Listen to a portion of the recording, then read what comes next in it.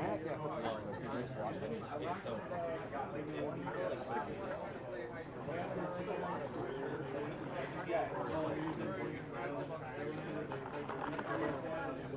the goal of the game is been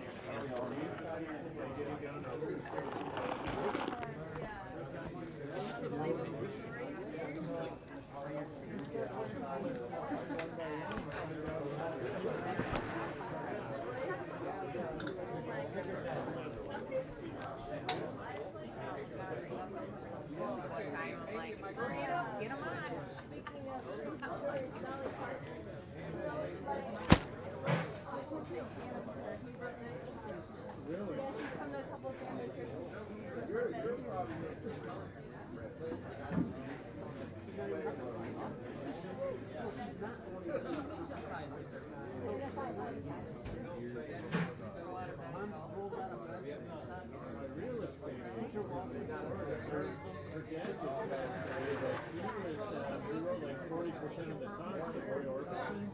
Including like Pretty Woman and Blue Bayou. I gotta wake up. I need to shower.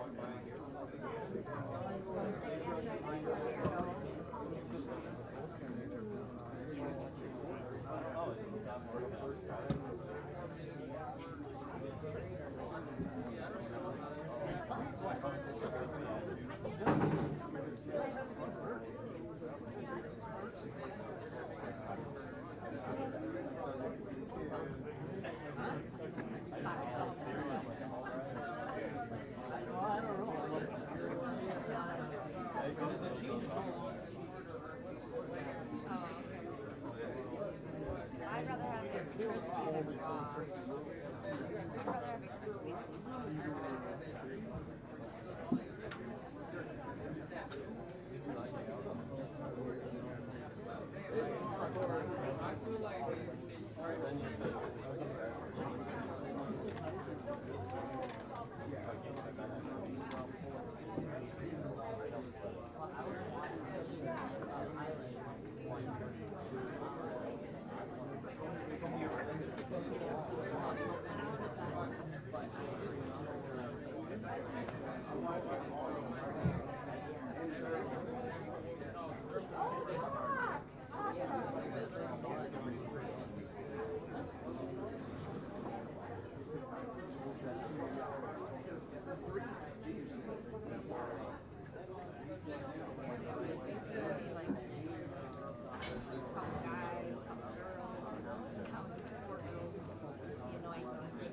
I think we told Bill that when that's the annoying talker that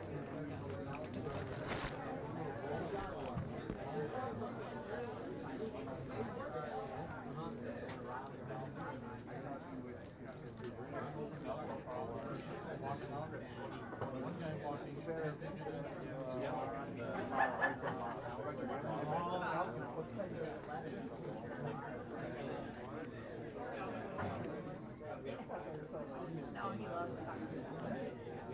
It's a trap team.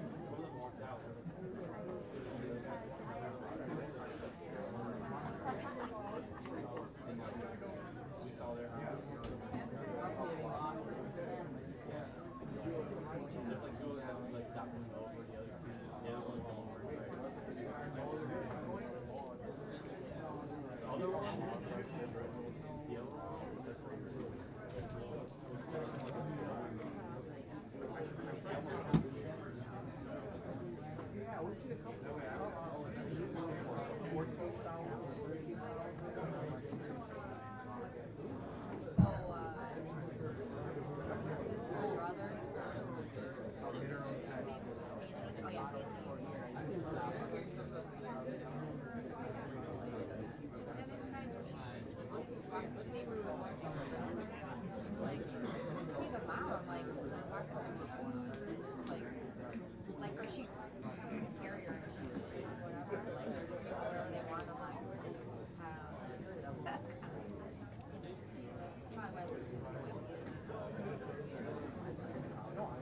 why they do He's not afraid to say it.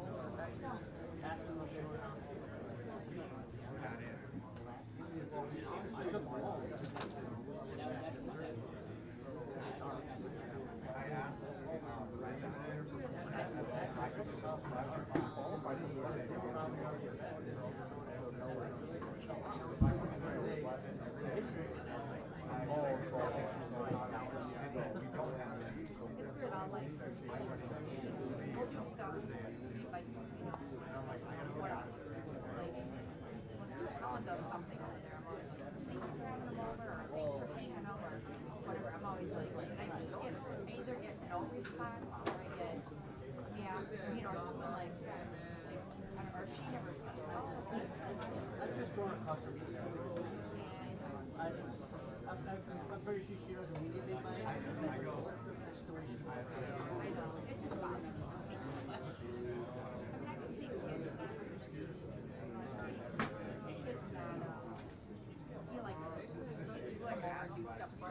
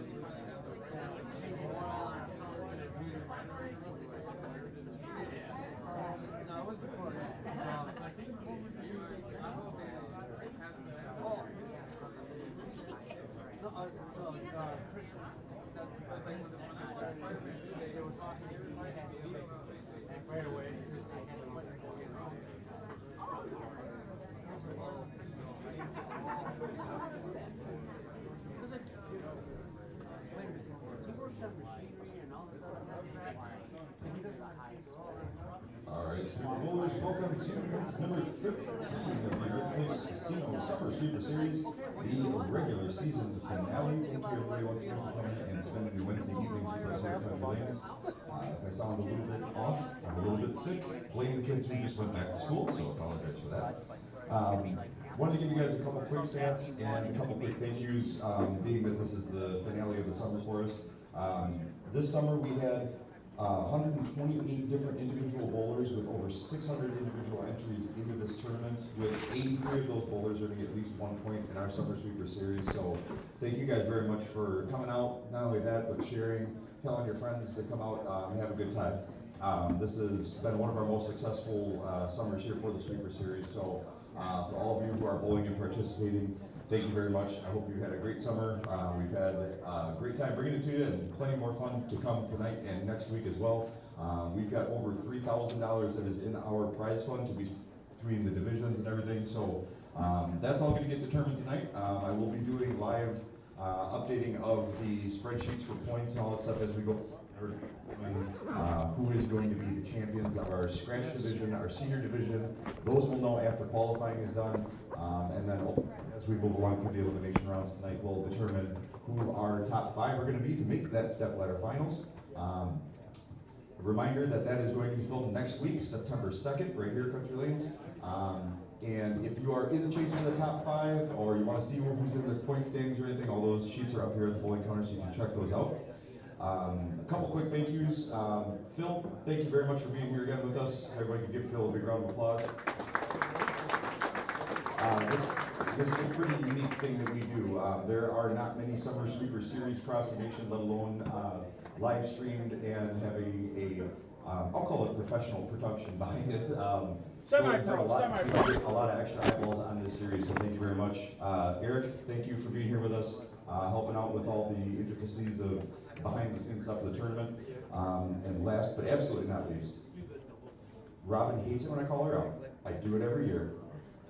Robin does more than you guys know, and she will not accept a hug from me. So if any of you want to give Robin a hug, feel free. She loves hugs, I promise you. I absolutely promise it. But Robin, thank you very much. I value my life. Robin is here on her own free will as a volunteer as well too. So Robin, thank you very, very much for helping us out. And also, again, bowlers, thank you guys for sticking with us through the remodel this summer. We are like 99 complete. I got a couple things left to hang up on the walls and one thing left to install, and then we're done, and I can think about bowling again and not remodeling. So watch for the Facebook updates on those. Next week, again, step letter. If you want to be here to join in on the fun, you can still get your chance to be on TV, not just on a live Facebook stream. This is an episode of the Brew City Bowling Show, and if you've seen those before, it is on My 24 on TV. So you get your chance to be on TV in the crowd. Maybe you'll be one of those top 5 bowlers that is bowling on TV as well. So come out and join the fun. And also don't forget, we've still got 2 shifts of our Baker's Dozen tournament. We got one on Friday, and then we got one the week after that on September 4th. We just had a new leader in that tournament, so it can be done. If you want to get out there, get your swings in, and try one more shot to get that Baker's Dozen title. Tonight's event, we are going to be bowling on the 2026 USBC Open Team Pattern. And Chad Kloss is going to be with us here in the booth. He texted me a little bit ago and said he was running a little bit behind. I don't know if he's here yet or not, but Chad will be here with us, giving all his insight into national stuff, this pattern, how things went in Reno this year, all things bowling, talking about Bowlers Headquarters as we get ready for the season. Lots of good stuff to tune into. Chad is bringing along a couple extra prizes. He let me know he's going to have a free detox and resurface for the top 4. He has 4 $25 gift cards that he wanted to give away. He didn't say the top 4 on those. He wanted to come up with something for those, so I will let you know how you're going to qualify for those $25 gift cards. And the winner is also going to get, besides the belt, the bucket, and the shot at American Place Casino Cash, the winner is going to get a Cool Wick jersey tonight, and also this 2008 Denny's PBA autographed Chad Kloss card that I got on eBay for $3. I've been holding this for like 5 years, waiting for the perfect time to do something with it. We're giving it away tonight to the winner. So, it is ungraded. I'm sure it'll come back authentic if you want to get it graded, so have fun with that.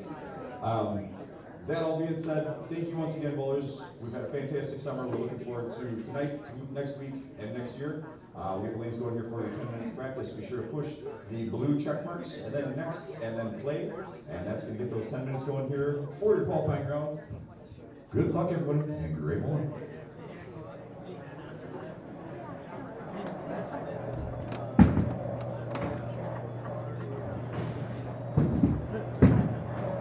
All right, there you go. We are underway with practice. 10 minutes of practice for these players.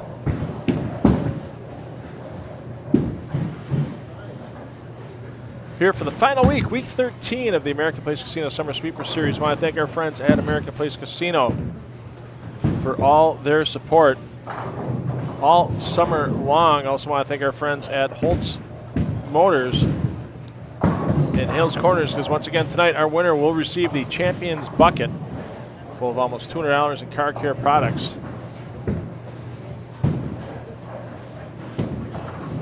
From our friends at Holtz Motors and Adams Polishes. And of course, the great scoring graphics you've seen all season long. There you see the Powered by Lane Talk logo. I'd like to thank Lane Talk for providing our scoring graphics all season long.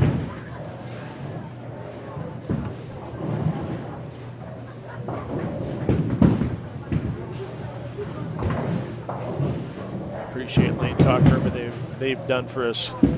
Not just here at Country Lanes, but at all the events that 10 on the Deck live streams throughout the year.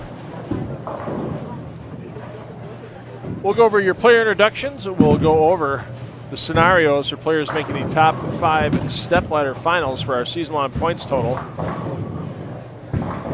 as we will be taping that next Wednesday, 6:30 p.m. your start time for the taping right here at Country Lanes.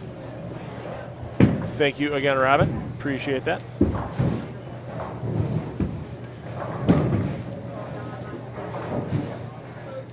Seven or 8 on a pair tonight, so it should go relatively quickly. Another nice turnout. Over 45 bowlers in the field. And that leads me to believe on a $30 entry fee tonight, somebody can walk out of here with $200 most likely. And this is the best prize of all for our winner this evening. I'm going to model this here. as our winner tonight is going to receive this Chad Kloss autographed PBA card, trading card from 2000. I believe 2008 is what Kevin Myers said the series it's from. Yeah, it's got his 06-07 standings on the back. So that would be a 2008 card for Chad.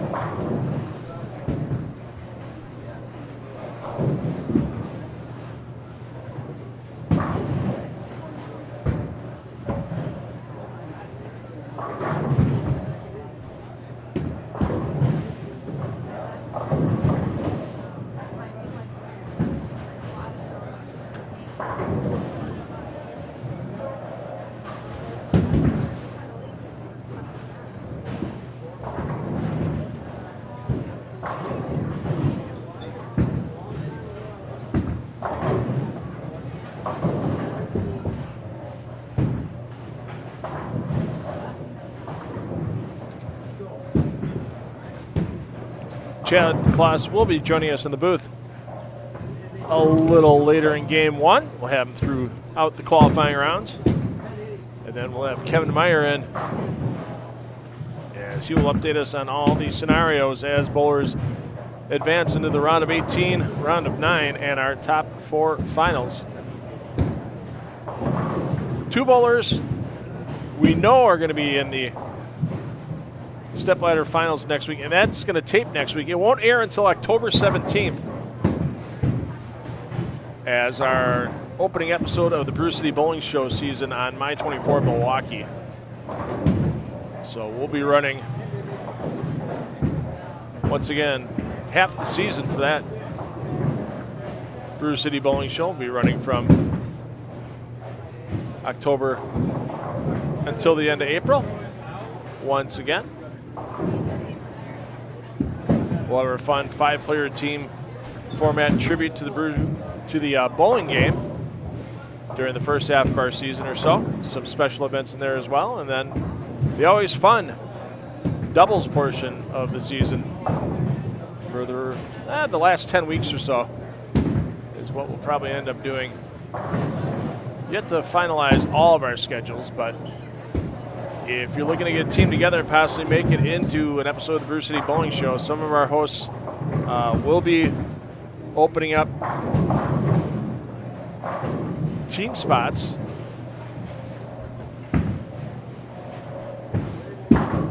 for tapings happening in their center. Some of those centers, it's a fair trade. You make a donation to charity, and then you get your team spot on the show. Nothing wrong with making a little donation, getting your chance to bowl under the TV lights and win some prizes for yourself as well.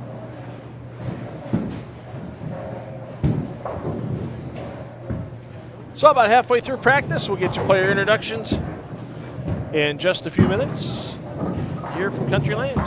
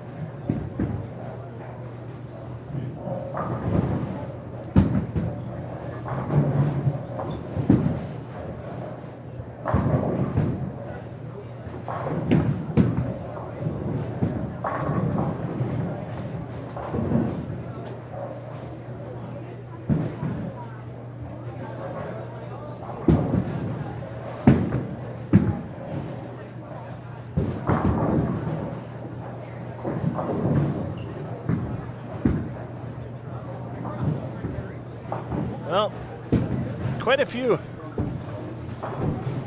new faces.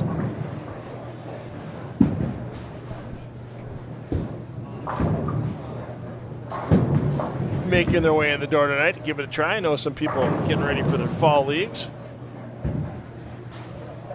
And they're looking to get things rolling. No better way to do that than spend the $30. Challenging pattern tonight with the USBC team pattern from the USBC Open Championships this past year in Reno. We'll get Chad to talk a little bit about his personal and his team's strategy when they were there. And let's get you underway as they're ready. They're throwing for score already on 1 and 2. So 1 and 2 in no particular order. Carson Kenny, Laurie Exner, Ben Medina, Tim Lambert, John Halaska, Jaden Kenny, Mike Donnelly. Medina we know is in the step ladder. It's just a matter if he's going to be a 1 seed or the 2 seed next week. And he'd have to have pretty much a fall in your face week. Oh, D'Artagnan Sellers having a great week. First of all, Jan, also, say hi, Jan, sir. Also, so Medina pretty much a lock for no lower than, actually is a lock for no lower than the 2 seed, but almost a deadlock for the top seed. The high handicap to miss the cut, and whoever finishes in last place will also receive the $25 gift to Bowler's headquarters. So now that you guys know where those prizes are going to fall, we'll get you going. Good luck and great bowl once again.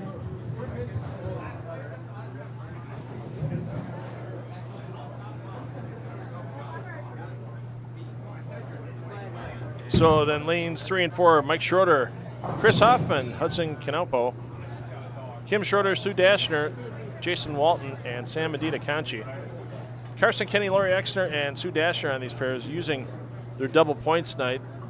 But the only thing it's going to do for those bowlers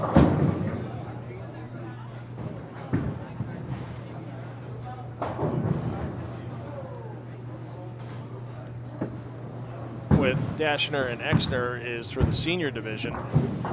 Right now, Exner currently sitting in 5th, so she'd be in the final cashing spot for the season-long senior points list.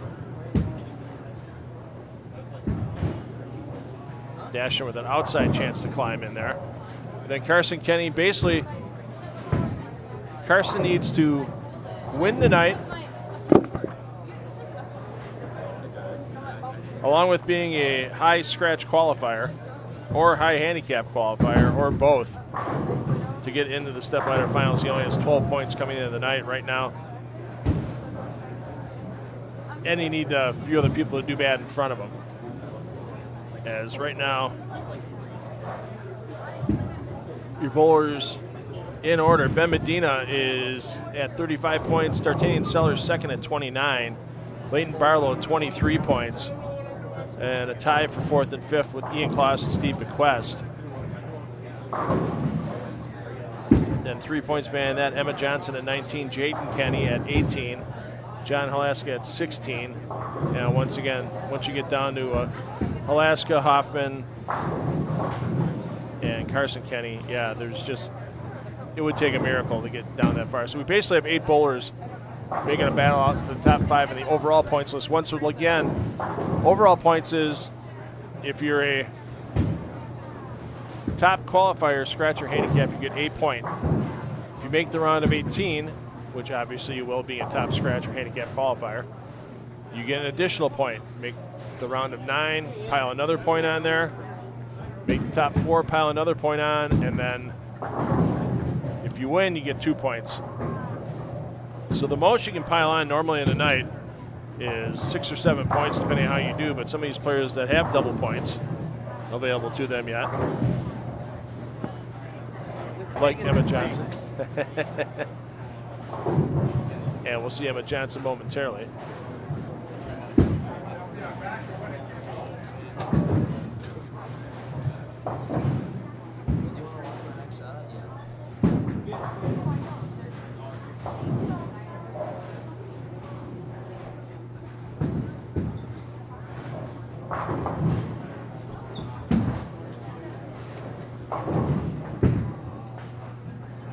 Good to see the Schroeders out here tonight.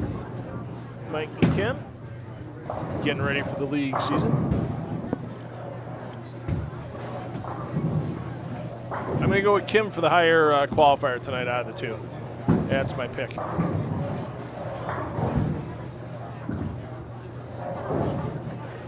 And Donnelly with a great cover on the baby split. Let's get over our bowlers on lanes 5 through 8. On 5 and 6.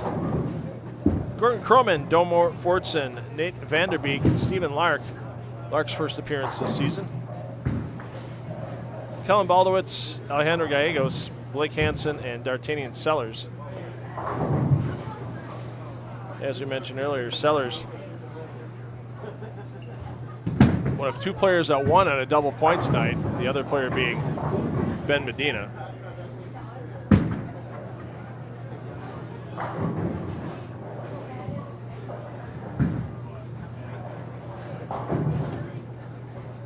On 7-8, Rob Kenny, Scott Wilterdink, Emma Johnson, Riley champion David Brandt, last week's winner Zach Genteman, and Lucas Will, your bowlers in 7 and 8. Emma Johnson, as we mentioned, she's just outside the top 5 looking in 6th at 19 points, but she is in a double points night. So if she can get into the round of 9, be a high qualifier, handicap division, get into the round of 9 and get herself 6 points while other bowlers like Ian Kloss and Steve Bequest and Leighton Barlow would struggle. She still has an outside chance of getting in, but it's going to take a quality qualifying effort for Emma. We've seen her improve. We've seen her be re-rated a couple of times this season, and she still just keeps getting better and finding a way to get into the round of 18.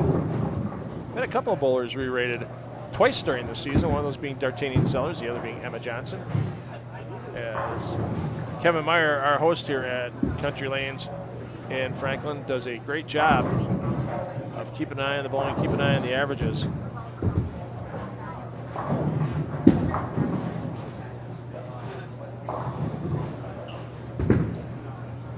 Hey Rocky, good to see your inaugural event. Had a decent showing. Sorry I didn't get a chance to get down there and watch anything myself. Had kind of a busy weekend with both my parents and the in-laws. So, but kept up on the reporting from South Shore Bowl on Facebook, and I'm sure you'll bring that event back again next season.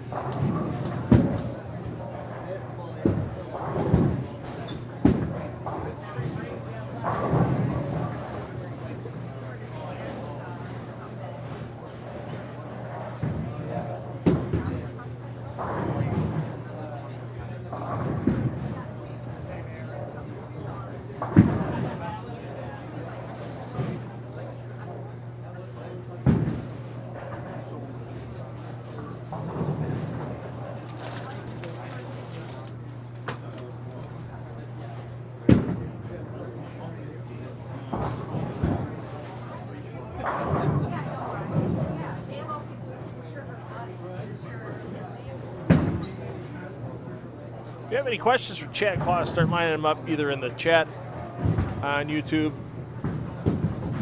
or the comments on the Facebook feed.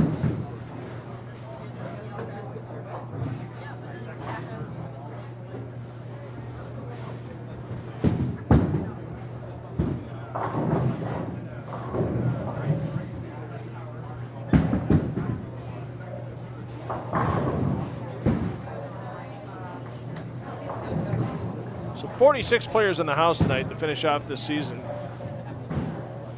Great finish.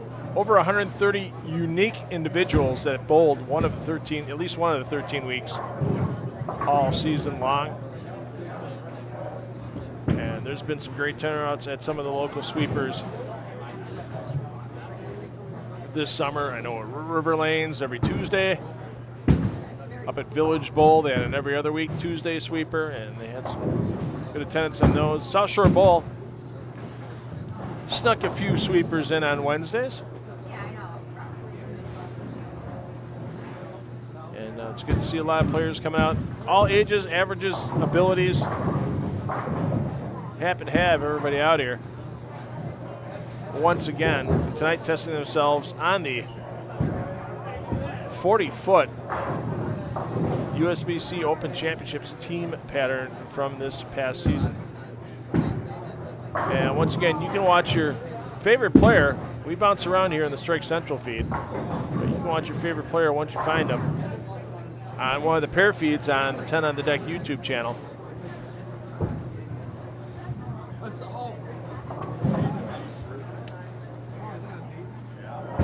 Just find out what pair they're on. Double tab us. Keep us on whether you're watching us on Facebook or YouTube in the Strike Central feed. And then open up the pair feed in a new tab. That way you can hear all the good conversation we're going to have with Chad Claus shortly while watching your favorite bowler, staying on your favorite bowler the whole time.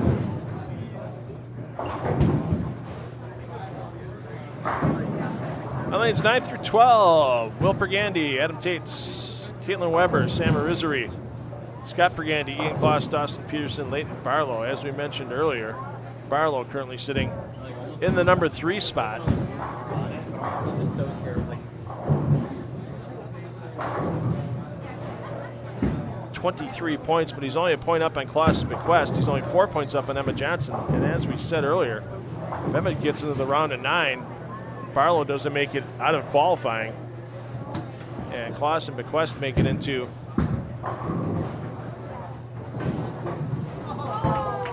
the round of 9. Well, actually, Bequest just needs to make round of 18 because he's double points tonight. Where Kloss would have to make the round of 9. Otherwise, if there's a tie between Barlow and Kloss, I believe Barlow has enough pinfall that would break the tie. So lots of ways that Barlow can stay in the field. Not many ways he can move up, but he can definitely drop himself out of the stepladder with a bad night tonight. The Pergandys on 9 and 10 both using double points, but neither one will have enough to get anywhere near the top 5 in points.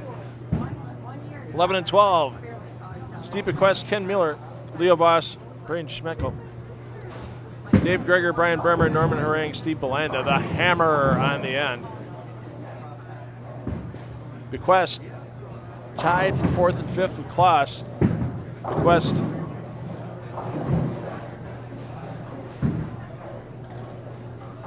I find this hard to believe. I'm going to go check this because it says he had a double point option, but I don't have double points on my score sheet.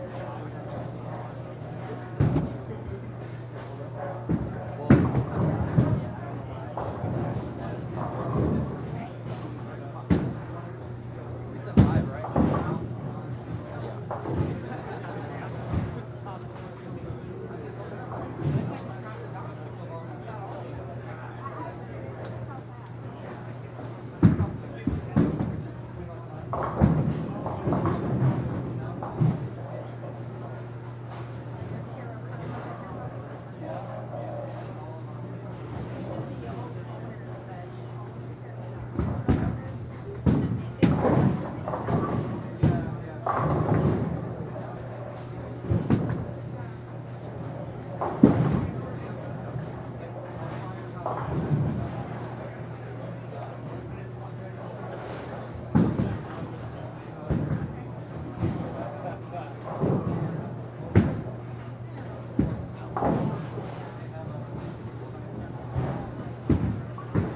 untimely opening there for Bequest. Bequest does not have his double points available to him this evening.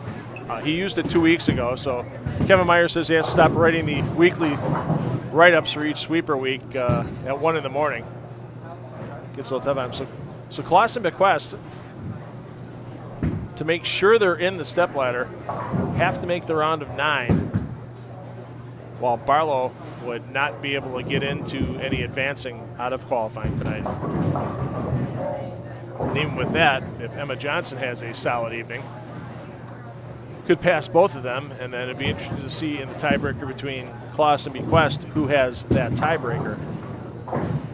So, yeah, lots of scenarios going on tonight. Kevin Myers is going to be definitely leaving the noisemakers behind and having the Google Drive updating in hand.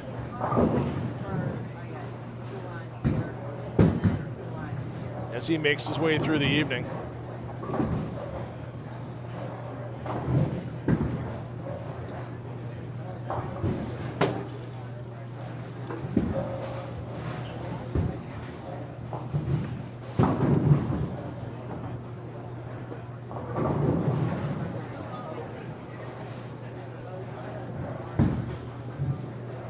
I mentioned Leo Voss does have enough points to get into the televised stepladder next week, or the TV taping for the stepladder next week, but Voss currently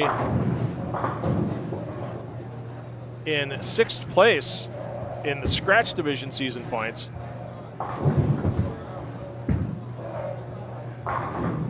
Just 14 points behind Steve Belanda, so there's still an outside chance.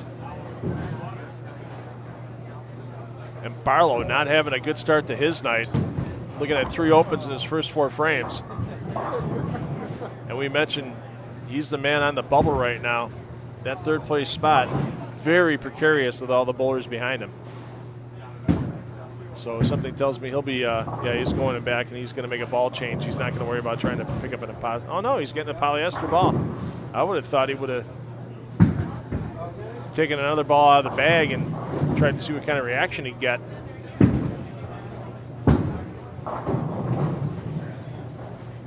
But he's going to get the 1 and move on.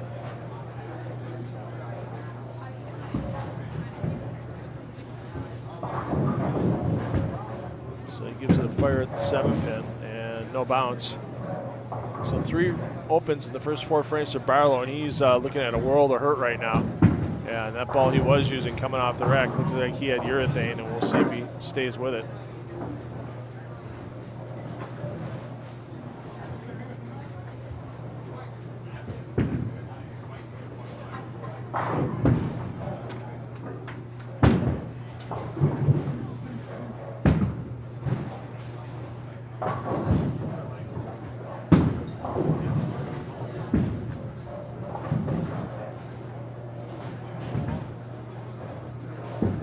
Mentioned Jaden Kenny on 1 and 2. Doesn't have the benefit of double points tonight. So he's going to need a very solid evening. Off to a good start. You use your bowler G on 1 and 2, 3-bagger and a couple of spares.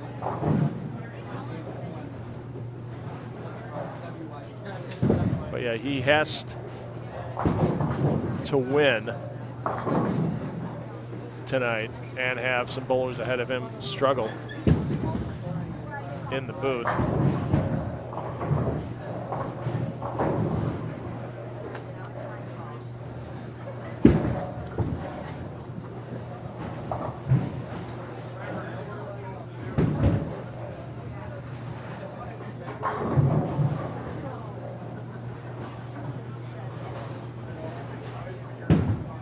Colin Carlick. Holy cow, Colin. How's it going, buddy? Good to see you're up and about. Thanks for watching us tonight. Thanks to everybody that's watching us, whether you're watching it on the 10 on the Deck YouTube channel or the $2 Phil and 10 on the Deck Facebook page. Always glad to bring you all the excitement. Jim Kohlberg, Dennis Schoberg. Kentucky in the house, little Louisville. Mr. Farish, my The best assistant producer I had in Ohio this last 2 weeks. Good to see you're on. Saw your Facebook page. Saw you did a little auto racing play-by-play this weekend. So good to get you back behind the microphone, I'm sure. So, we're going to have slider number 1 here. So, obviously, it's on now. So, I'll set it up. And that way, if you got to, like, talk off air or if you got to talk to somebody, you just slide all the way off and get back up on the other side. So, I'm going to select All right, now joining me in the booth, as promised in the 5th frame, proprietor of Bowlers Headquarters for, has it been a decade, Chad? It's getting 17, so 9 years. 9 years, so yeah, getting close to that decade mark. Chad Klaus from Bowlers Headquarters, and I'm sure drilling, and more drilling is going on right now. League season getting ready to get underway. Yes, yeah, it's starting to get very busy. Hence why I was running late today. Yeah, but you're perfect timing for me, so yeah, worked out great. Yeah, it's going good. So what's the let's see, you got the 3 major companies. You got the Brands of Brunswick, you got Storm Bowling, you got Motive. What's the hot ball on each of those 3 companies right now? From the Storm brand right now, I'd say it's still the Bionic. The new Transformer Pearl's getting a bit of buzz. Okay. Motive, the new Jackal. That's any new Jackal that comes out always seems to get a lot of buzz. And then from Brunswick, take your choice. Okay. Sorry. No, I know you're a little biased. there. I know, but at least you admit it. Yeah. So. No, the Fallout looks really good. Okay. The new Theorem. And then they came out with their new line, the Fury line, which is going to be really a good low-end tournament ball or a good starter ball for people. Okay. We'll take a peek in on your son Ian coming up shortly. Rocky says, Chatty Cakes, how's it going?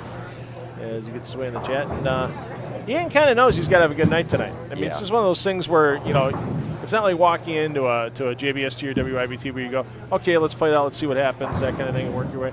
You know you're going to have a good night to make the big money next week. So he's asked you for advice a couple of times. Is he just looking for the area of the lane to play, what ball to use, a little combination of both? A little bit of both. He likes to start with urethane. I'm trying to get him out of that, and that was not good at all. But one of the biggest issues he's having right now is we bowled the Peterson on Sunday. Okay. And he has not bowled since. Yeah, that takes a few days to get the rhythm back. Yeah, he's having a hard time getting the ball going away from him and trying to figure that out. Yeah. As a former champion that you are, does it get a little tougher every year for you to go back and know what you need to do down there at the Peterson? Or is it still the same ball game it was when you won? What, about 18 years ago you won? Yeah, in 07. 07, yeah. Yeah. It's kind of the same. I mean, it obviously switches buildings a lot more now. Yeah. But overall, it's a little bit of the same. Same game plan. Chuck it. Try and make your spares. What was the score this year? 1,500. Well, 1,498. Okay, so that going to be real close to the top 100 this year? I think so. I don't know. Honestly, I haven't bowled the last 3 years due to surgeries every year. Okay. But it'd be neat to get back and see it. Get back and just hear your name announced and that kind of thing, and see your picture. Your picture's got to still be on the wall. No, they did not have it this year. It was up every year until this year. So I do think, other than the old school players that won it, I think they try to keep it with the people they know that are coming. They rotate it. Okay. And like I said, I haven't bowled it in a few years. Okay. We can talk to Mike Sleds about that for next year. Make sure the picture's up. So. Go from there. Yeah, I mean, looking at a couple of players that are really on the bubble for making that stepladder taping next week. The other one right now, Leighton Barlow, and Barlow's having less success than Ian is right now. I mean, he just had a blower 710, then another split following it. Is it when you were at Nationals on this pair? And obviously, lane surfaces are different. The lane surface in Reno is a pro-and lane from Brunswick. It's a fairly new surface. This is 25-year-old HPL, so the friction levels are different. Was urethane even close to coming in play in the team event in Reno? I didn't think so. we don't allow anybody on our pair to bring urethane. Yeah, I get it. And B, I felt like, and Eric and I were just talking about this. I felt like in Reno, for whatever reason, with the surface, with topography, whatever it was, it was one of the easier years, in my opinion, to get to the pocket. Probably since 2013. Okay. It just seemed like there was a little built-in hold already and a little free friction, right? It was definitely a little different. You still had to play as a team, but it wasn't as brutal as they were the year before. Yeah. Now, this year, you guys had to do a little plug and play a little bit. Mitch Beasley has been an integral part of your team for quite a while now. Had surgery, was out, so you brought in a new player, and it's a player that I've known that around here that a lot of people might not know that he's moved to this area over the last few years, and that was Jake Kent. Correct. And I assume Jake was a really good fit from the scores that you guys put up. What's the most important part about bringing a player like that on your team? Is it about how they throw the ball, or is it about attitude? Chemistry. 100% chemistry. That's all you're worried about. Yeah. Okay. I would, obviously we know Jake's an extremely talented player. Right. So that's not even in the equation.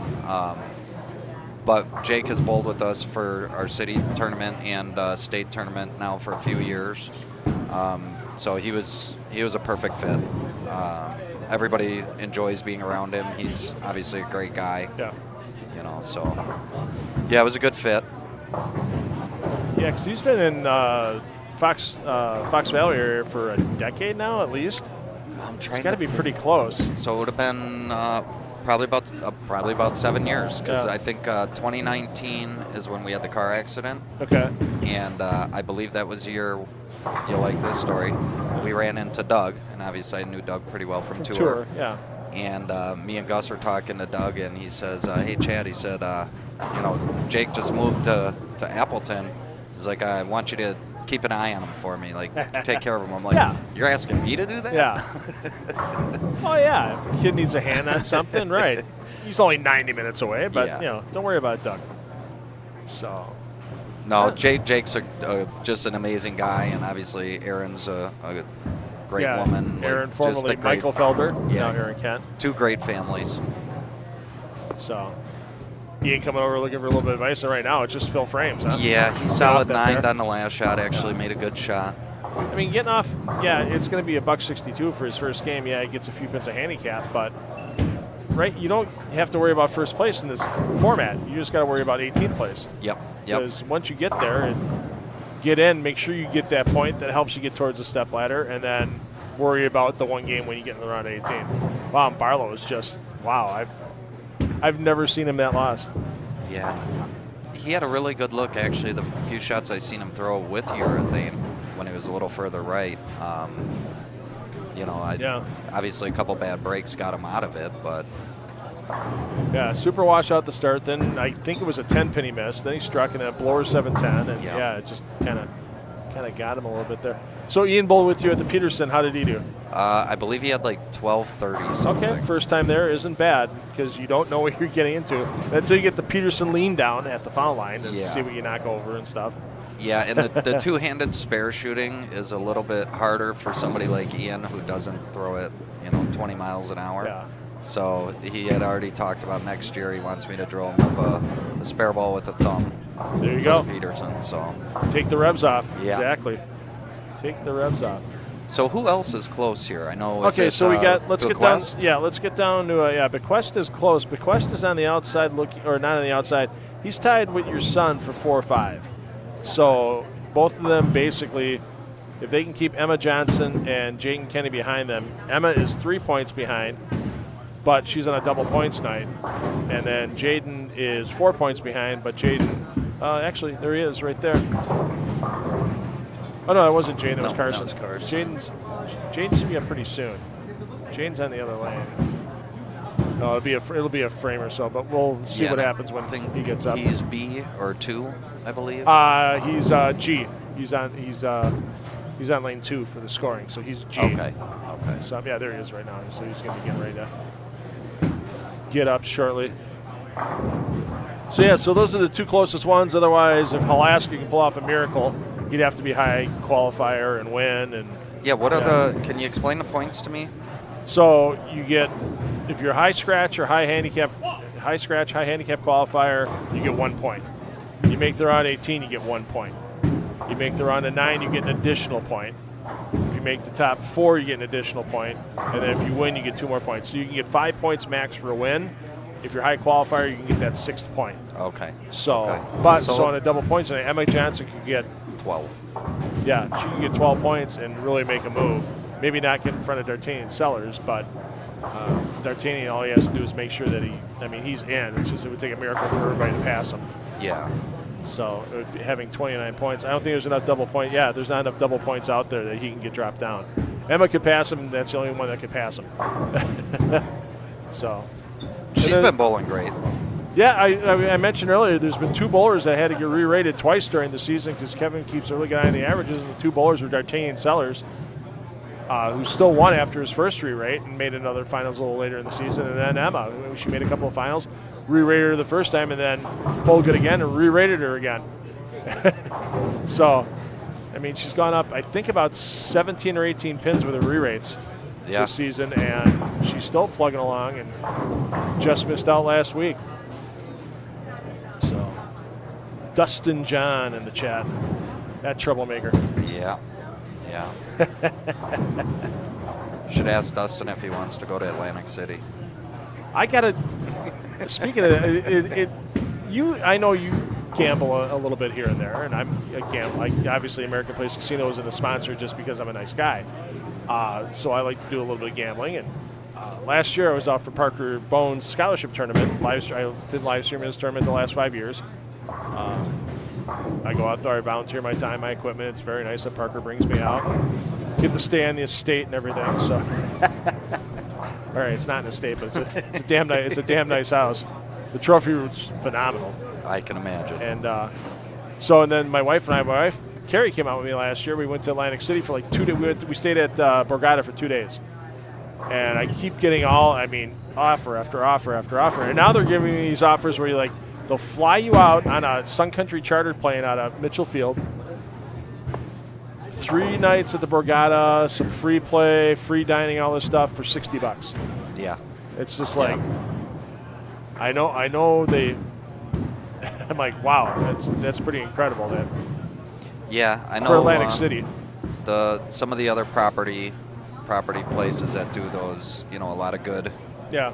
Things to get you out there. I've as much as I don't gamble the way I used to, or as much as I used to. Yeah. But still get the offers, and I've never used a single one. Really? Well, I remember years ago, it was before the pandemic, saw you at South Coast, South Point, sorry. Yep. South Point, and you were staying there because they had sent you. Yeah, but that's because the tournament, Correct. Tournament's right there. That's a part of Vegas to me. I always look at it that, and I'm pretty sure my whole team looks at it the same way. Yeah. As much as you want to make a vacation out of it and everything else, for us, we're there to bowl. Right. Vacation's after. Yeah. We get there. We try to get everybody there a day early, to where we have 2 days before we bowl. Yeah. So if you want to have fun, hang out that night, go ahead. And then, after that, get it out of your system because we're there to bowl. Yeah. Do you guys bowl any of the other tournaments around there? Like, I know they used to have the Bowling This Month tournament. Rick Ramsey didn't run it this year. They had something else in Reno that Storm was in on. Mm-hmm. They have the Bowler's Journal, obviously. Do you bowl any of those tournaments as well, or do you guys just focus on, we're here for those 9 games? We bowl the Bowler's Journal. Okay. Every year we make sure that we bowl a couple squads of that beforehand. That's normally we bowl Thursday, Friday, so that's normally our Wednesday. Okay. I think 2 years ago Will bowled the BTM. And honestly, I think that's something that's going to happen more like when we're in Vegas or Reno, where we don't have to travel 25 minutes to another center. Sure. It's obviously a lot easier. Yeah, when it's close by, or it's easy when it's at South Point because they usually hold those events in the bowling center instead of, and everything else is in the bowling plaza. Yeah. So, it's still amazing to me that there's 124 lanes in that entire complex. Yeah. So it's still, I haven't been, it's been 4 years since I was out in the plaza doing a PBA event, but it's still just every time I walk in the door, I'm still amazed by how great that bowling plaza is out there. Yeah, they did it right, that's for sure. You know, the only knock that I would ever have on that place in general is right where the casino stops and the hotel starts should be 100% tram, basically. Oh, yeah, or just a moving sidewalk or something like that. Yeah, because that is a haul back. Yes, it with is. 2 3-ball roller bags. I've seen guys that have just brought carts and then just bring everything on a cart and take at least they have elevators.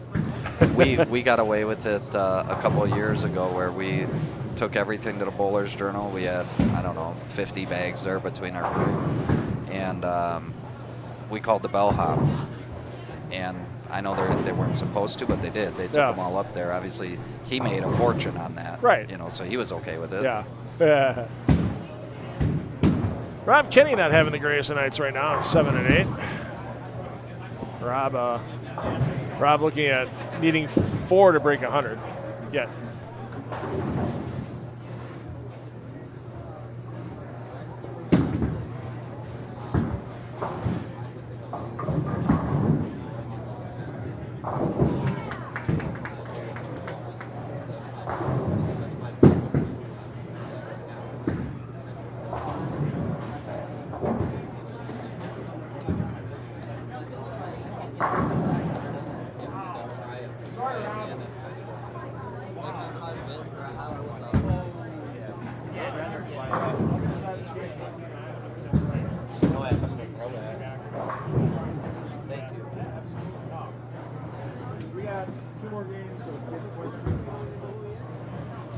I don't know if you saw that smash 7-9 there by Rob Kenny, but for a guy that throws it at 10.7 miles an hour, that ball hit like an absolute truck when it got to the 1-3 pocket and just sliced right through. My goodness.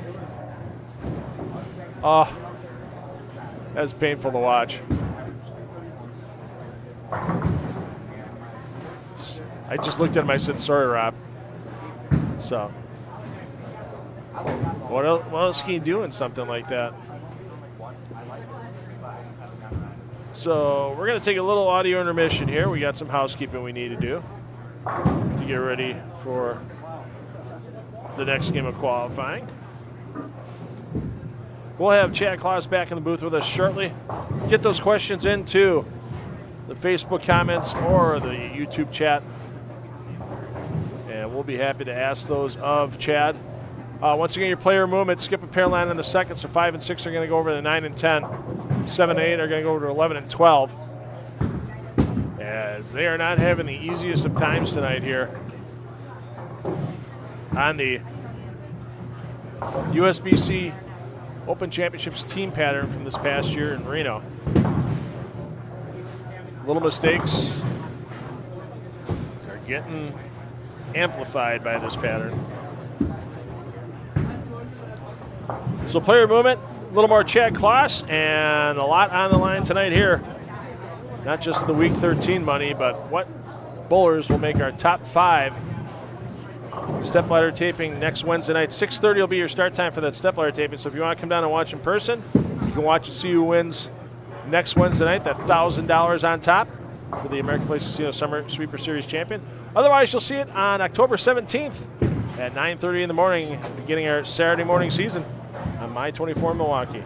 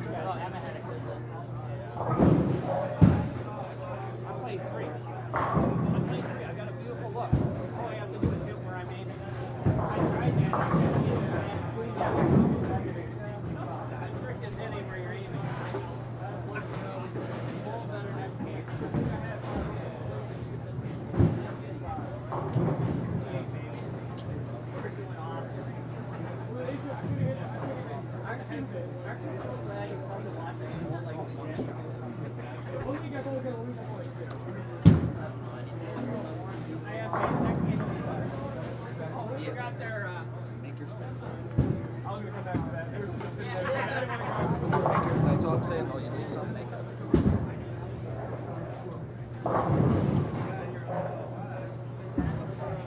One good ball, dude. One fucking good ball. That was one when it came off my helmet. I'm like, oh, that's actually pretty fucking good. I saw it get to the pocket. I'm like, it's 10 back, and it smashed it. It was 20 pounds an hour.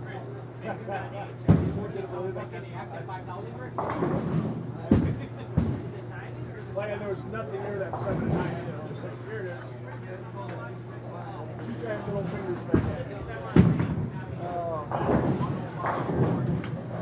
I said, sorry, man.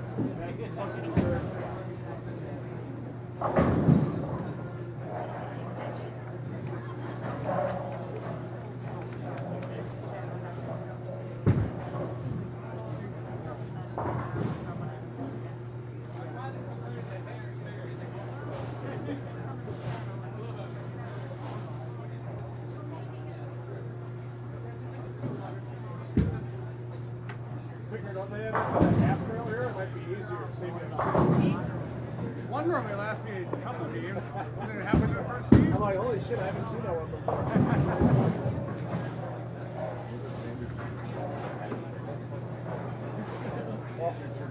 Yeah, right. Yeah. Yeah, it's only one the first week. Yep.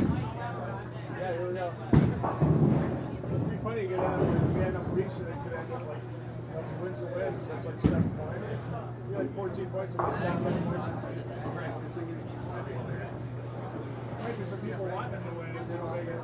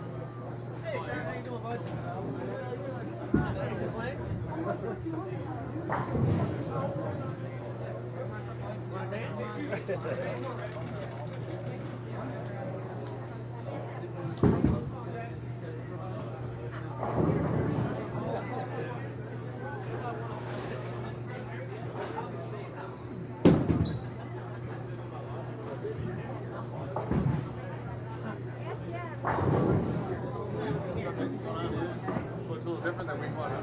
Yeah, I know. Yeah, that's nice though. Good stuff.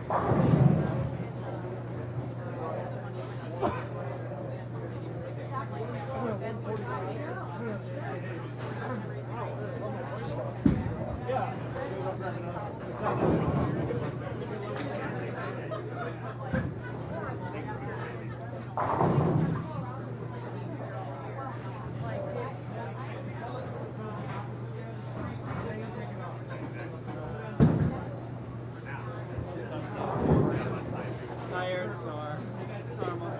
How about you? I had dental surgery yesterday. That was fun. So I got titanium. That's awesome. And then they told me it's not going to set up the things in airports. So I was like, what's the point? I don't want to set it off.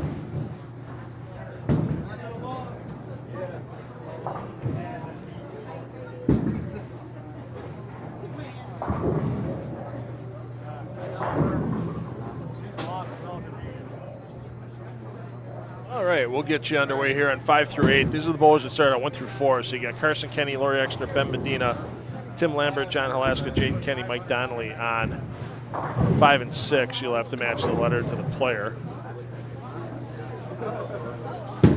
7 8.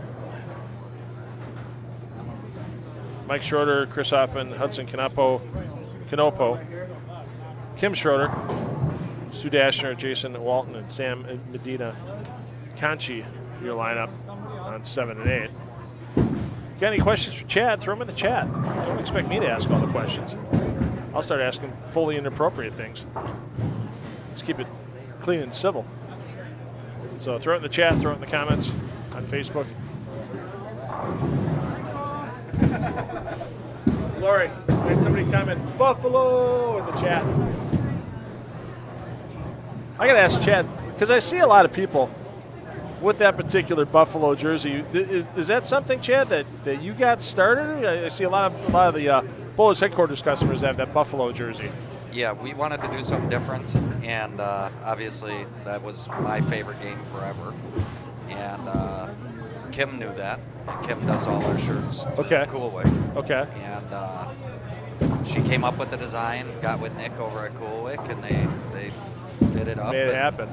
Yeah, and then we got done with Nationals. We took the lead, had our picture taken, and got a phone call saying that those can no longer be made. Oh, I'm sure aristocrat slot machines decided that they wanted their money. Yeah. No doubt. Yeah, and I mean, I get it. It's good exposure for them. Right. Right. Maybe if you named your team Buffalo Bowlers headquarters, maybe you could have gotten away with it. Hey, if they want to pay for all our stuff, we're more than willing to entertain them. Right. I mean, yeah, there's so many different slot machines out there. I mean, obviously, American Place Casino, we see Buffalo machines. No originals, though. They don't. I mean, that original's long gone because that's got to be 8, 9, 10 years old for the original Buffalo. Yeah, that, the new one. I mean, the Huff and Puffs, those are another good one, another good shirt. So, yeah, now there's 13 versions of Huff and Puff. Correct. 27 versions of Buffalo. They got a few of them down there at American Place Casino, and I was down there a couple weeks ago on a Tuesday morning and took advantage of the $5 table game limits Monday through Friday, 8 to 11 at American Place. Okay. $5 minimums on all the table games. It's a beautiful thing. Because there's some other casinos around the area that you're lucky to walk in on a weekday and find $20 limits. And I'm not that much of a high roller. Yeah, like I said, I haven't been gambling much, and even when I was definitely not gambling at our local place. So the scores look pretty low out there right now. Yeah, you got to kind of expect that for this type of pattern because if you think about it, they really only run into stuff like this during sweepers. I think obviously they're not running in the league, and there's not a lot of bowlers around here that go and bowl scratch type tournaments. Some of the tournaments, some of the younger players, like your son, like Phil Brylow, they bowled a lot of that during their junior competitions and junior gold, that type of thing. They see it, but just because you see it doesn't mean it's going to instantly translate into success. Correct. So, and you can come in with as many bowling balls as you want, unless you're throwing it right in the right part of the lane. Yep. Because you hear some people say you can't outbowl bad ball reaction. Is it you can't outbowl, or it hinders your carry? Because there's a lot of ways you can get to the back pocket with bad ball. With not the greatest of matchup with your bowling ball. but sometimes it's just getting it to the pocket the right way so you get that slap 10 out or you trip that 4. That's the real problem. Yeah, I mean, if you're close, there's obviously we come from a day and age of learning different hand positions, different techniques, different ways to make your ball go through the pins and not just switching balls. Today's day, it's a little different, but I do think there is another category in that whole bad ball reaction thing is you can also create bad ball reaction. If you are not in the right part of the lane, wrong ball, I mean, you can definitely, especially in patterns like this, if you're not in the right zone, doesn't matter how good you're throwing it. Yeah, your league shot straight up 10 is probably not going to function real well on this pattern, even if you are a lower rev rate player. Yeah. Like we're seeing out here with, let's say a John Alaska. Even John's gotten a little bit left with his slower ball speed. Yeah. Try to get it to hold in there. 81 years young, John Alaska. I just hope to be walking by then. He's out here. He gets his 2 hours of pickleball in a day before he comes here. So that is awesome to see. We have a gentleman. I believe. I'm hoping he's still alive. He was on the news 2 years ago. I believe he's 101 or 102. Okay. That bowls over. Oh, Classic Greenfield. Classic Greenfield. Chris Hoffman can't get the reverse blower 5 on the crossover there. 5 goes in front of the 10. So for somebody that's never seen a pattern like this before, I mean, obviously years of competition for you in scratch events, PBA Tour events, PBA regional events, you name it, you've bowled it. You have the experience, you have the eye for it. If somebody's walking to one of these for the first time, and we'll wait for Kevin here.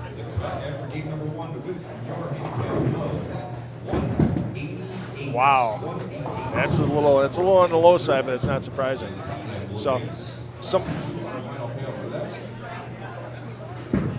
So it's somebody that hasn't ever bowled like this on something like this before. What advice would you give them walking in the door? Like, what's the one thing you should focus on when you're out here bowling on a tougher pattern? I tell everybody, and it's always been the same: straighter angles. I don't really care what your rev rate is or any of that. When you get on flatter patterns, try and get as far right as you can, see what the ball's doing, and try and straighter angles. You have to let the lane calm down, let some of that foot traffic, some of the spare balls going through the middle of the lane, slow that middle down a little bit. I mean, otherwise, you start moving left on stuff like this quick, you can 5 count any second, in either direction. Right. And we've seen that tonight. We've seen the super washouts and we've seen the Greek churches. So. Yeah. Yeah, I definitely think simplifying the game whenever you're on anything harder, it makes it so much easier. Hey, Nit from St. Francis in the chat tonight, saying hi. Always appreciate you watching. Rich, hope everything's going well for you. As Chad's consulting once again.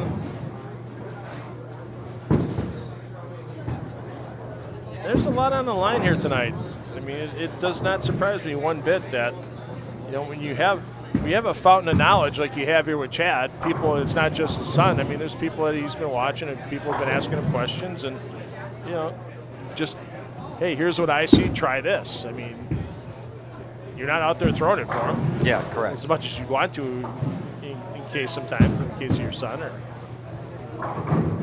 Yeah, it's good to see. I mean, even people that aren't our customers, we're still, between myself and all the people that help me out, Gus, John, David, Will, Matt, everybody helps everybody. Yeah, how do you fit all those guys in the shop at the same time? No.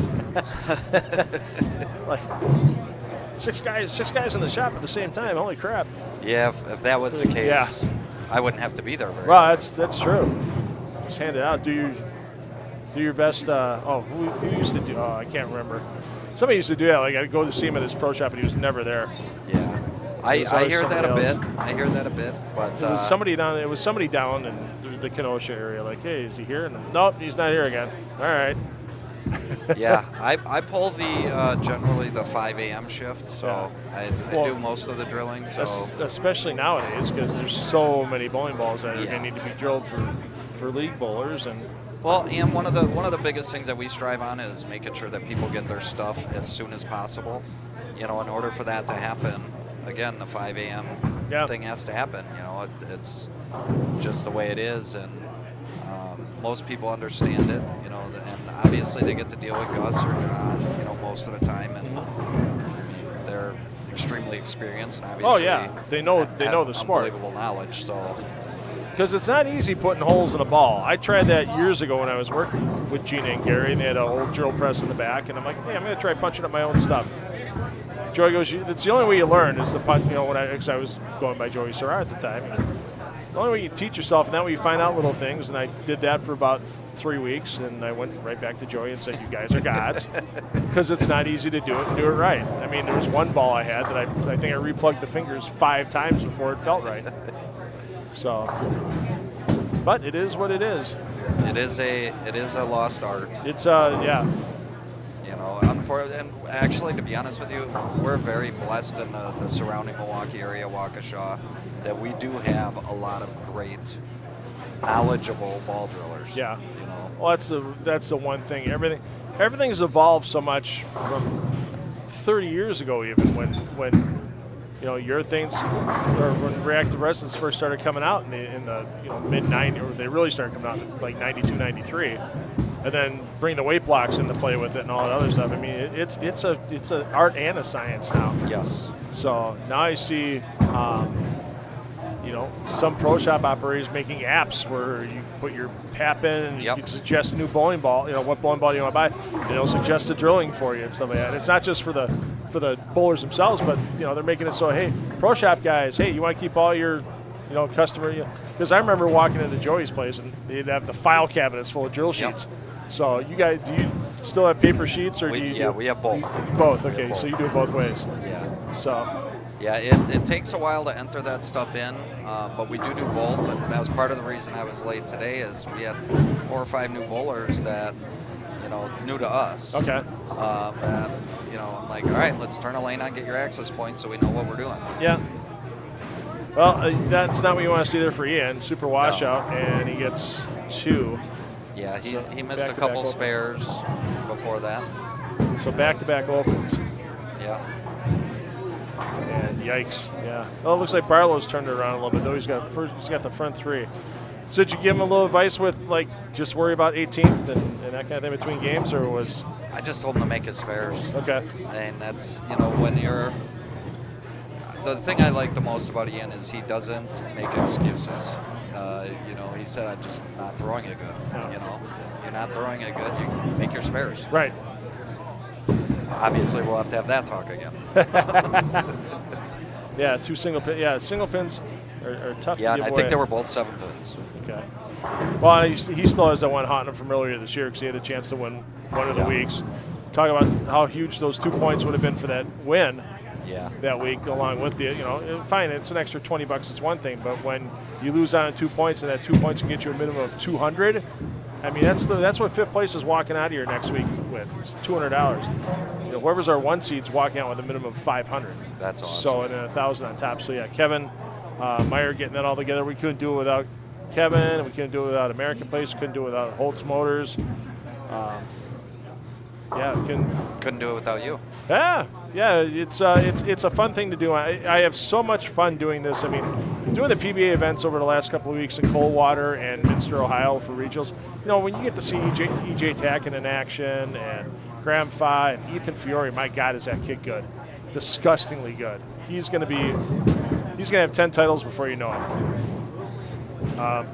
Yeah, watching that is fun, but this is a different, you know, this is a different kind of neat because obviously you can be a little looser in the commentary, you can have a little fun with it, type of thing. You know, everybody knows you're fair game for the booth if we see you. It's fair game for a little ribbing and that kind of thing. So, or if you're in the chat, Rocky's trying to get some free drilling or something out of you because he says Chad's the only one I trust. He's passionate about the sport. The only guy I know who will be at the shop at 2 a.m. just When do you sleep? He says, you said 5 a.m. He says 2 a.m. It all depends on the day. It all depends. So when do you get time? I mean, I know for years you bowled. I used to bowl in the same league with you at Riviera on Thursday nights in that scratch league there. How many nights a week do you get a chance to bowl with? It was 3 plus obviously the weekends. This year I cut it back to 2. Okay. I also do Amazon Flex pretty much full time. Okay. So between Okay. that and the shop, so. Gotcha. Yeah. But no, I have met people at the shop at midnight, 1 o'clock in the morning. I've met them at 4 in the morning before they go to a tournament. I drove for some kids in Iowa and Illinois. Oh yeah, just ship it off, yeah. Yep, and a lot of them bowl with either Ian or Jaden, so they just take the bowling balls with them. All right. Well, that's cool. Yeah, it's the neat thing about nowadays too, like you said, with having electronic records or that kind of thing. It's just easy to get the information from a bowler, and here you go, and just punch it out. Hey, I want this. I want it to do this. Make the numbers happen. Punch it up, and away it goes with UPS. So yeah, Rocky, no free drilling for you. Sorry. So not going to happen. So let's go back a little bit further in your career. So back in 2006 was the first time you tried the tour, EBA tour? Full-time-ish? Would have been 05. I was Rookie of the Year, so it would have been 05. 05, okay. Yeah, it was 05, 06, I believe I did the TQR route. Yeah, okay. And then 07 is when I made it through trials. Yeah. Was that at Stardust in Indiana? Yeah. I can't believe that place is still wood. It was at the original Stardust 1. Oh, Stardust 1, okay. Stardust 3 is still there, yeah. Yep, and that's where trials was the next year. Okay. Stardust 1 still around? I don't remember if it is or not. It's been a long time. I mean, it's right by Merrillville. And yeah. I know Stardust 3 is still around. Because I saw something for them today, because that's in Dyer. Deandra Asbady's hometown. So, was there a mixed doubles event when you were on tour? No. That had to be after. We had our first actual doubles tournament itself at Red Rock. Okay. And I want to say that was probably 08, I'm guessing. The same year, because I think 08 was the first World Series as well.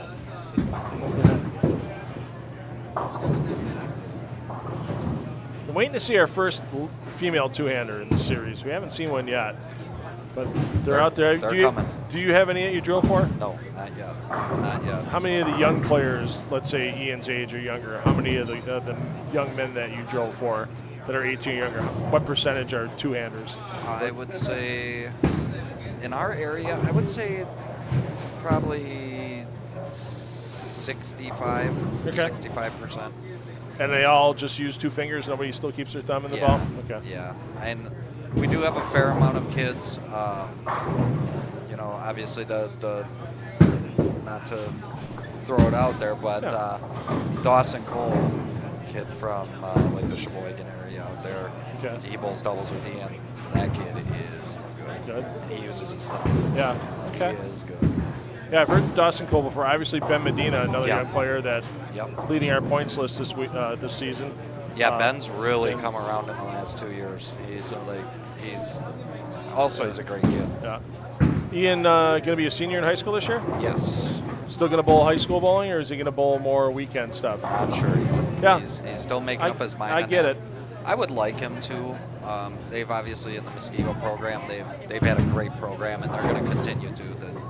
A lot of the kids bowl these that are going to be bowling next year. I'm hoping he does. Yeah, I mean, I get it if they don't. Correct. Because of because it's not just. You can drive within 2 hours of Milwaukee and hit. There's JBSTs or WYBTs. Okay, that's fine. You got those. You go down to Illinois. You've got Illinois State Youth Leaders. You've got Elite Youth Tour. You go to Northern Indiana. Well, actually, Northern Indiana Tour, Northwest Indiana Tour ended, and now you got to get a little bit closer to Indy for some of the stops they have for the Indy Youth Tour.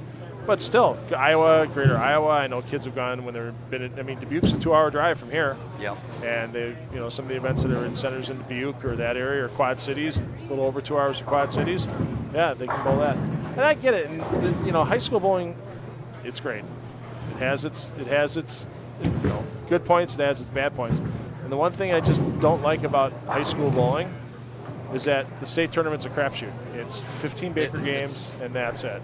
You know, again, everything I say is constructive criticism. Yeah. It's not a knock on the association Right. or any of that. But I don't. I do believe that their format for not just a team, but singles is even worse. Yeah. I mean, it's a 3-game sprint. Yeah. You know, you bowl all year, or 3 months long. To qualify for it, and then it's 3-game sprint, and then it's another 3 games to cut to the top 5. Yeah. Yeah. I mean, Illinois, I like what they've done for years because it's 6 games on Friday, 6 games on Saturday. And it's even for the singles bowlers because bowlers, they qualify for team, and if they're on a team that makes it, then they also qualify for the singles event. But there's teams, obviously, some teams don't make it, but individuals do out of the regional and sectional program. And then those kids bowl 12 games and get put on 5 on a pair like everybody else. And then those kids in Illinois bowl 12 games to try to win the singles championship. So yeah, it's I just like the fact of that. More games is less of a crapshoot. Correct. And even it obviously creates a little bit more travel for the parents and that, right. The coaches. But even if they have to run singles one weekend and team another, I mean, you look at all the other sports, baseball, football, soccer, everything. They're traveling all the time. Yeah, they have the regional.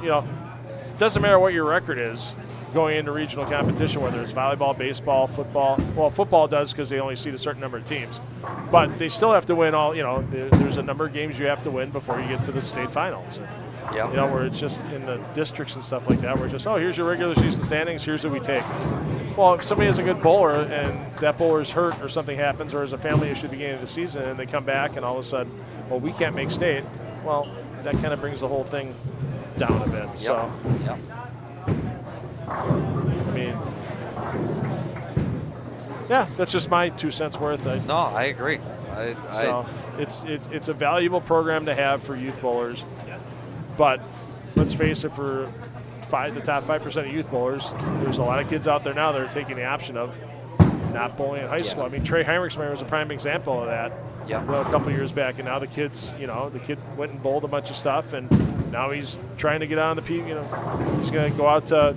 He's trying to qualify for Reno because at the RPI there's spots up for grabs, and then for this year they're going to have that. What are they calling it? It's not tour trials. They got some fancy combine, the PBA combine. Yeah. So whatever that's going to be to get some additional exempt spots out there. I mean, it's not. I like the fact that it's an exempt tour. You got to stay on top. You got to stay bowling good. I get it, but it's a hard landing, and I'm sure you had it when your tour time ended. It's just like, okay, because did you reattempt? Because you bowled 1 season exempt, correct? 2 seasons exempt, and then you fell out, and then you had both tour trials. Yep. And once you didn't get through that tour trials, that had to be a pretty brutal reality when that hit. I need to do something. I need to, try to. I'm sure you were doing other things between tour stops, and the tour's not all year. I went to back then we were still at the 25 states. The long 9 months of traveling. Right. But I bowled the TQRs that next year and got to the last event after I took 5th at trials, at the World Series in Detroit on Scorpion. Yeah. I needed to bowl the U.S. Open that year to be exempt. I chose not to. Okay. And that was actually, I believe, 09 or 2010. Okay. 2010 was in Vegas, and I took 7th at that World Series. I needed to bowl the Open. I came home on a break, and all I had to do is show up at the Open with the points. I'd been exempt the next year. Yeah. And Tim Moss actually offered me, God rest his soul, offered me a position with the company that he was with, making really good money. I had 2 children. Yeah. So I decided, you know what, I'm not going to do it. And I guess in hindsight, it was a blessing because that next year, that was the year Tommy won the Masters. Yeah. And they quit the exempt tour. Yeah. So, and then you had a good career. I mean, it's just, people, we all see the tour from the outside looking in. You've seen it from the inside. Yeah. And just there's a lot of stuff, even at the regional level, there's a lot of stuff where is it going to be now? And these guys are kind of thinking now, is it going to be next year? Are we going to be chasing exempt spots back on the regional tour again? Because that was a thing back in the early 2000s too, because the top player in each region got their spot on tour the next year. Yeah, and in my opinion, if they, back when we were doing the regional thing, we were getting 100, 120 entries every stop. Yeah. Because the RPI was so huge, everything was really big. We would travel 8.5 hours because you didn't want to miss out on points. Right. And in my opinion, from a financial standpoint, the tour should be looking at stuff like that again. Like you said, creating a spot or 2 spots even. Yeah. Exempt spots through the regional series that would be huge. That would the entries. I think they would see a very big climb in entries as well as membership. I think I think part of the reason why you're seeing the whole thing kind of change a little bit at the regional level, once again outside looking in, where they're having this exempt tour. Rushing in, they're rushing into it a little bit, but they're getting the exempt regional tour done this year so they can get, the RPI set and all the other stuff. But I think you're right. I think next year it's going to be, okay, here's going to be your chase. It's going to keep, there's a lot of members that are hangers on nowadays, let's be honest. Yep. I can say, I can just show them my average. I averaged 200 in my house league for 36 games for 2 years, pay my $350, and I'm a professional bowler. Yep. I think they're really trying to get away with that because, back in the day, heck, you had to have 2 PBA members recommend you for membership, along with, I was talking with Larry Verbal, the PBA, not to drop names, but I'm going to. Coldwater, we were playing the Lions Open, a golf outing to raise money for high school kids going to college. For scholarships, and played with Larry Verbal, and Larry was telling me about when he bowled a couple of regionals as a non-member, and that's when Dick Weber was running the region, and it was Dick and Rich, because like you said, the fields are so stinking big. You had 2 people that were running the tournament, and Larry got done bowling cashing his second tournament, and Dick Weber went to him, get that application filled out, and I'll sign it for you. How freaking cool is that? I think that's not a bad thing either. I think you need to prove yourself. I think that's what it's going to do with your regionals that you're going to get June, July, and August. I don't think you're going to see a regional. Well, you rarely saw regionals anyway in the Midwest in March and April, February, March, Correct. April, because weather and all the other stuff. But I think May, June, July are going to be okay. Let's see what you got, everybody, and then by the time it might not be just September, October, November next year. It might just be October, November. It might change, but I think here's your weeks to try to get better, and if you don't get better, you don't get a part of this elite thing with more money. And I think it could be where they add more money to the elite regionals, that type of thing. And and then a lot of it got blown out of proportion because rumors get out there, and bowlers spread rumors. I find that hard to believe. But the whole thing about it's going to cost proprietors $10,000 to host an elite regional and stuff, and then sure there's some cost to it, but now all of a sudden a lot of them realize that it's not going to cost me $10,000 if I fill the house. Yeah. It might not cost me anything if I fill the house, and my house is big enough. So EJ Tackett, I think, is going to be close to a full house for his Central Region event, and he's only a 22 lanes 20 lane center, and they'll only use 18 of the lanes. They always keep a breakdown pair. Okay. So think about that. So 18, so you got 36 on a shift, so he's got 108 overall. Sure, it's probably costing him to host a regular regional. And this one's gonna pay $10,000 on top. There you go. So, yeah, I got a couple opinions on this whole new format, the new. It's a rough weekend for $500 if you. But I'm okay with the price increase. Yeah, I'm perfectly fine with that. I think it's long overdue. Yeah, I think that's another thing that technically, if they put together a good marketing team that can chase sponsors, when you have enough money that the bowlers are bowling for out of their own pockets, sponsors may look at that and say, hey, you know what, this money's already there. Let's make it bigger. Right. It can be more watched, more lucrative for everybody.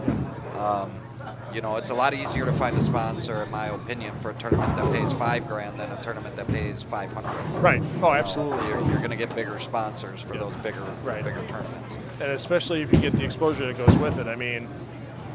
There's a reason why Coldwater paid $10,000 for first place as Coldwater's 16 lane amazing. center. Because being down there again, and they want to make they know people watch. I mean, we had a couple thousand people watching the Step Ladder Live, and we've had 20,000 people watch it, and that wasn't even through PBA YouTube. That was just through 10 on the Deck. It was through PBA YouTube again. The year before, we had 70,000 people watch Brett Lloyd and Zach Tackett battle out in the finals. Yeah, and I do believe that with this new regional, like they want it to be a stepping stone, right? To the PBA, right. To the national tour. And I may get ridiculed a little bit for what I'm about to say because I personally believe in bowling against everybody. But I do believe when you're on that level, they might need to take a look at, say, hey, you know what, top 20 points members, whatever it is, maybe it's a dollar amount that a national tour guy earned throughout a year. Yeah. That you can't bowl those. Tiger Woods isn't going and playing the Nike tour. Right. Or any right. of that. I mean, and again, it's good to have to bowl against some of these people, but right. Well, at least if you got to bowl EJ Tackett in match play, and another guy that's close to making that spot is bowling me. Yeah. I mean, there's a bit of a difference there. Yeah. So, and I fully agree with you on that. I see the reason why they did the 3 event, the top 75 in points. They can bowl 3 of the 21 elite regional events this year. They can bowl 2 in their own home region where they live, and then they can bowl 1 somewhere else. Well, if you look at the Jim Kent tournament, Marshall Kent's dad, they always have the Jim Kent Memorial out at the center in Yakima. So who comes out there? A lot of PBA Tour pros go out there. So you can't just slice that off after 1 year. I'm glad they limited it to 3.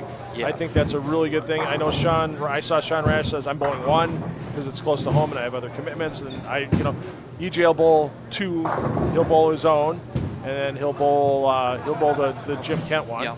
Well, and that's the good thing with bowling. Like if you actually look at it, even on the tour level, especially, them people they all support each other. Yeah. I mean I'm sure EJ's going to get a big calling from a lot of the top players, to go and bowl his regional. Sure. That's the part of it. Like the bowlers support each other, right? And that's something a lot of other games don't have, which is nice to see. So getting near the end of game 2 here. How's Ian doing this game? Well, apparently he's allergic to single pins. Those are the tough ones. Yeah. So. Oh, here we go. Colin is asking your most memorable PBA moment. Oh boy. If you don't have 1, take 2 or 3. Well, that's fine. I would say it would be bowling. Well, I got a couple, but the one I will state, bowling the World Series in Vegas. Bowling position round against Amaletto at the time, and we both start out with the front 7. So one of us, we still don't know which one because it just happened. A piece of tape got caught on the lane, and Amaletto goes to throw at it, or goes in like the 8th frame for his front 8 and catches it, and literally goes face first. Oh. Well, then I 7-10 to lose. It's kind of karma, but yeah, that was one. Honestly, so it kept you off TV? Yeah, I've had 2. Well, actually, I would say this. My most memorable moment is losing to Rash in 7 games in the 2008 World Series at Michigan. Okay. In the arena. Yeah, Thunderbolt. To make the show. Okay. So I just missed the show. Well, that was the day Ian was born. Oh. Okay. Yeah. Yeah. So it's the kid's fault. I get it. No. Yeah. Yeah. Okay, and then along that line, I know we talked about the Peterson. I know we've talked about USBC. Outside of those 2, most memorable tournament win that you've had?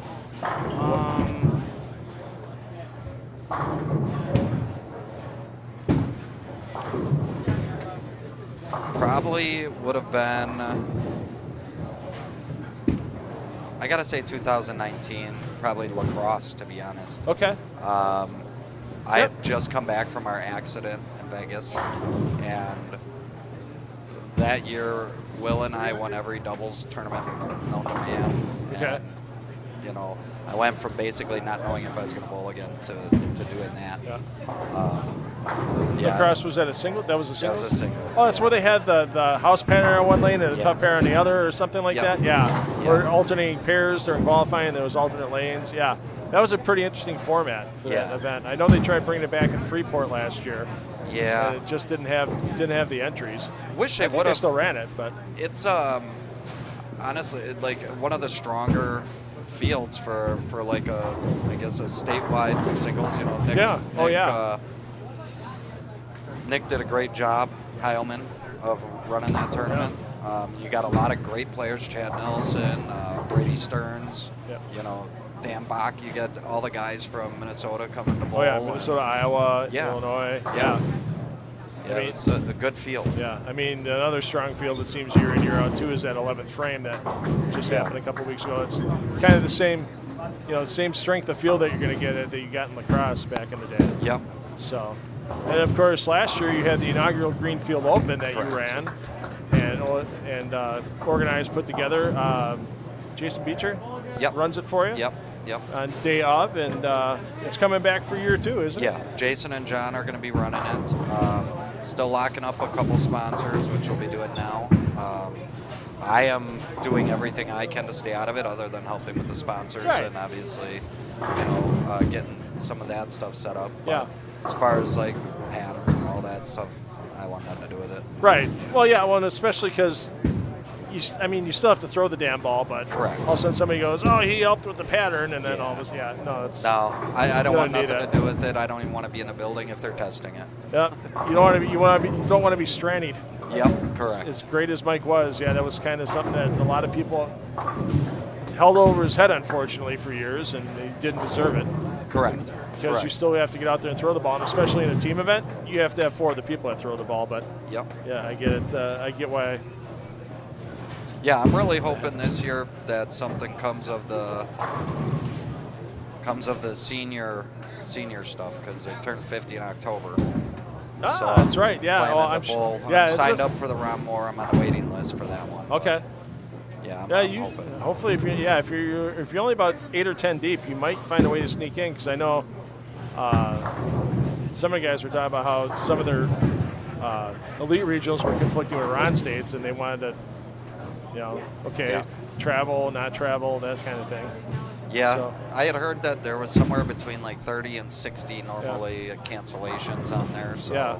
Do you have a PBA regional title? Yeah. Okay. Yeah, the so first tournament I bowled, First, where was it at?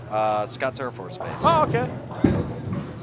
So yeah, so you'd be actually senior elite regional eligible, because you just have to have a PBA regional title. Okay. Doesn't matter Okay. when you have it. You just have to be a titleist to get on the senior side of things. So if there's still openings, you might be able to get in one of those in October or November.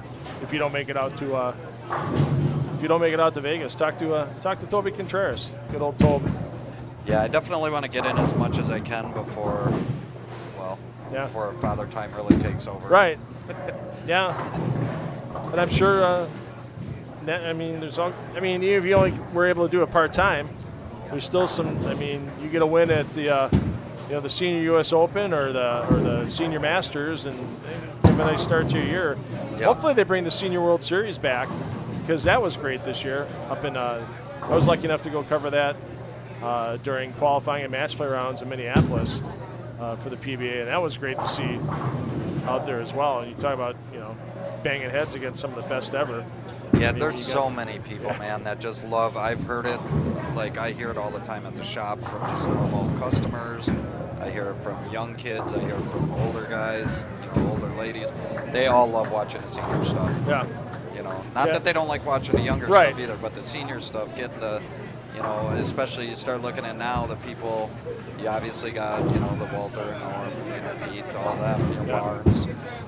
But now, like, you got Doherty come up. You're gonna have Tommy coming up soon. You're gonna have, Yeah, Dino Castillo's been, Yeah. for being a part-timer Yeah. with all the other stuff. Dino's had some success on the senior tour as well, and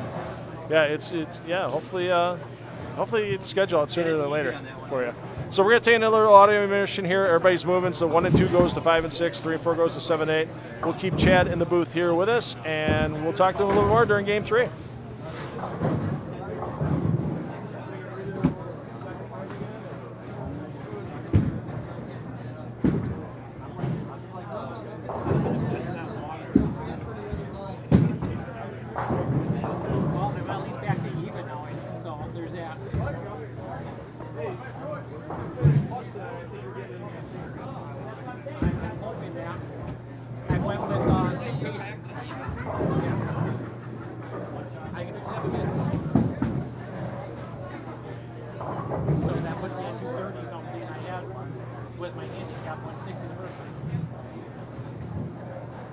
So that's even. I can't talk to you right There's a reason why I'm holding this right now. It's only way I can be competitive. Leave me alone.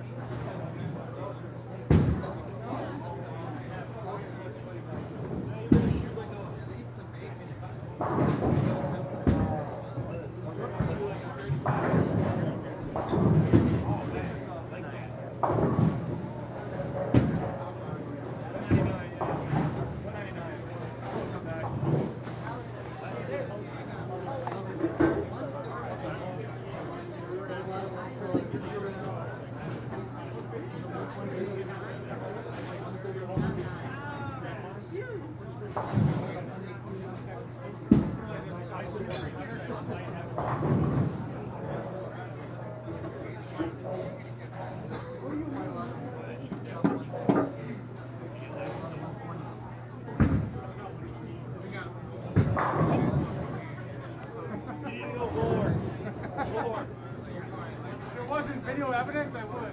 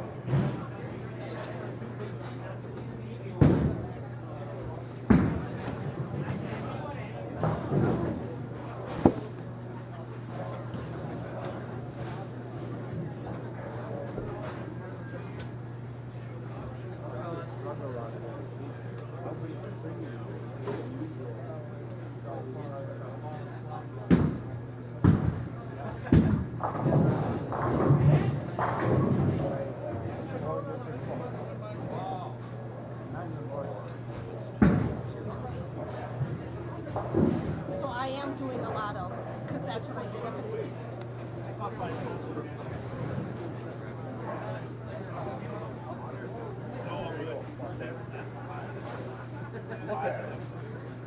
No, look at it.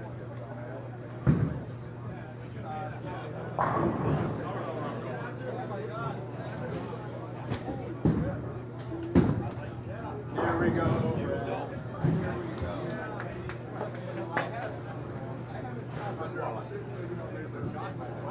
Oh, you're gonna make cut. You're gonna shoot me $2.99. Well, I would hope I didn't put $100 on you. $2.99 series. Oh, you gotta break like $7 on this one. We're talking scratch.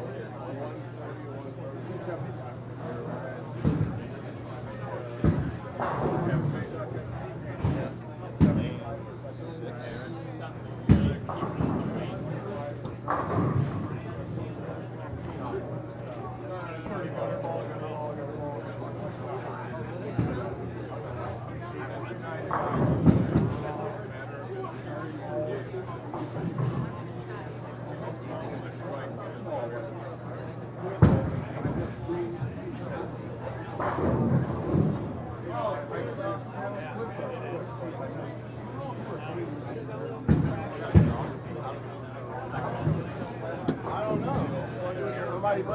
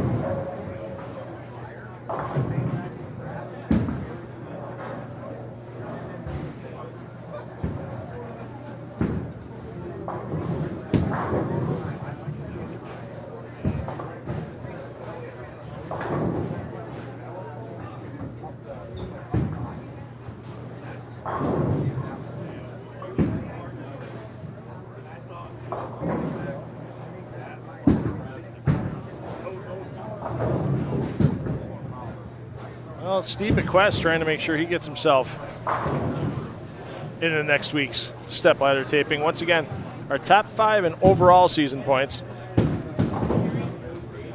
Coming back next Wednesday, September 2nd, 6:30 p.m. will be the start time for the taping.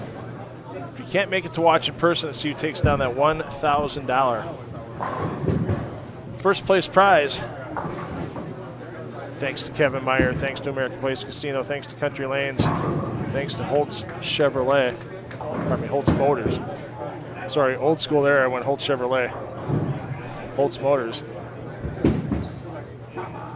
And with all the chirping going around now for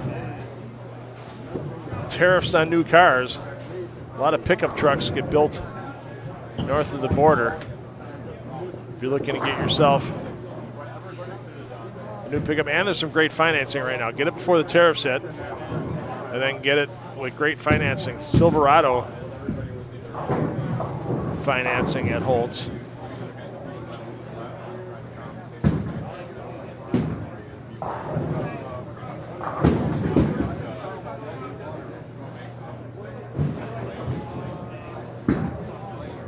%0 financing for 60 months, or you can lease it for $379 a month with down payment and other initial charges. Yeah, there's some great deals right now. Colorado, Chevy Colorado, if you're looking for something a little bigger, 4.9% financing. There's some great deals going on right now if you need a new vehicle at Holtz Motors, and we want to thank them once again for our championship bucket.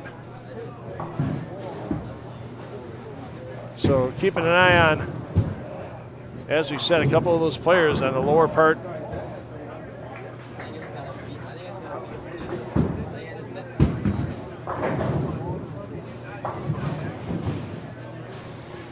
of the top 5 in the step ladder right now, with Leighton Barlow in third, Ian Kloss in that tie for 4-5.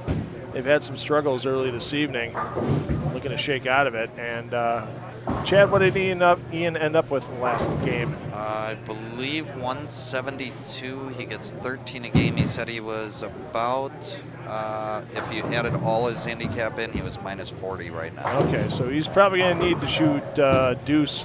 Yeah, I'm thinking 210. I'm thinking 570. Looking at, I mean, just rough guess.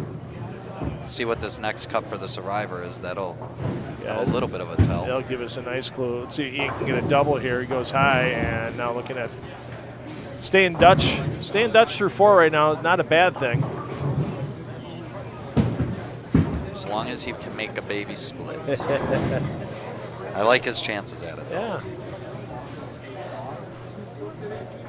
So Leighton Barlow is going to need a huge game. He was a $170 last game after a $145 opener.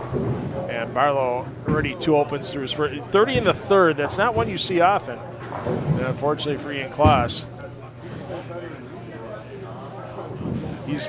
he might be in need of a 4-bagger, which he's yet to see tonight. Yeah, scores are all over the place right now. Saw Emma Johnson come back to the field a little bit. Emma, who's right behind Ian and Steve Bequest, started off with 190, so a little over her average. She's about at her average for her first 2 games, so she's sitting pretty good. With a handicap, she's definitely sitting about 25 or 30 over. We'll keep an eye on Emma, as she's probably on 1 through 4. Yeah, I think she either, if she's I, she started with a double. Yeah. No, she's C. She's C, so she went open, or strike open. Strike open, so yeah.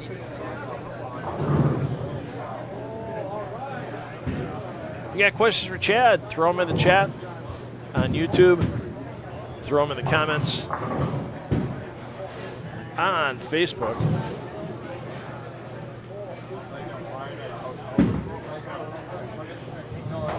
Next year, back in Las Vegas for the USBC Open Championships. How's Mitch Beasley doing on the recovery? I haven't seen much. He's not one for a big social media poster anyway. Yeah. But how's the recovery going for Mitch? As far as I know, everything went well. I got to get in touch with Mitch and kind of see where everything's at, because we obviously, depending on this regional thing, because him and I would not be able to bowl together if I get my card. Oh, that's right, yeah. So, we kind of knew this moment was coming. Okay. So with picking up Jake last year, that definitely, kind of set things in motion. Okay. So, but we obviously want to. Mitch is an amazing person, not just a bowler, but he's a great guy, and we got a really good sister team as well. So, who was on the sister team this year? Right now it is John Schwengel, David Brown, Chris Haves, Nick Santacola, and Justin Duzon. Okay, all players that can roll well on their own. I mean, Justin's easily an over 200 average player at USBC Nationals. I mean, I felt pretty good for the years back in the day when I, finished with a 190 career average at Nationals. I haven't gone in almost 20 years now, but, that felt pretty good as a lefty back in the day. And then, Matt McNeil said, yeah, hold my beer, watching what he did for years at USBC. I mean, right place, right time, right equipment, right role. Yep. And it's just so hard being left-handed there. It's so hard to even, as a team, Yeah, we've seen Mike Scroggins and they tried doing the 10 lefties on a pair to open things up and make it happen, and they had a little success, but not Eagles success. So yeah. And then you get guys like Dan Higgins and Higgy's Aquarium and what that team has done. I mean, they're the ones I don't want to say you're chasing every year you get there, but you know they're going to be in the hunt every year. You guys are there too. I mean, they had another situation this year too, where they brought on a bowler that hadn't been to nationals in a while because of the rule changes. With Chris Brylow, he didn't like it, and he just kind of walked away. And then they found out he was available, and they gave him a call. And Chris was like, "Yeah, I'll come back." And then they end up winning an all events Eagle. Yeah, snuck it out on you guys. I mean, we look at it, and just again, my opinion. Will and I talk a little bit about this. It's when you start looking at the teams that year after year, you know, top 10 teams, top 5 every year in all events, always having a chance to win. The Higgies group is amazing. Yeah. You know, obviously, and then Barda's group, you know, with Wallachek and them. I mean, them guys are unbelievable. There's a good four or five teams, you know, throw in Moss and Barris and them. Yeah, the old Red Carpet Lane's now H5G. Yeah. And they've had some blood change over the years too. Matt Hibbard now. Yep. Integral member of that team. So, yeah, it's pretty incredible. I mean, there's 20 teams that you can count on going out there against every year going, they're going to end up being in the top 50. Yeah. I mean, no matter how they're going to be there. That's just the way it works out there when they're that good. Yeah. And work that well. And like you said, it worked that well together personality-wise. Yep. And that's, to me, that's the biggest part of it is the chemistry. So here's Ian up to the line in the beverage frame. Miss left. And, and it doesn't take a big miss left on this pattern. Did he get the 9 out at least? Yeah, yep. Looks like he got the 9 out. So that makes it a little bit easier. So I think I've missed this spare more than I've made it in my career. Sliding behind the 3 or chopping the 3 off? Every way possible. Every way possible. Hitting the 3 pin. I like the insult ones where you hit the 3, you chop it off. Well, for me, 2 pin, I'd chop it off and it would bounce back and take the 7 out and leave the 4. So 188 and 194, so that cut's probably going to be 600 or just under by the time it's done. Good cover by Ian, stay close, and now. Yeah. Is it to the point now where you got to make the all or nothing move? Or can he get away with being patient for another couple of frames? You know, I think he needs to strike. He definitely, I feel that 580 number might be close if he can get there. But again, these lanes, you know, that's the other thing looking at it, you know, when you start looking at how the lanes are playing now. You know, they don't look easy by any means. But I think that's a product of the fact if you look in game 1, you had people at 4th arrow, you had people at the gutter, you had urethane, you had shiny, you had dull, you had stuff everywhere. Right. Which, it's a singles tournament. People are going to do what they feel they need to do to strike. Yeah. But this is what it does to the pattern. Yeah. You know, it's kind of funny because sometimes people go like, you know, the only way you can ever experience how breakdown happens on the PBA Tour is to go bowl a PBA Tour event. Yeah, but sometimes to really be able to see how wide a range of adjustments you might need to make on a condition, you bowl something like this. Correct. The moves seem to be on, and I could be wrong on this, once again, outside looking in, but you always seem that you don't see guys getting really lost on too many moves on a tour, especially with who they follow, that type of thing. Yep. And then, okay, it's good. If they find moves, they make bad shots. You know, you ask the guys, they make more bad shots than bad moves. So to see how people have to adjust on something like this, you know, that's where I think some of these younger players can really especially learn a lot more than if they were to go bowl, let's say, a PBA regional event. Correct. That's nearby. Correct. So. You know, the other thing is that I like seeing, and there's some younger kids, and I don't want to just praise my kid, but there's some of the other younger kids too. You know, Ben Medina's really good at it, and everything is, you know, when they're either not bowling well or they miss a spare or whatever, they're not blaming equipment. They're not, you know, the ones that blame themselves. You know, Ian came up to me and he didn't complain about not carrying the last game. Yeah. He complained to me about missing his 3 spares. Right. You know, which is good to hear. Right. I'd rather that. You come back in the end of the night, okay, you missed by 21. You get 2 of those 3 single pins. Yeah. Different story. So. Yep. The more that you can be accountable, the better off you'll be in the long run. Where did you first bowl your very first junior league at here in Milwaukee? Red Carpet Celebrity. Okay. Yeah. Who was your youth coach there? Well, let's see here. I had Scott. I can't remember his last name, but he's still around. Okay. Gina. Gina was my Gina was a junior coach. Yeah. She was more, I want to say, when I was probably 9-ish, because they had the older group coaching the younger group. Yeah. Yeah. Okay. Yeah, she worked with me a bit. Is there one coach that you had as you were growing up, getting older, getting better, that really, really sticks out for you still to this day? Gina? Yeah. Yeah, Mine, 100%. Yeah. Mine was Ronnie Volks. I was lucky enough at Red Carpet South. Ronnie Volks got laid off from Alan Bradley at the time, and then he started coaching the youth leagues at Red Carpet South. And so Ronnie was really a good influence, because that's one guy that stays positive. I mean, it's like you said, it's so easy for kids to get down on themselves or beat, Ronnie was like, you got to accept what you do out there. You can't go, that was really one of his big things. But when you accept what you do, just get better, just keep working. It doesn't do you any good to just sit there and pout about it. Yep. Find a way to get better, and that always stuck with me, even all these years later. Ronnie will still come up and, he's always positive no matter what, even if he's having a bad time out on the lanes. Give you a slap on the ass going, hey, how's it going? That kind of thing. All you got to do is hear his laugh. Yeah, no doubt about that. Good to see one of the horsemen getting into the Milwaukee USBC Hall of Fame this year, Mike Herron. I think he's the last of the horsemen to get in. Yeah, because I believe all the rest are in, and well deserving.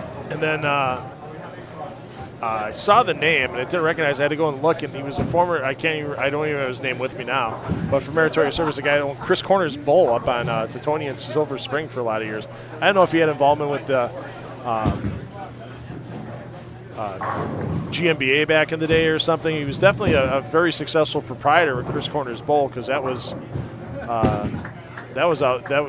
was how 8 lanes stayed open that long for that many years. He had to be doing a pretty good job at something. Yeah, I mean, so it's like the Sherbarts now with Highland. Yeah. You got to be doing something right to be an 8-lane bowling center and then still being successful. Yeah, the last, the oldest place for me that I remember bowling in, like I used to bowl their tournament, was Burt and Eddie's. Okay, yeah, they used to. Yeah, it was 8 lanes at Burt and Eddie's. The above ground ball returns. And the slow ass original 8 pin setters. Yeah, yeah. There was some good tournaments, good times bowled there for sure. Yeah. So. Yeah, I love going to Highland still. Like, some of the older centers. I hadn't been at Blue Mountain forever. Bowled a 3-2-1 there. Shot 815 the other night. Nice. So you're like 12th on the singles list? Second. Okay, I saw somebody shot a ton. 836. Somebody had a ton the same night. And I did. I'm a big spare shooting guy. I get pretty upset about missing them, but I did miss a 10-pin in game 2. I went 279, 257, 279. So there you go. Yeah. 279 triplicate. Yeah. Rich Vollmar was the meritorious service for USBC, and with you turning 50 in October, you become Wisconsin state eligible. So hopefully they get you on the ballot right away on that one, because you have quite a few state titles to your credit. Yeah. I think I have somewhere between 7 and 9. I was messaging with Moss to find out when we won, because I told Gus I'd start putting together a resume. And, that should be in my opinion. Then again, they don't listen to my opinion, but my opinion, that should be a first ballot Hall of Famer. I mean, that many titles. I appreciate that. So. Yeah, you've done a lot for the game. You have definitely. No offense, but I'm happy that you took a backseat to the bowling side of it, because I am too. This side of it, you've given you've actually made bowling a lot more fun and enjoyable, and I believe that's a big part of a lot of the people here is this live streaming. Right, and I'll tell you what, if you would have told me 2 years ago when we brought, for years, sure, we were on Time Warner Cable Sports Channel, fine, everybody that had Time Warner could watch it, but if you didn't have Time Warner or Spectrum, you were out of luck unless you watched just on YouTube. And honestly, some people, depending on the people that were on there, some people we'd have a couple thousand people watching YouTube, some we had 150, kind of thing. But now with being on over-the-air TV with My 24 and stuff, if you would have told me we'd have 10,000 people watching high school bowling like we did in January, that just floored me. It was just so awesome to see. How many shots does it take for my urethane to stop looking like? It's at 320 right now. I'm doing it during practice. Just sit left a little bit. Oh, come on. That was an interesting question. I never would have thought about that. How long will it take for my urethane to stop looking?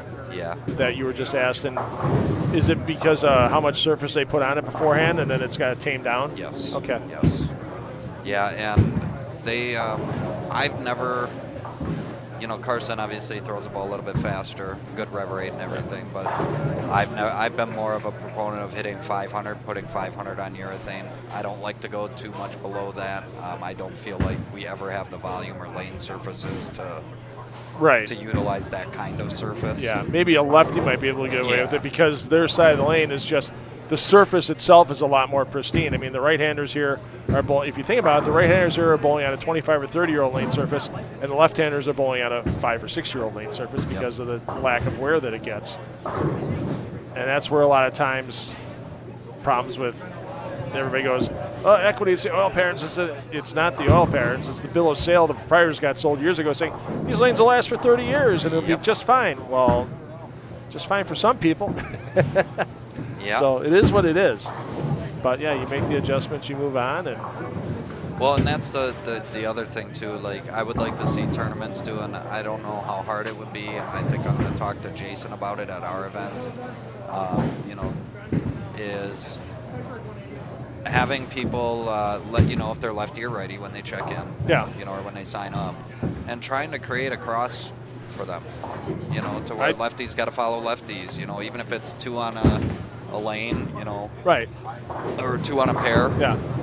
Just finding a way for that to happen. So even if there's not enough lefties in the field to make it where there's a lefty on every pair, but at least get them spread out enough where you don't have 4 lefties on 1 pair and then I think that's a perfect way to do it. Yeah. You really need to spread them out. I mean you don't really need to know 1 hand or 2 hand. You just need to know left side, right side. I mean, you don't want to start busting people out by, hey, I got this rev rate. You don't need to nitpick that much. No. Some people would want to. Trust me. Keep all the high rev kids off my pair, and just let us slingers get out there. So let's check out Bequest. Just struck. He's one of those guys. He's tied with Ian. Yeah. For the 4-5 position, and now he's working on a double. Yeah. So, Ian just flagged the 10 pin. So life's getting, unfortunately. Yeah, it's getting short. Yeah, 191. He's looking at for the Max's game. Barlow is going to be wow. If you would have told me Leighton Barlow was going to airmail the night, I would have been. He just does not look comfortable. And look at his average counts this game. Yeah. 7, 6, 7, 6, 6. Look, his average count's about 7 on his first ball. That's not the Leighton Barlow we've seen a lot of this summer. Yeah, if they were able to put that little speed bump on this, it makes complete sense of why they're seeing that without having as much traffic staying further right to break it down a little. They're bumping in off it because they're getting all the early hook, and then as soon as their ball sees that spot, it just accelerates. It's just past the arrows, right? Yeah. For that speed bump. So a little extra concentration oil. They get a little quick at the speed, and then it ball just never stays right. Down. Yeah, just stays right. All right. Anybody else got questions here? You got a couple of frames to finish it out with Chad here. So if you got a question again, throw it out there. So let's see.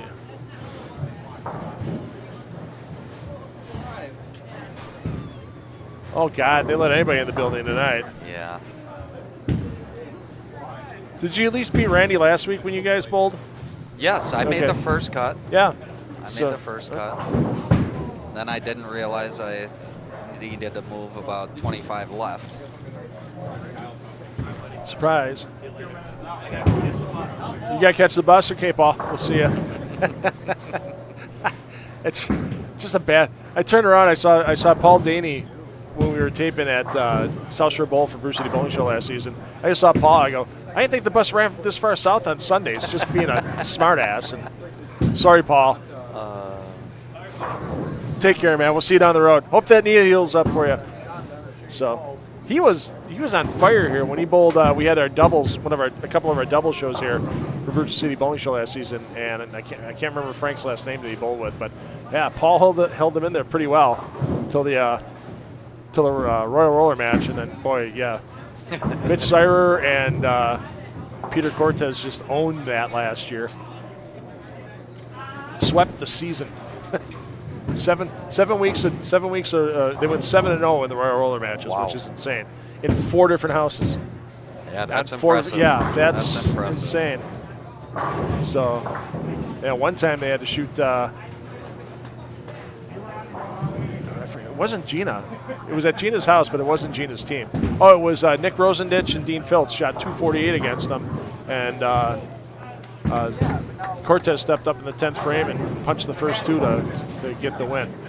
So that's the fun part about Bruce City too. It's like this. It doesn't with the Bruce City Bowling Show, it's 4 frames. Anybody can bowl 4 frames and get lucky.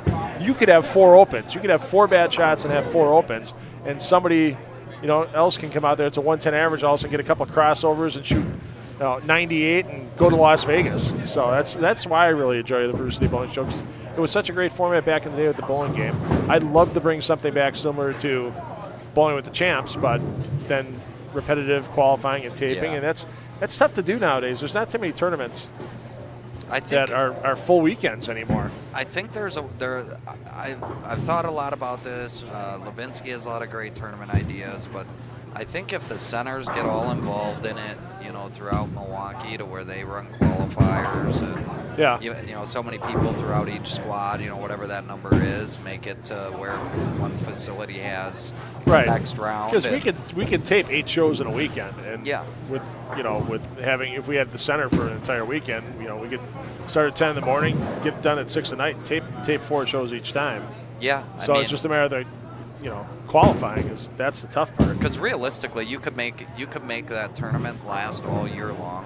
Yeah. With just having qualifying through the bowling centers, and then have the finals, over the course of a couple weeks, throughout the end of the season. Steve Greenberg asking, what bowling achievement are you most proud of for your career so far?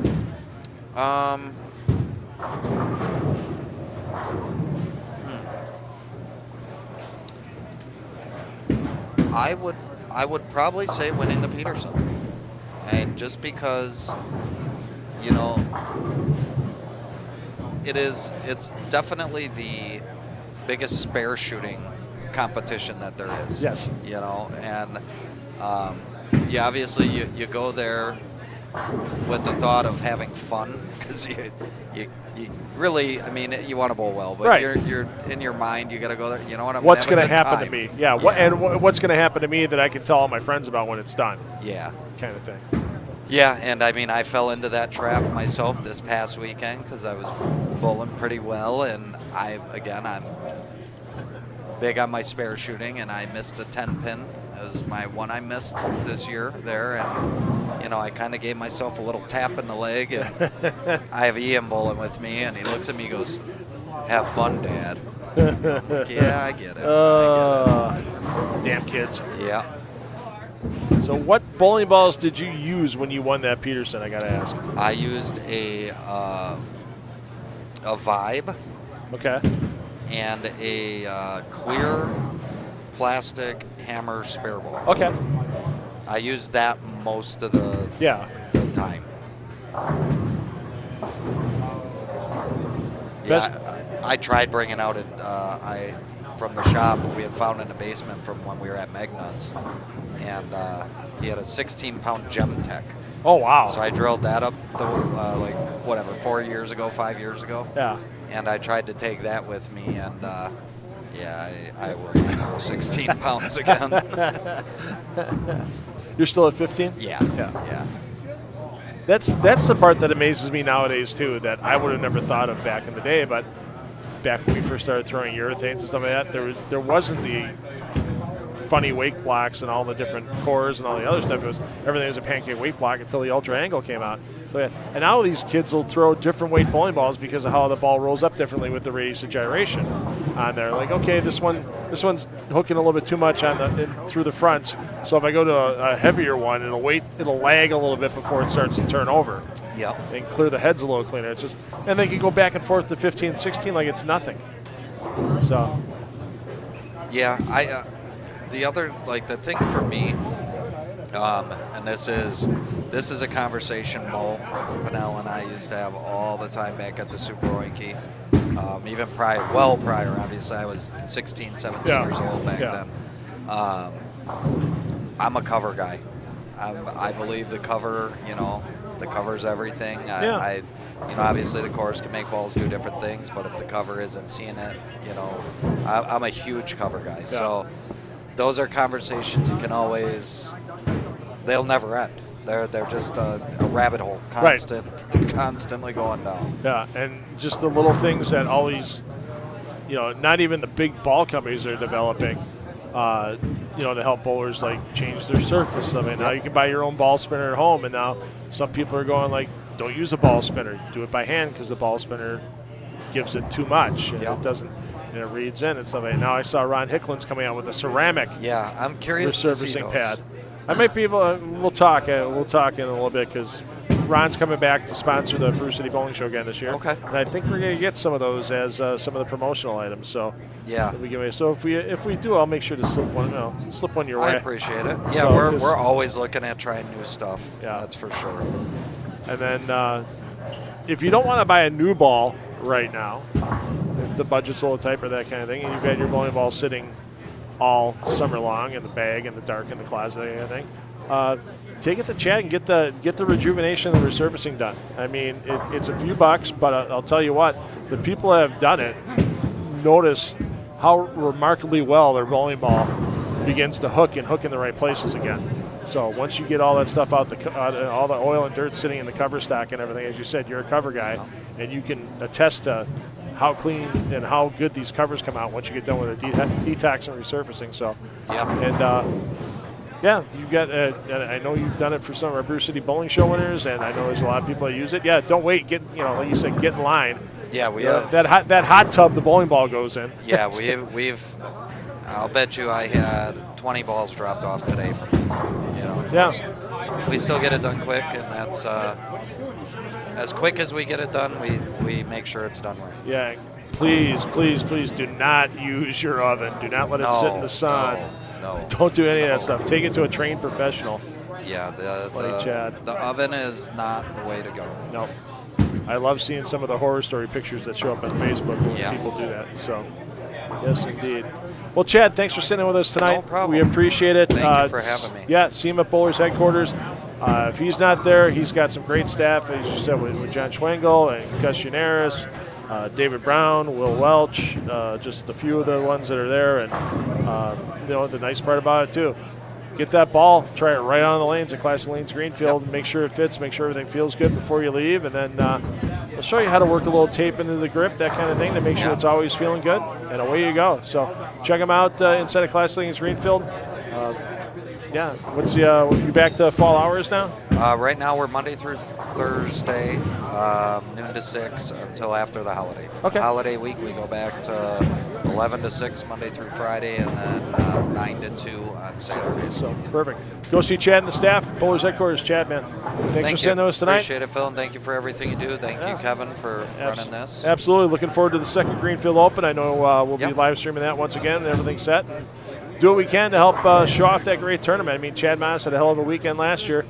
Won the Greenfield Open, came here for the Milwaukee Open, and said, hey, let's make it 2 for 2. So it's a great event you got running, and we'll see if we go back-to-back with the Milwaukee Open again. So Thanks, Chad. Appreciate it, Phil. Round 18 coming up next, everybody.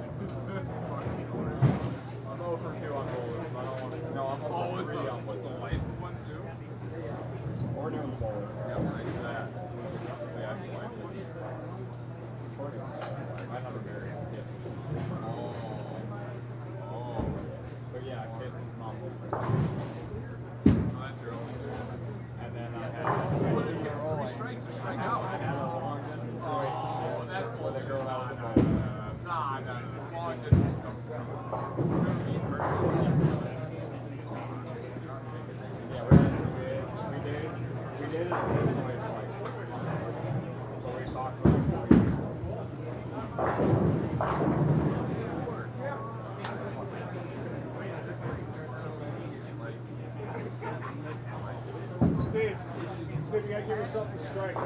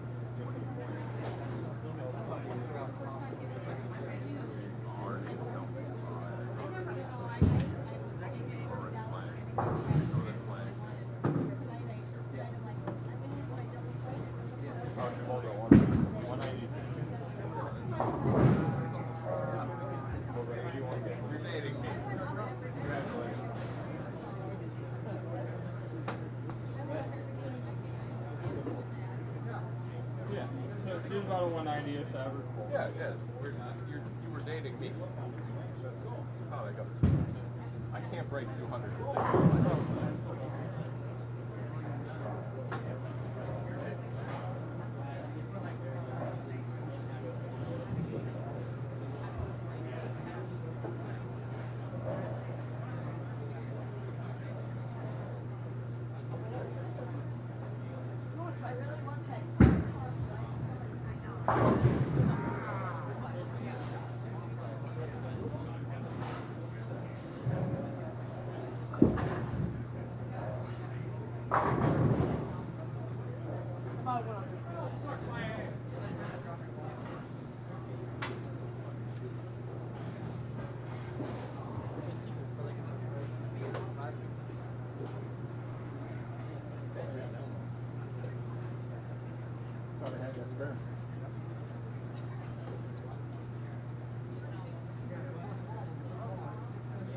Right.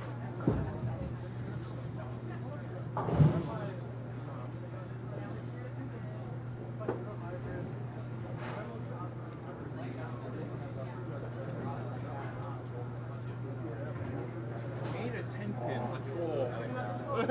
Yeah, hit him last week.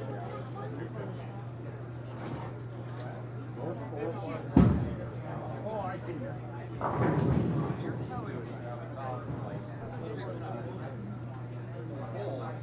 Good at it. I'm gonna give him like. I guess I have pretty close.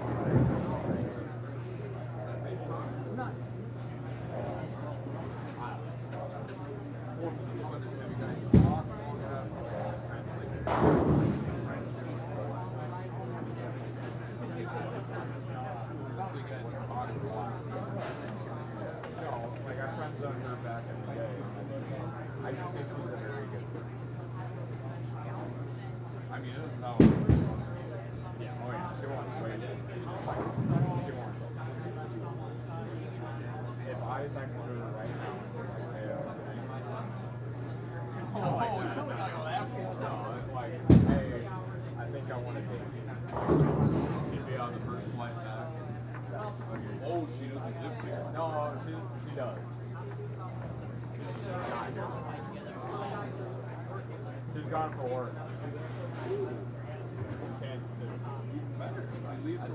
Never have to see her.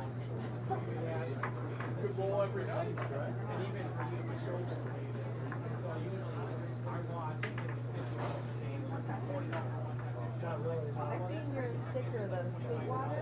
Oh no, that's all my audio stuff. Yeah, I don't know what y'all sell there. oh, it's all kind of music, anything music, audio, video. If you ever get a chance to go to the store, every time I drive through the store. Just in time for second shift, baby. Right now.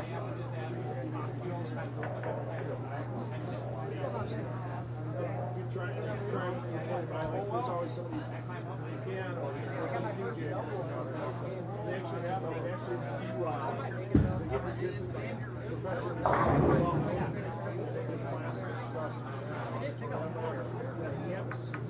it's worth the 4.5-hour drive. If you're really into music, go see it in person. It's really neat.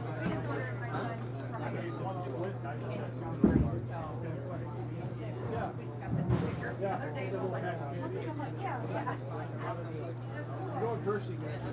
That's got Yeah, I know. but it's a really I bet it's, yeah, absolutely. Yeah, I get all my audio Okay, that's especially everywhere else.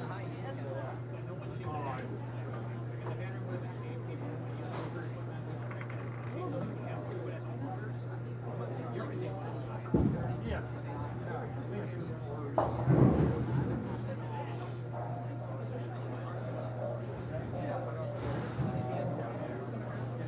I don't want to show too much promise, you know. We don't look bad, so I can actually I'm consistent. Yes, it may be consistently bad, but I'm consistent.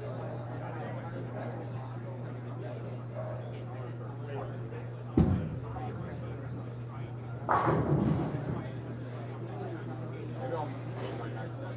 Every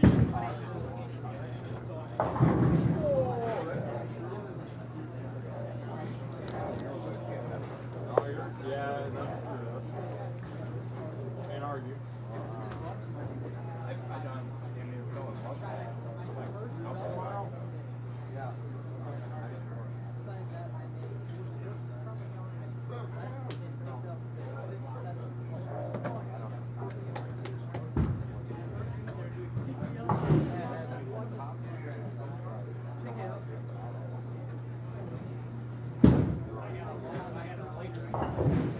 Dinner room only for 27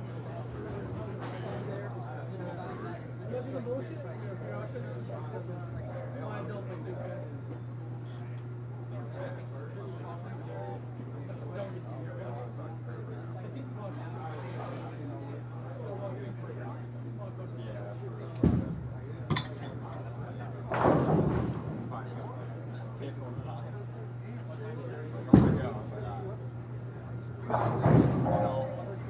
buy an extra one. I got you.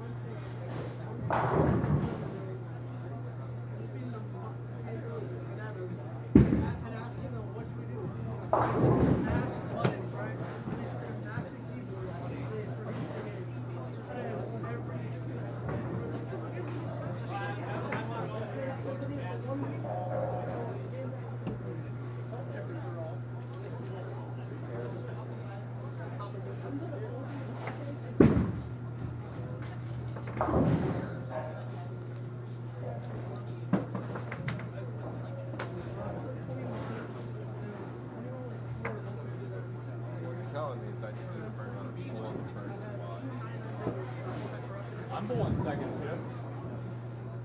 I'm here for the long haul. I think I'm going to be here till midnight.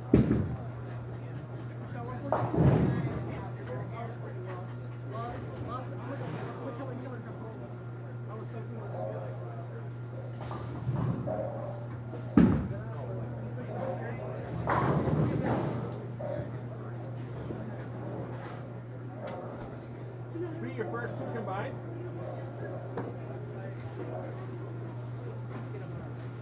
soon?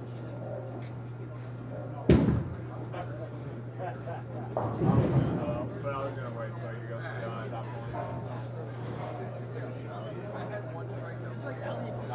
point. Now I'm gonna go preheat my air fryer and no.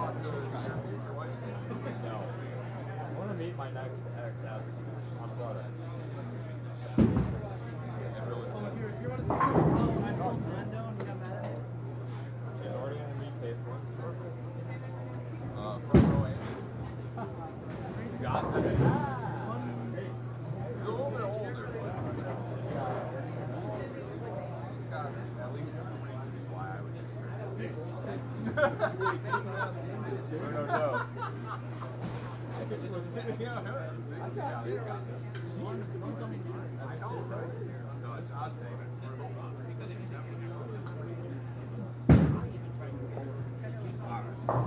He's kind of helpful.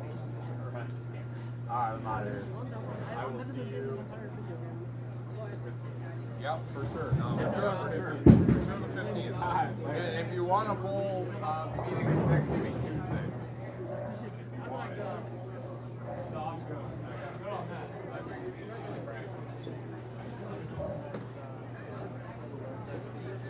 You wasn't looking at how do I make it? I just like that.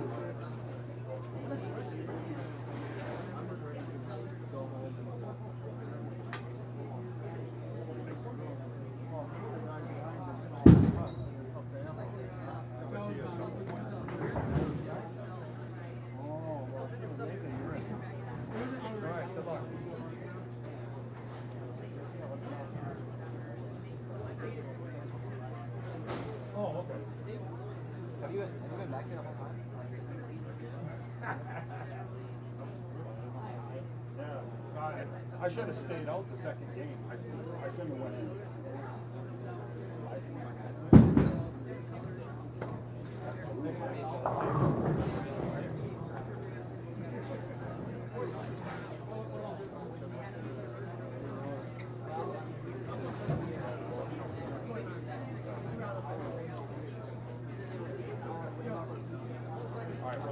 What time is that tape?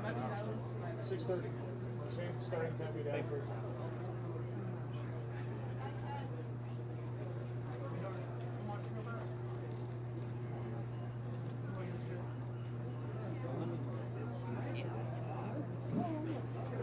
I thought I'd give us the first 5 shots. Right?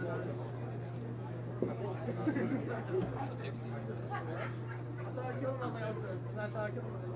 I can technically blame that on you. You cannot blame it on me. I told you to go practice. It's because I bowled the Peterson. I told you to go practice. Did I not? Did I not say go practice before bowling? But I had no way to get there. What are you talking about? They see 2 legs.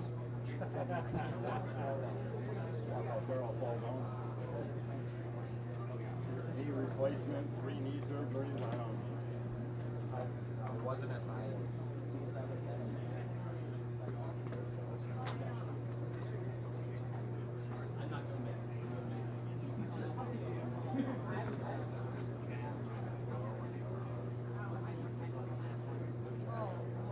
Oh, like a lion. Does motive take an order to make one?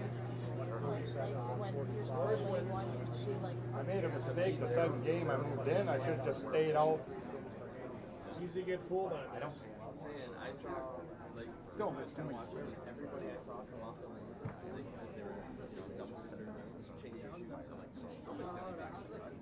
I'm at 575. Yeah. You want to see my last game?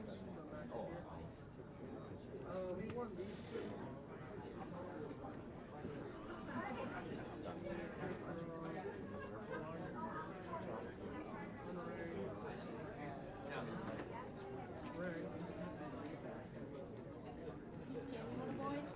I'm good. No, he left it. No, he left it right in front of him.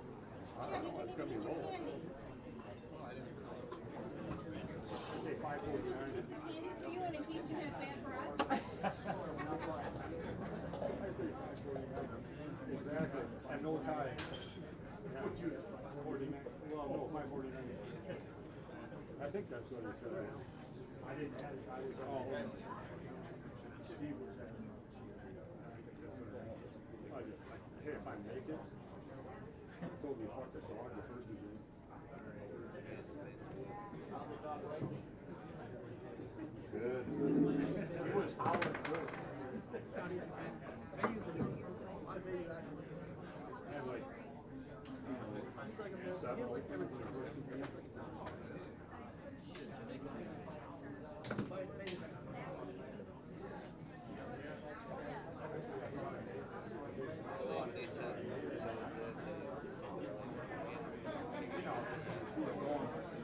When you see it going down the lane, you know, the angle is good.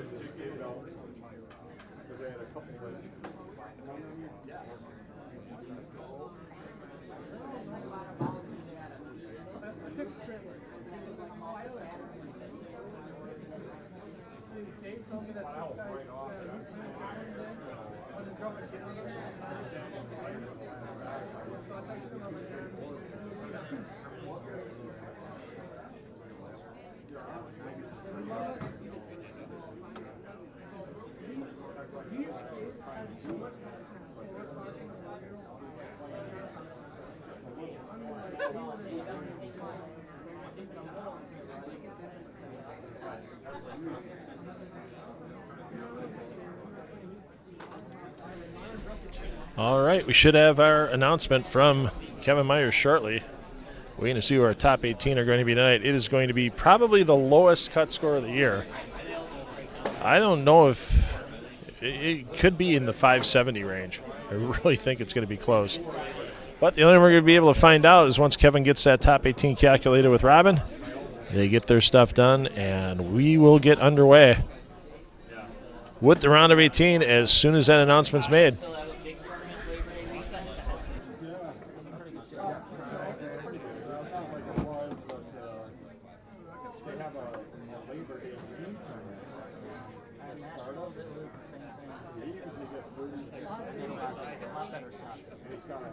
Have a good day, night, whichever one, whatever which one works.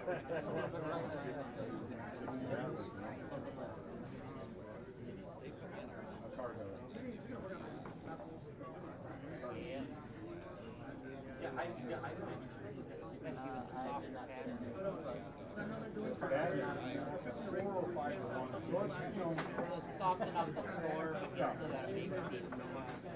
That's what I prefer, is do something 3 to 5 to 1 everywhere. And then what I told Mel is because somebody's yeah, weekends aren't really good right now. Not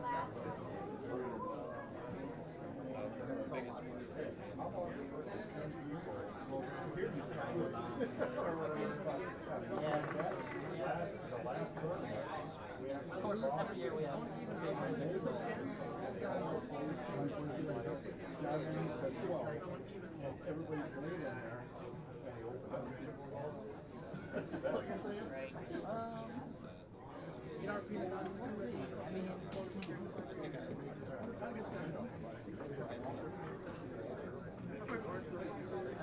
Kirk Cousins is going to be MVP this year. Them all. Kirk Cousins is receiving for it. And he said Bauer finished.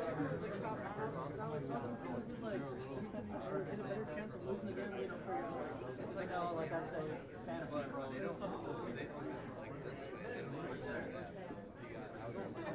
This year, Goldwire invested a lot of money and went out and got a couple of really big names.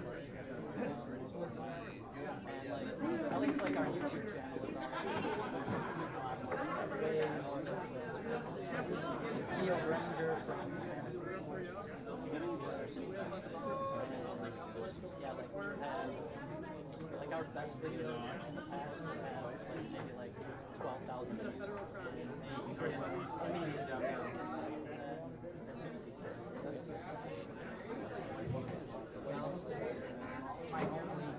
My big one home year was on $500. Also, send out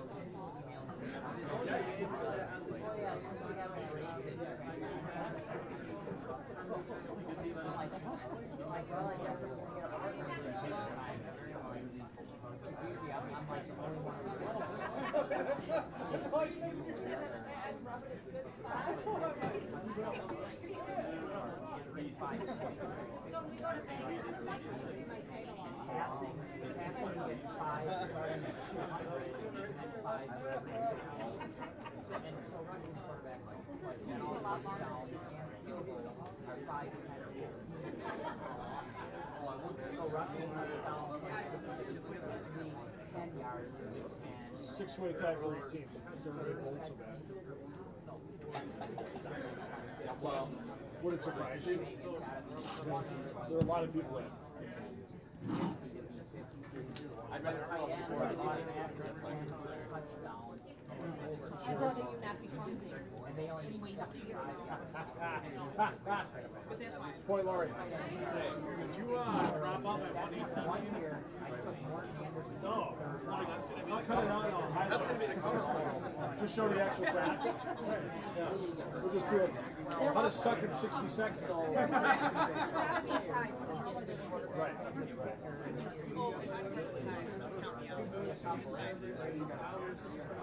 We had all that done. That last Pearson was done 10 minutes after everybody else. So there's something going on. Well, part of it is probably too. Kevin's trying to figure out what the points is going to go on. Oh, he did say he was going to have. So that's probably part of it right now. Yeah, because you still have the Survivor and then the Cup. I was trying to get one of my buddies to invest in his team. I wanted him because I know he's got expendable income and he doesn't want anything left. Right, so he's just letting me do everything. Right. That doesn't matter what stunts, that's just top five. He turned me down. All the season points is because he wants to leave, right? They do play their own. So if you hold on for them, you make your money.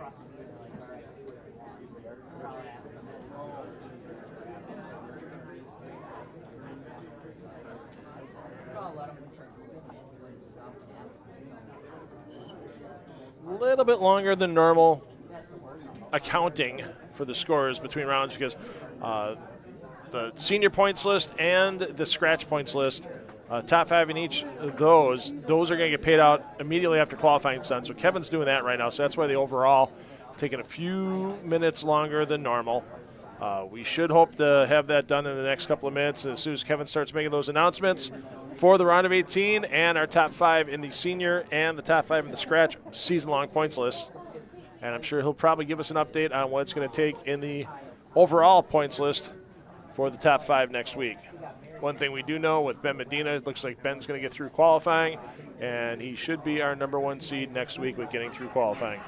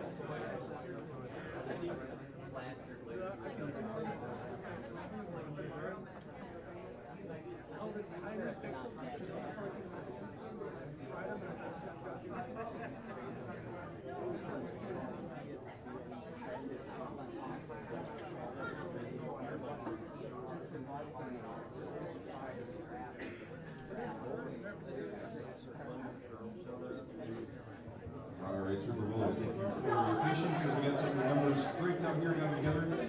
As always here, so I'm going to do the Survivor side pot, and then I'm going to do the Scratch Division and Senior Division payouts, and then the gift cards from Bowlers headquarters, and then we'll let you know what the cut was. So, without further ado, Survivor side pot coming in at 9th place, $15 going to the Smart account for Gordon Croman. 8th place, $20 winner, 188 in the last game, David Brandt. 7th place, $25 winner at 189, Alejandro Gallegos. 6th place, $30 winner with a 192, Mike Donnelly. 5th place, taking home $40, 197. I shouldn't say taking home, it's going to the Smart account, Hudson Canopo. 4th place, $50 winner, 202 in the last game for Scott Pargandi. 3rd place, 213 in the last game, $60 winner for Lori Exner. Guess you should have been getting in the side pot, huh, Lori? That's the first time she got in. Oh, yeah, sure, okay. 2nd place, 220 in the last game, $70 into the Smart account for Will Pargandi. And your Survivor side pot champion tonight, 230 in the last game, taking home $80. Congratulations, Stephen Lark. I said this might be my first thing again. Even though his brother forgot to sign him up early. All right, next up, we're going to do the Senior Division Champions. Again, this is a season-long cumulative point total, so we got these all totaled up after qualifying here. Coming in 5th place, taking home $20 with 87 points, Lori Exner. 4th place in the Senior Division, 112 points, $30 winner for John Stud Halaska. 3rd place in the Senior Division, $40 winner, 120 points. I know he headed home, but that is Kentucky Fried Chris Hoffman. 2nd place in the Senior Division this year, $50 winner with 124 points, Steve Bequest. And your Senior Division champion this year, 134 points, taking home $65 for the effort. The man who can loft it a mile, but it only goes 12 miles an hour, Rob Kenny. And just a quick breakdown of the side pots and everything. So we had the total prize fund was $3,105. $2,400 of that is saved for the step ladder. So I had $705 to divide up between these two side series. So 205 of it went to the Senior Division, 500 of it went to the Scratch Division. So with that being said, the Scratch Division points, let's see, coming in 5th place, 461 points, $50 winner, Steve the Hammer Belanda. 4th place in Scratch Division, $75 winner, 466 points, Steve Bequest. The other Steve B. 3rd place in the Scratch Division. 3rd place, 474 points. Actually, yeah, I didn't even notice. We had a tie at 474. I was going too fast and I didn't look for ties. So we are going to split the $225, so $112.50 each goes to Ian Clark and Jaden Kenny.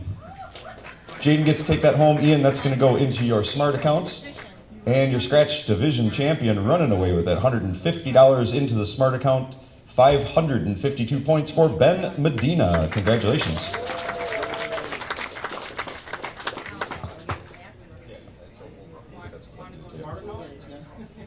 I should have done that before I announced, but. Ben Medina, Smart account. Can you write his name? Yeah. All right.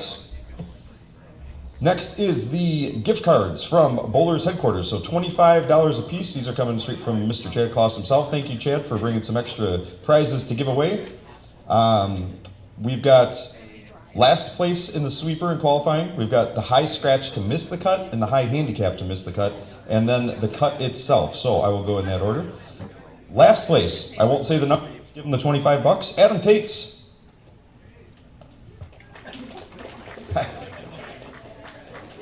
It's a participation award, Adam. It's okay. All right. So this will give you an idea on the cut. High scratch to miss the cut was 577. Zach Gentiman. High handicap to miss the cut, 590. Lucas Will.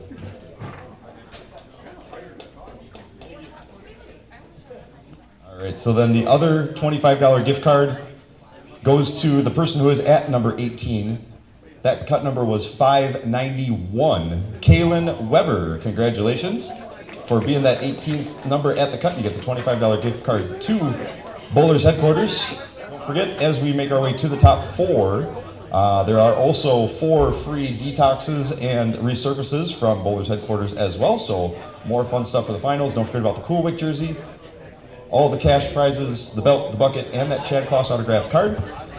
All right, now as I read your names from number 1 on down to number 18, please come on up here to the bowling counter and let Robin know what lane you'd like to be on for the first elimination round tonight. Number 1 qualifier, 667. Congratulations, Emma Johnson. Emma on a double points night also gets an additional point for being the high handicap qualifier. Number 2 qualifier, 644 for Ben Medina. Number 3 bowler at 642, Hudson Canopo.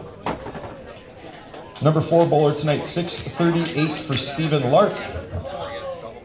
Rounding out the top 5, 635 for Will Porgandi. Number 6 bowler, 629 for Carson Kenny. Number 7 qualifier, 620 for Sam Medina Conchi. Number 8 bowler tonight at 619, Mike Donnelly. Number 9 bowler tonight, 613 for Scott Porgandi. Rounding out the top 10 at 607, Domo Fortson. Number 11 bowler at 604, Lori Exner.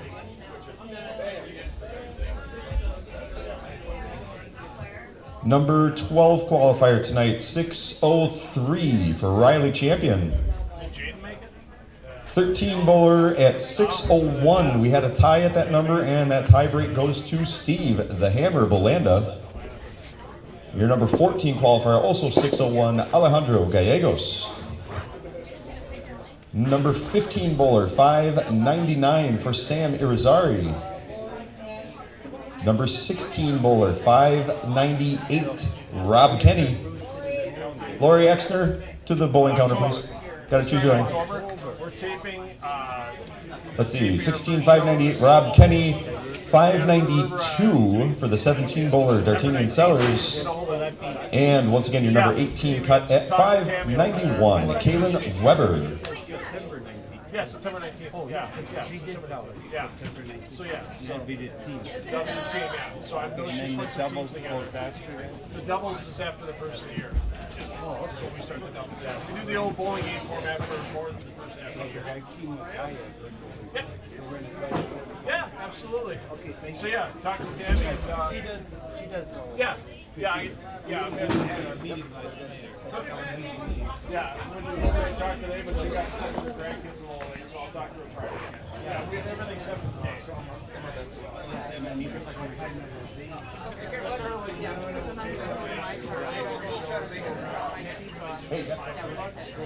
So, yeah.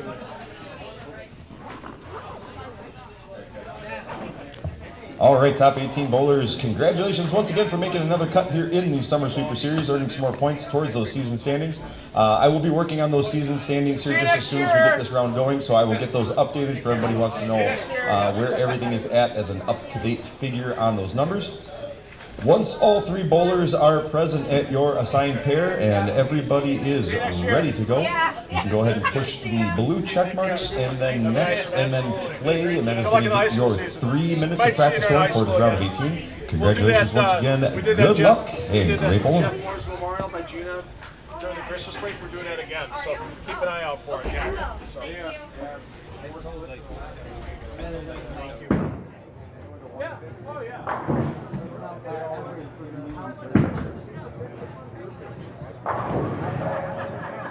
All right, just underway at 3 minutes of practice. We'll get you bowler introduction shortly.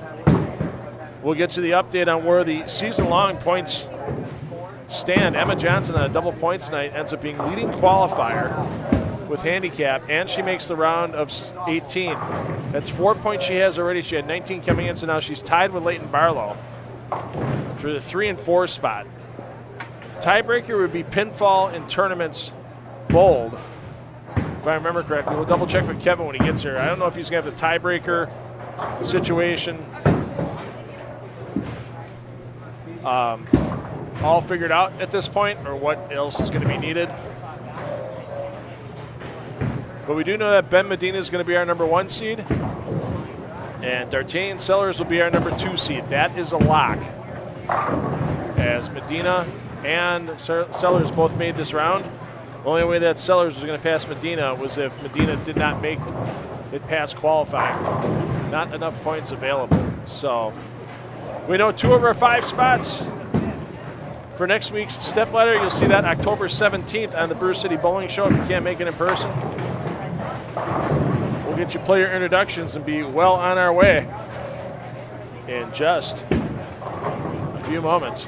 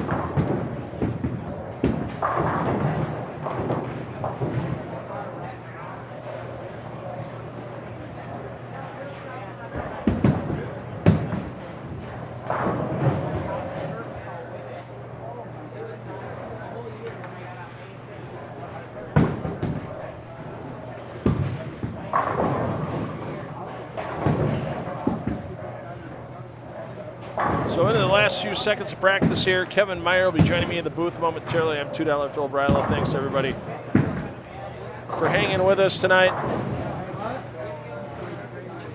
We'll get you player introductions in just a moment as bowlers finish practice. We're going to start on the high end, mix it up a little bit, and work our way down to 1 and 2.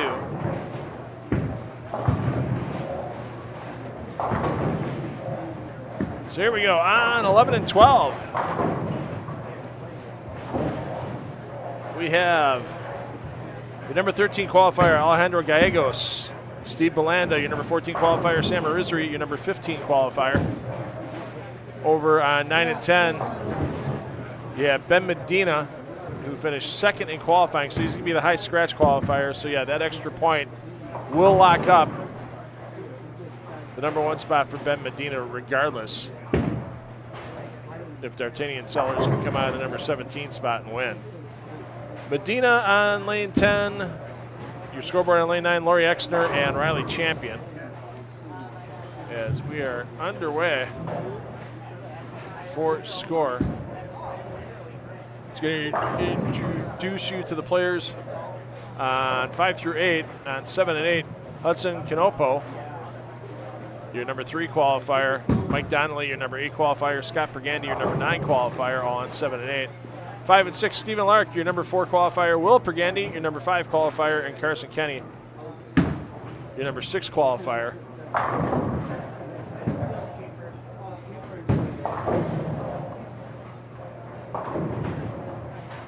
And Carson Kenny does not have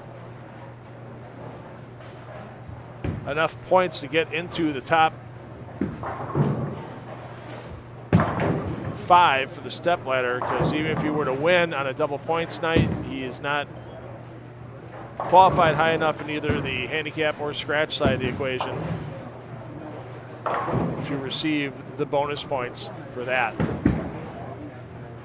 And then let's take you down on 1 through 4. On 3 and 4, your leading qualifier, Emma Johnson, as we said, she has locked herself into the stepladder, just where she's going to end up and how she bowls this round. Playing with Sam Medina Conchi, your number 7 qualifier, and Doma Fortson, your number 10 qualifier. On 3 and 4. On 1 and 2, it's everybody on the bottom of the order. Nobody wants 1 and 2. Rob Kenny, your number 16, D'Artagnan Sellers, your number 17, and Kaylin Weber, your number 18. All on that pair. Don't count Sellers out of making the finals just because he's starting on 1 and 2. We've seen him throw some big games on 1 and 2 earlier this season. Sellers, the only player to win 3 Summer Series events in a single season since the start of the Summer Sweeper Series. And he's looking to add a 4th one tonight.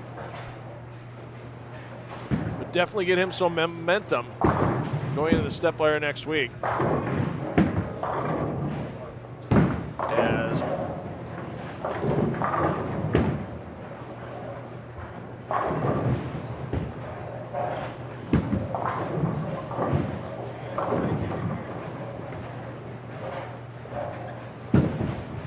As there's no way for, I don't think there's a way for Emma Johnson to get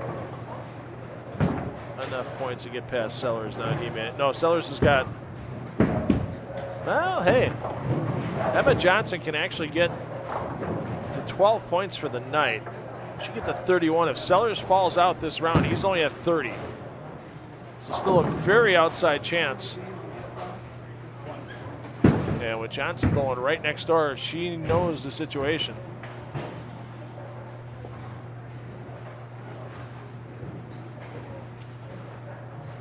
And once again, your lane talk scoring does not include the bowler's handicap. It is simply their scratch score. We'll have to give you the score with the bowler's handicap as we make our way through. And Johnson, first frame open, that's going to ding her chances of getting out of that opening match on the stepladder.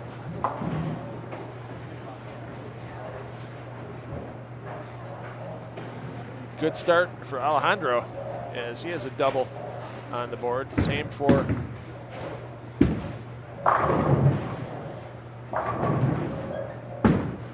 Steve Belanda. Belanda also starting with a double. Medina finished with 235 on this pair in his 3rd game. That one leaks a little left early. And Exner with the trip. But Exner with some work to do to get caught up to those others during the string strikes.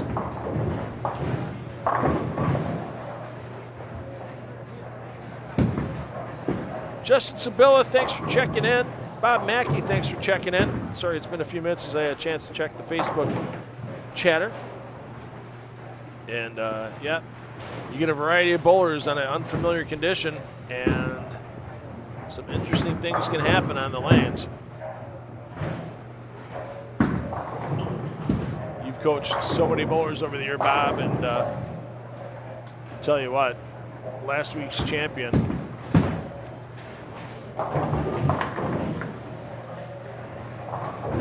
Zach Gentiman, was one to give you immediate credit on the coaching he's received that's helped him to that win last week. Unfortunately, Zach not making it through qualifying tonight. Champion goes high.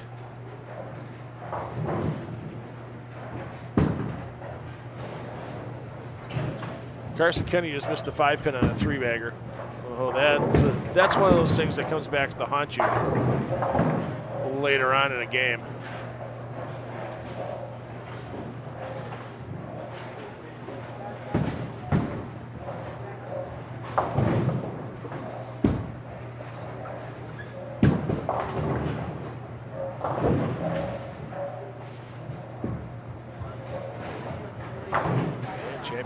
cover. Let's go over to 5 through 8.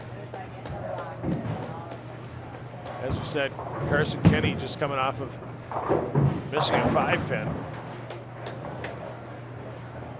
Let's see how he responds.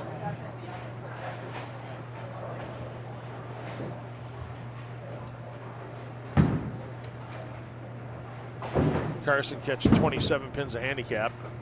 And he bounces back with a strike, but yeah, not happy with himself after missing that 5-pin. Stephen Lark leaves the open frame. That's the Bo Burton buzzard on the board for Lark. So our number 4 qualifier looking like it's going to be tough to advance at that pace. Schraders, we'll see you. Thanks for bowling tonight. Appreciate it. We'll see you down the road.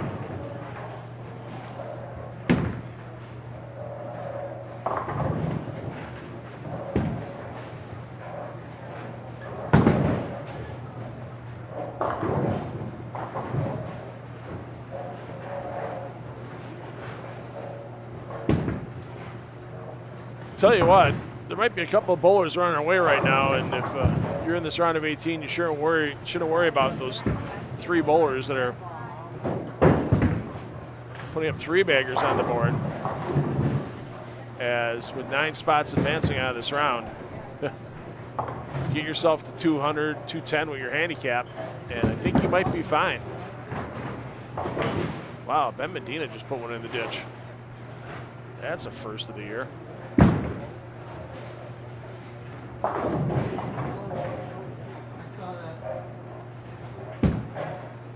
Donnelly can't get it to go.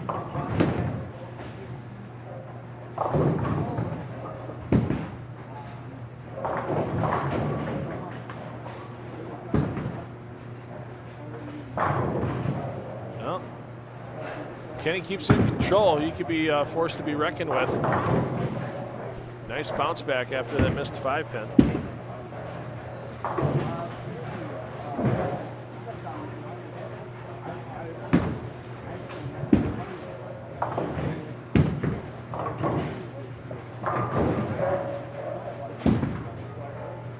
Never easy. It doesn't matter if you're the 1 seed or 18 seed. You get in this round of 18, all your pinfall drops. You know you got to put up a decent score to make your way into the round of 9. Ah, get it down. Solid. 9 for Caitlin Weber. And Emma Johnson can't get the roll on the 2-pin. Pick up the spare, move on. Try to find your way to a double shortly. Even with a couple of re-rates this year, Emma Johnson bumped her average up to 186. She's catching 35 a game. Get off there at 190, add your 35 in, that's 225. I think you're going to make it through the round of 9 and possibly lock up that number 3 seed for next week's stepladder. Emma's been really good on her spare game all season long until she gets to the top 4 finals. We've seen her had some issues with the nerves on the spares.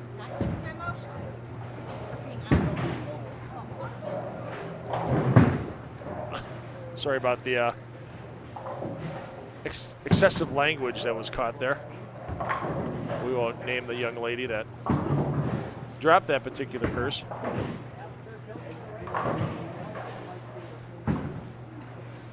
As we said, Sellers just trying to make sure he holds on at the number 2 spot. He gets out of this round. He is the number 2 player for our stepladder next week, keeping Emma Johnson in the rearview mirror. As Johnson comes high, and she is not comfortable on that pair right now. Let's get back up to the high end. The hammer hanging in there, open frame in the 4th, but that opening 3-bagger offsets it. Hammer catching 8 pins of handicap, so he's currently sitting at 128, looking to pick up that solid 9.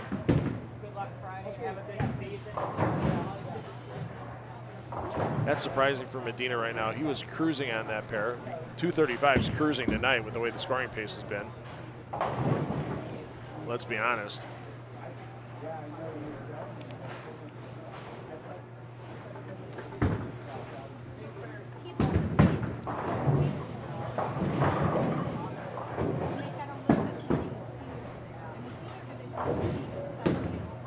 But making this round is enough points for Medina.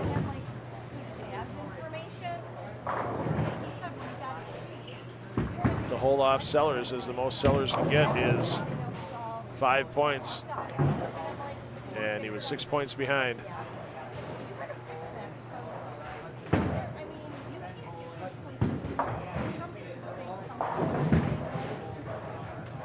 Oh, it's not the momentum Medina wants getting into next week's championship match. He's going to have to sit around and wait for 3 other stepladder matches before he'll get his chance to shoe up. He's guaranteed $500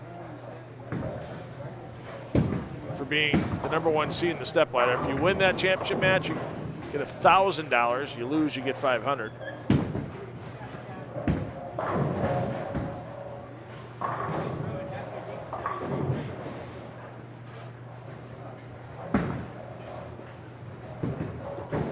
But if you think about, I mean, if you paid $30 a week all summer long, Scott, Mr. Wilterdink, we'll see you down the roads. We'll follow you. I like the chatter you give on football and stuff on X. I follow you on X with your football chatter and stuff. I like seeing your comments because I agree with most of them. Common Sense Sports by Scott Wilterdink. I think that'd be a great column. So Belanda should be getting into the round of 9. We haven't seen Steve make a top 4 finals yet this year.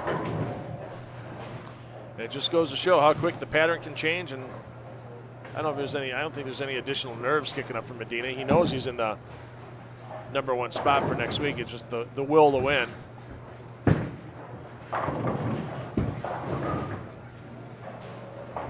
Let's check on our bowlers in the middle here. As Sam Aruzari just not going to get there tonight.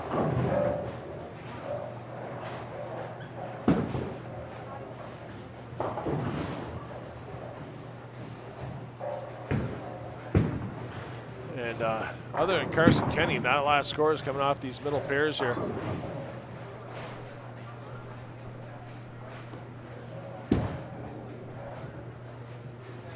Donnelly's catching how many pins here? Donnelly's only catching 20. And now with that open frame, yeah, it's going to be an under 200 cut at this pace. Will Pergandy's got a pretty good chance at it. Will Pergandy already at 196 with his handicap. He's 138 in the 9th on an open, but he's already at 196. Just get a spare for Will Pergandy. I think he's a lock. I think we saw Ben Medina a couple of weeks ago with 4 open frames the entire night, and now he's got 4 in a row. He's got a little bit of a smile on his face, but you know the frustration's there.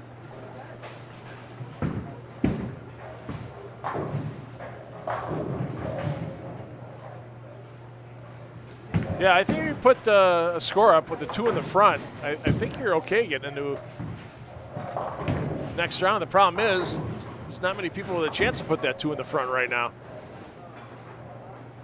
Alejandro Gallegos has already got 2 in the front going into the 10th frame. Belanda's going to need to double. He's got 1 in the 9th. He's going to need to pile on with a second one. And first ball of the 10th to get to 200. There you see Carson Kenny. That open frame and his handicap is going to leave him at 214, so he should be okay. 205 for Will Pergandy, yeah. It's interesting. Hudson Canopo, good chance. Hudson on a 3-bagger going into the 10th. He's only catching 10 pins a handicap, but if he can strike out, he gets to 207 and then puts 217 up there, so.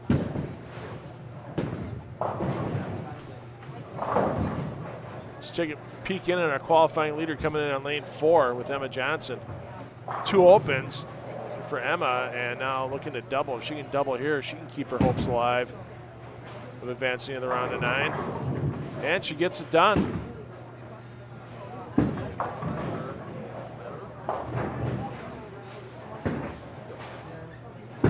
So Emma can get 209 scratch.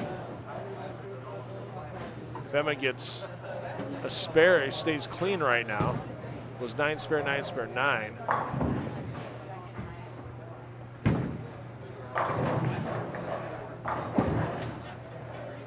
get the 176 scratch, and that'd be 211 handicap. That should be enough. Open frame, she's going to find herself in a little bit of trouble.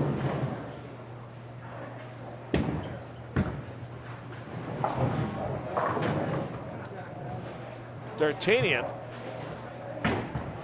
Sellers catching just 9 pins of handicap. And D'Artagnan can get to 199. I think it's a definite must-double situation here for D'Artagnan. Trying to hold off Emma Johnson and stay in that number 2 seed. Oh, not happy with it at all. Oh, and gets away with one. Yeah, you can tell right there. I think he thought he was going to get 4 or 5 off the left. Ooh, and Emma Johnson goes way wide. This is a must-make for Emma.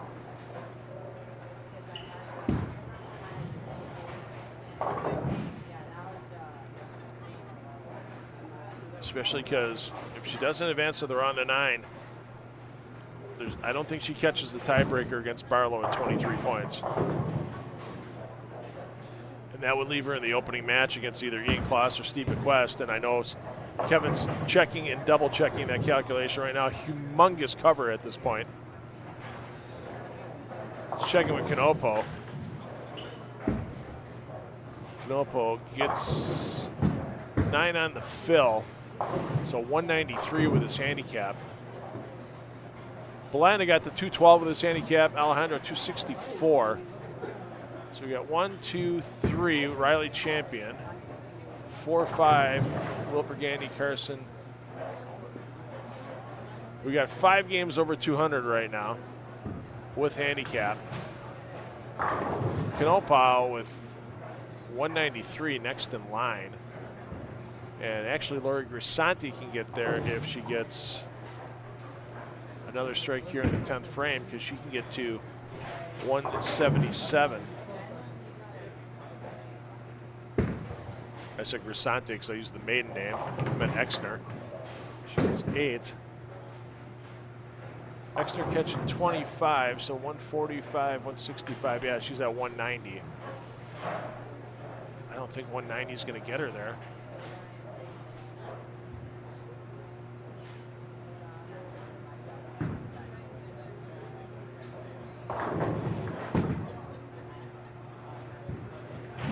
No, 189. I mean, it's a real outside chance of getting there right now. We already got Domo Fortson at 212 with one more shot to go in the 10th frame. Nobody on the end pair. Getting to 200.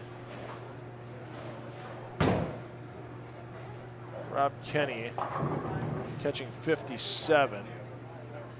Rob Kenny can get there.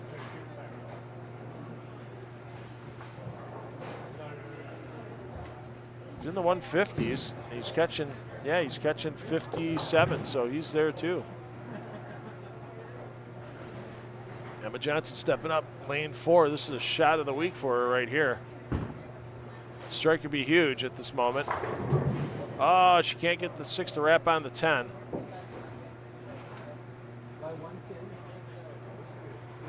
She can get the 174 and 35 is 209. So she's got to make this. She'll skip a couple of people with 2 O's on the board. So she's a little upset right now, but 151. So 208 for Kenny. Yeah, Johnson can get the 209 spare here and all of them on the fill ball, and I think that'll keep her in. 3, 4, 5, 6. Okay. We might have a tie at 193 unofficially. That's fully unofficial. So we'll get the scores verified here. I think we have a 193 tie with Hudson Canopo and I think D'Artagnan. No, was it D'Artagnan? Yeah, D'Artagnan's at 193 as well. So, or is it Alejandro? I can't tell all the way down to 1-2. Well, we'll get the official announcement from Kevin in just a minute. 9 bowlers advancing. Thanks for hanging with us. American Place Casino Summer Sweeper Series. Don't forget, if you get to go down to American Place, first time you go, get your APC Rewards Club card. Sign up in your first 24 hours. You can lose up to $500 on video poker and slots, and they will rebate that to you in full over 2 trips. You'll get your first email about a week after your first time down there for half of what you lost, up to that $500. And then a couple of weeks after that, you'll get your second offer. So check it out, AmericanPlace.com. Click on the promotions tab, and they'll give you all the details for whatever your favorite game might be, whether it's video poker, slots, table games, no limit hold'em. Great tournaments they have a couple times a week in the Harbor Poker Room. Yeah, check it out, AmericanPlace.com.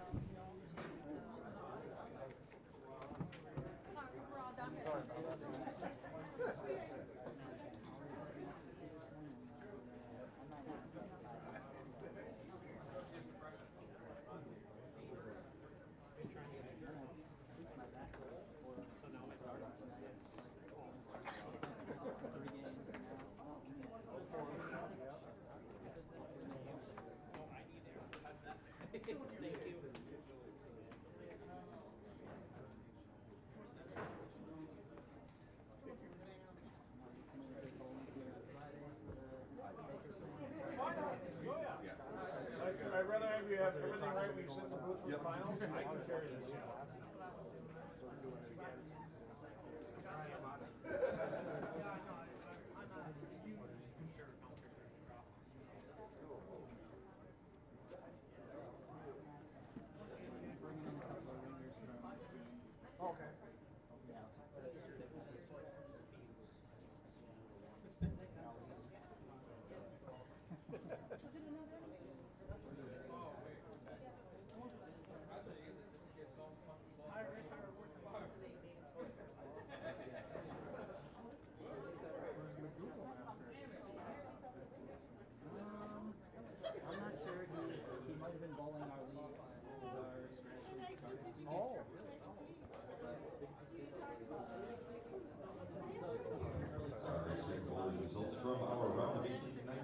Number making it through into the top 9 and into the money. 198 is that number moving through. 198 is making it through. D'Artagnan, you were the cut. Before you guys come up here for lane choice in the round of 9, a quick update on the season main event standings. I'm still working on doing one more thing for that, but to let you know where we're at as of this round. Ben Medina is going to be your number 1 seed in the step ladder. D'Artagnan Sellers is going to be number 2. Emma Johnson has earned enough points with her double points tonight to move ahead of Leighton Barlow into the number 3 seed on the step ladder.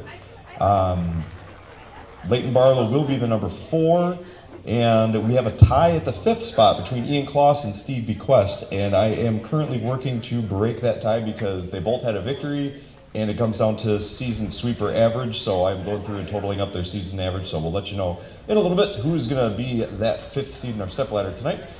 But as of this event, as I read your names from number 1 down to number 9, come on up here and let Robin know which lane you'd like to be on. Number 1 qualifier, 264 for Alejandro Gallegos. Number 2 bowler wearing the same jersey tonight, Twinsies, Domo Fortson. Number 3 bowler, 218 for Riley Champion. Number 4 bowler tonight, 214, Carson Kenny. Number 5 bowler, 212, Steve the Hammer Bolanda. Number 6 at 208, Rob Kenny. Number 7 bowler, 207 for Emma Johnson. Number 8 is 205 for Will Pergandi. And once again, your number 9 seed moving through into the money tonight, 198 for D'Artagnan Sellers. Hammer! Got one. Do it again. There. All right, top 9 bowlers, congratulations once again for making another cut into the money here tonight. Don't forget, in that top 4, you're getting also those, everybody, if you make the top 4 into the next cut, you get the free detox and surface from Bowlers Headquarters tonight. So thank you again, Chad, for bringing those in for us. Once all 3 bowlers who are assigned to your pair are present and everybody is ready to go, you can go ahead and push the blue check marks and then next and then play. And that is going to get your 3 minutes of practice going again for this round of 9. Congratulations once again, good luck, and great bowling. Thank you, Kevin. And practice will be starting shortly. 3 minutes for all players on a pair. And then we will get you your introductions for your final 9. And as you heard Kevin with the recap, we know our top 4 in the stepladder. He's getting the calculations done for who's going to be our number 5 seed with the tiebreaker for next week's taping here of the American Place Casino Summer Sweeper Series Finals. 6:30 your start time here at Country Lanes. If you can't make it in person next week to watch and cheer on your favorite bowler, you can cheer him on Saturday, October 17th, 9:30 a.m., My 24 Milwaukee, kicking off our Brew City Bowling Show season with that stepladder finals.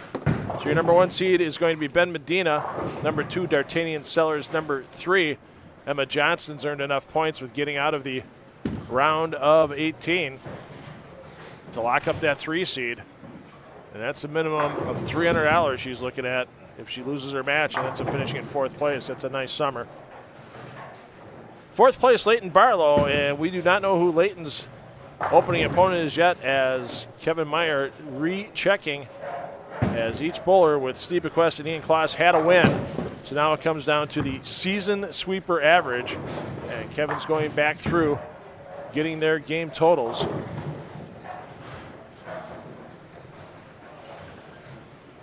And by the time we get to Kevin in the top 4 finals, he'll let us know who officially will be our number 5 seed.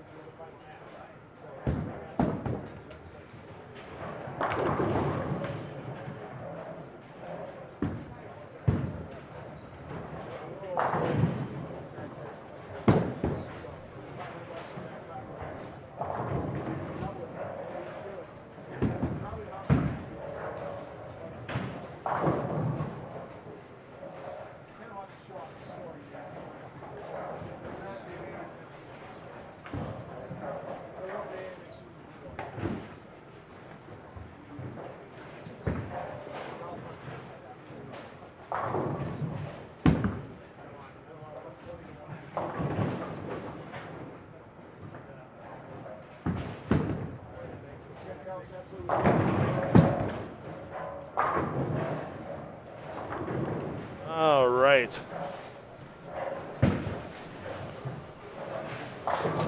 So who's going to make our top 4 tonight? We've got some familiar faces. We've got some new faces. We got a few players that haven't made a top 4 yet this year. Steve Belanda hasn't made it yet.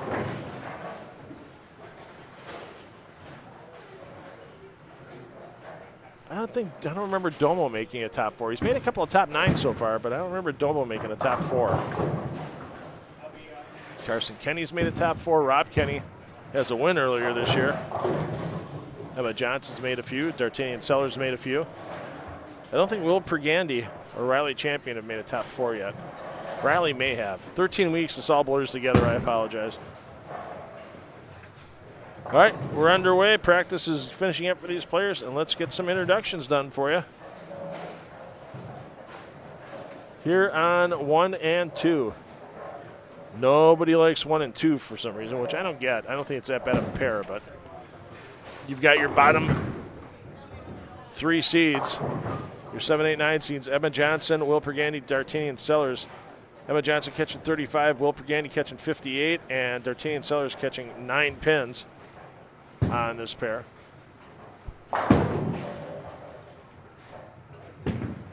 Over to 5 and 6. Riley Champion catching 27, Carson Kenny catching 27, and Rob Kenny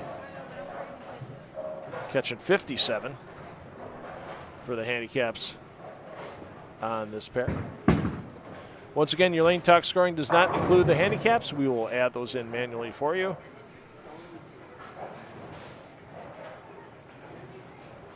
And everybody that's made this run tonight, once again, will cash. I will double check with Kevin, but I believe it's $200 on top tonight for the winner. If not, it's going to be real close. We had 45 in the field, so.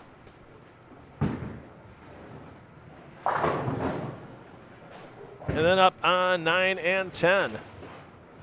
Alejandro Gallegos coming off a big game, 265 with his handicap. In the 220 scratch, actually 219 scratch. Last game for Gallegos. He's catching 46, Domo Fortson catching 64, and Steve Belanda catching 8.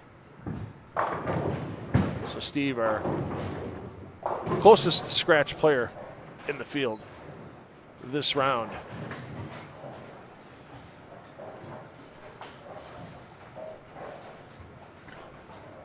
As we all know, Steve writes for RotoWire. And it's fantasy football season. I've already seen him post on X about some of the fantasy football drafts he's been in, and how he's used the RotoWire draft tool to help him find success in those drafts. And thanks to Steve Belanda, any of our viewers this evening can receive 30% off any RotoWire subscription. Use the code BULL30 at rotowire.com, and then you can follow some of Steve's great writing. If you can't follow him on RotoWire, follow him on X.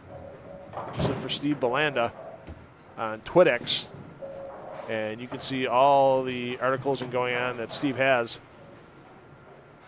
with this upcoming NFL and college football season. So bad news there for Belanda, open in the second.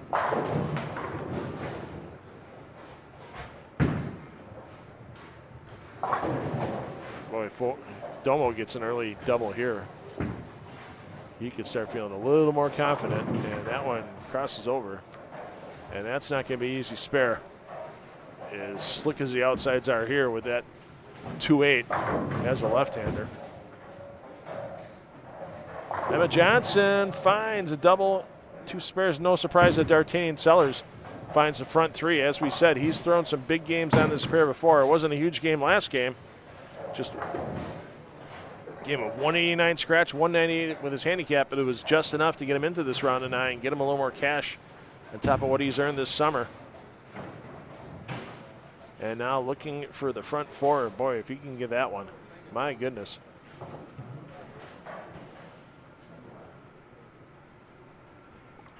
And we haven't gone to 5 and 6 yet because 6 frames bold, 2 for each of the 3 players. We have 5 open frames in that pair, so we're going to wait a little bit before we go over there. Sellers, wow. The 4-9, wasn't expecting that.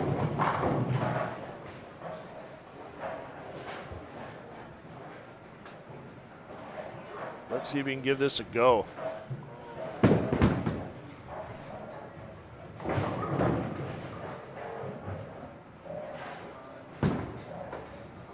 Nope. A little too far to the right.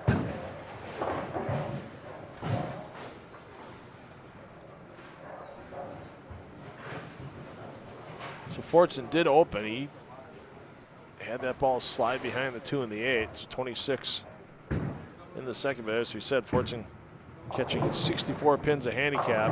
And if you can catch another break or 2 like that, we could see Domo in another top 4 finals. Johnson with the single pin. Sellers looking for the bounce back, and don't count Pergandy out of it yet, as Pergandy catching 58 pins. He's kept 3 of his first 4 frames clean. And that's not the worst mistake for D'Artagnan Sellers to make at this moment.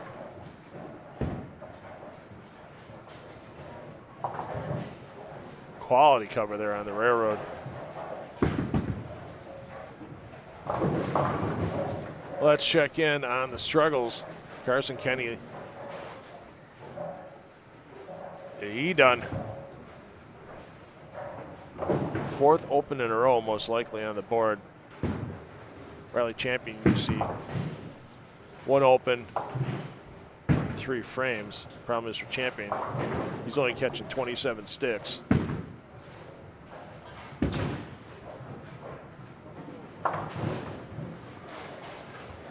And barring a miracle finish by Carson Kenny, he's looking at the number 9 slot.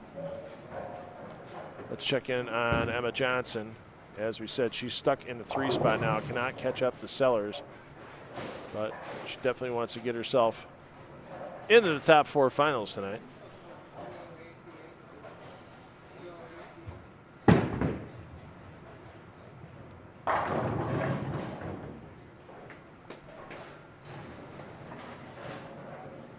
I don't know, Rocky. Your kids got a little work to do yet. It's only 4 frames in. Doesn't matter if the first or fourth. You make your way in. Pinfalls will drop once again for that one game in the finals. Belanda not happy with it, and you see why. Can't quite tickle that 7-pin down. Gallegos is this lane down, 2 for 2. Now make it, sorry, spoke too soon. Thought he was going to make it 3 for 3. That didn't happen.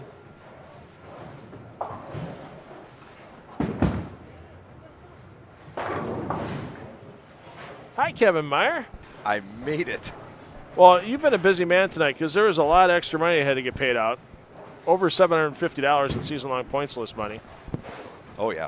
For the seniors and the scratch. And I know the bowlers are appreciative of that being done right away. A couple of them actually spent something before they left. So hey, you know what? It always helps. There's a win. There you go. Yeah, we got some numbers crunched, and I got some updates for you. Ready for the news? Yeah, because we know the top 4. No, we know the top 4. Yep. That you announced. Everybody heard that. We reinforced that right before we started here. So it was a tiebreaker between Ian Kloss and Steve Bequest. Right. First tiebreaker was number of wins on the season. They both had 1. So it goes to the next qualifier on the list. Wolf Gandhi with a 5-pin. I got my hand up. So the next qualifier on the list would be? Season average. So season average, scratch average. Or with handicap? With handicap, yep. Okay. Because it's a handicap series, so there we go. Do it with handicap. Okay, so the season average with handicap. Ian Kloss ended 217.8. Steve Bequest 212.2. So okay. Ian, and you know the week that Ian won was on. You shouldn't have put your hand down. Oh, dang it! He can't buy anyway. I know. His dad will buy though. The week that Ian won, trying to remember the pattern. High-scoring pattern, and he just absolutely smoked it that week. They were neck and neck up until Was that the helium pattern? Helium, yes, yeah. And they were neck and neck, literally within tenths of a point of each other, and I was like, oh my gosh, are we going to have this? Right. And then Ian just really took off at the end of the season, had a lot of good nights, and vaulted himself now into that number 5 seed of the stepladder. So congratulations, Ian. That's just goes to show you every pin counts. You know, even if you make a cut and then don't bowl the greatest, try and cover your spares, get every pin you can. Right. Makes a difference. So D'Artagnan Sellers, who I believe is 25 or 26 tops, is going to be the senior age person in our stepladder next week. It's a youth movement for our top 5. I did not realize that, but yeah. Absolutely. Because, Ben's in high school, D'Artagnan's early to mid-20s, Leighton just turned 21. Emma, I think, Emma just graduated from college, yeah. So she's like 22, 23 maybe. Yeah. Ian still in high school. Yeah. Yeah, so it's definitely a youth movement this year, that is for sure. And, the sheet here that I've got, so I haven't doubled Emma's points yet, but she did move ahead of Leighton Brylow, regardless. Yeah, regardless at this point, because she got a point for high handicap qualifier. Correct. Along with now 2 points for making it to this round, 1 for the round of 18. Emma looks like I looked at this Nationals pattern on a team event. Where you're like, why did I do that? Back to Belanda. He needs a bunch in a row if he's going to make the top 4 for the first time this year. And that's not a bad way to – you can't get 3 in a row without a double, last time I checked. Well, you could pay Count for it. He might be able to scrounge one up for you. You also can't just send in the gift card. Yeah, right. Yeah, then he might give you one of those weird squishy toys and say you owe it to him or something. Weird squishy toy and Count Fuller are two phrases that really shouldn't go along. Interesting story when you say Count Fuller, because he bowled in our Thursday night league here, and I had to verify his average. I couldn't find his name. It's Count Copy hyphen Fuller. Yeah. And you have to have the hyphen in there on right. bowl.com to find him. Yeah. What a strange individual Count is. Eccentric. Let's go with eccentric. I'm sure that's what he'd prefer. Sure, that's fair. Oh, if he shows up next week, we're putting him on we'll have him reduce the bowlers for each match. No, we won't. Well, he always tries to sit in the camera view and play cribbage. So, right. You know, can we put can you do like a clown face over him, like one of those edited? Could. Yeah. I could. Or we can just scramble it and put him in the witness protection program. I'm sure there's a few people still looking for him. They could be on the hunt. I see a lot of red circles on the low side of the house. No red circles on the high side here on Alejandro and Domo have been plugging away. I almost just cursed Belanda. Belanda's going to need a lot of help. We'll get back up to him in a moment. And Sellers looking to get into another top 4. Is that floating purple in the middle of the lane for him? I believe so. I believe there was a ball change between games. I had an interesting conversation with Matt Gasson from Top Notch the other day. I dropped off a bowling ball to get drilled. You probably saw the post that he made about, oh, look, you don't see this ball getting dropped off very often. That was me. That was the original phase. But I walked in and Alejandro Gallegos is in the pro shop, and apparently they stop into the pro shop and talk strategy prior to sweepers. So getting some business there in the pro shops. It's a good thing. So Sellers will be in. I don't think anybody can catch him. I don't think so. Yeah, Alejandro's slowed down, but catching him is one thing.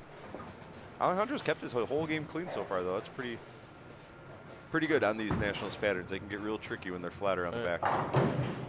Domo's gotten a couple of breaks, taking advantage of him. Not a bad thing. Now, how about Carson Kenny trying to make the comeback? 35 in the 4th. 4 straight opens. Now he's offset with 4 strikes in a row. 4 opens followed by 4 strikes. Yeah. I mean, he can get to 215. And that's going to go down by 22. So he'll be under 200 scratch. And he's catching 27 with his handicap, so. Could still be there. Ooh, Steve coming right off the corner. Yeah, don't count the hammer out yet. Yeah, he's going to regret that missed. So Sellers is 231 with his handicap, so he's good. Pergandy is not good. Pergandy's catching 58, so he'll be at 219. Hey, at my old stomping ground in Iowa, 222, that's a free beer.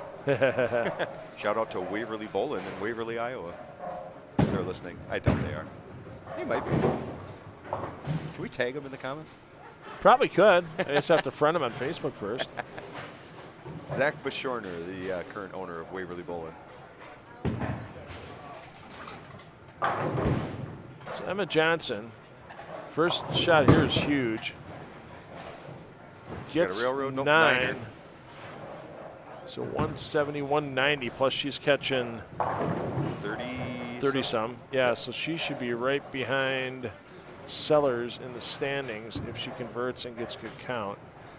So that would, if Emma were to get to the finals and win, she would be our, is it 3rd or 4th person to double her points and win this year? D'Artagnan did it, Medina did it, so she would be 3. She was 3, okay. She would be 3. So she got the spare, so she's in good shape. Fortson and Gallegos have a little work to do yet. Oh, that's going to end it for Kenny. He found out what a 2-2 was. And Belanda can get the 199, but he's only catching 8, so that's 207, so that's not going to be enough. Yeah, it's definitely not going to be enough. Oh, well, get out the old frying pan and the egg for the spatula. Yeah. So Champion can get the 2-0. So there's going to be huge shots here for Champion coming up. And Nice conversion. That? Oh, that was, what split was that? 6-7. Way to go, Hammer. You made him laugh. You got him. You got him, Kevin. That's what I do. I provide quality entertainment. Or at least it is in my That's mind. what we're here for. That's right. So Gallegos goes high, but he'll have enough to get in. Even though he might be third. Champion just struck. So, yeah, Fortson might need,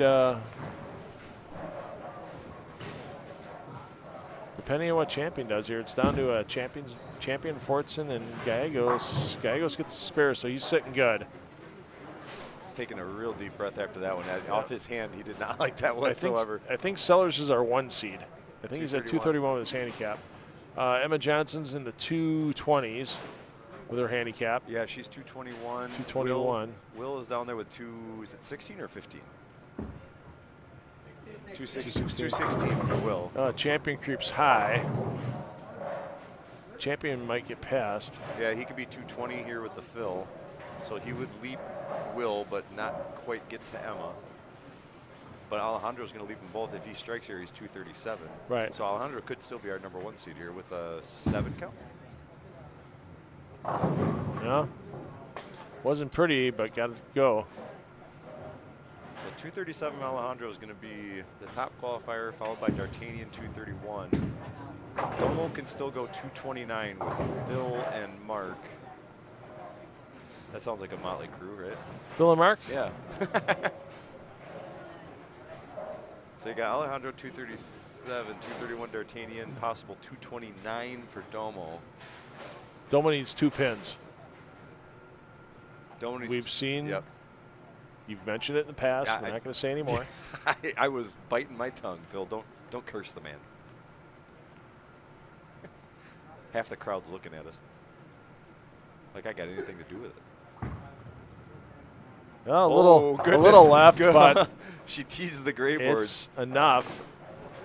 So Alejandro Gallegos, Domo Fortson, Emma Johnson, and D'Artagnan Sellers. That is a motley top 4.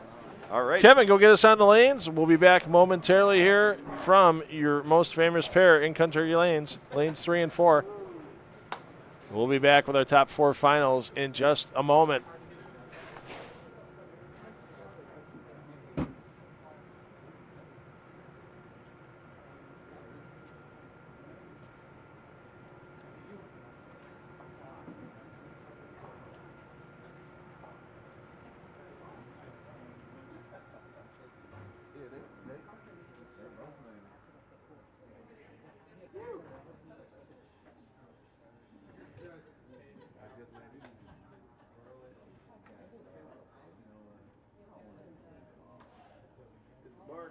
I need a shot. Oh no, bars open till I leave. I need a shot. Yes. You got a couple minutes. Bro, like the goalie now is so silent. So he was like,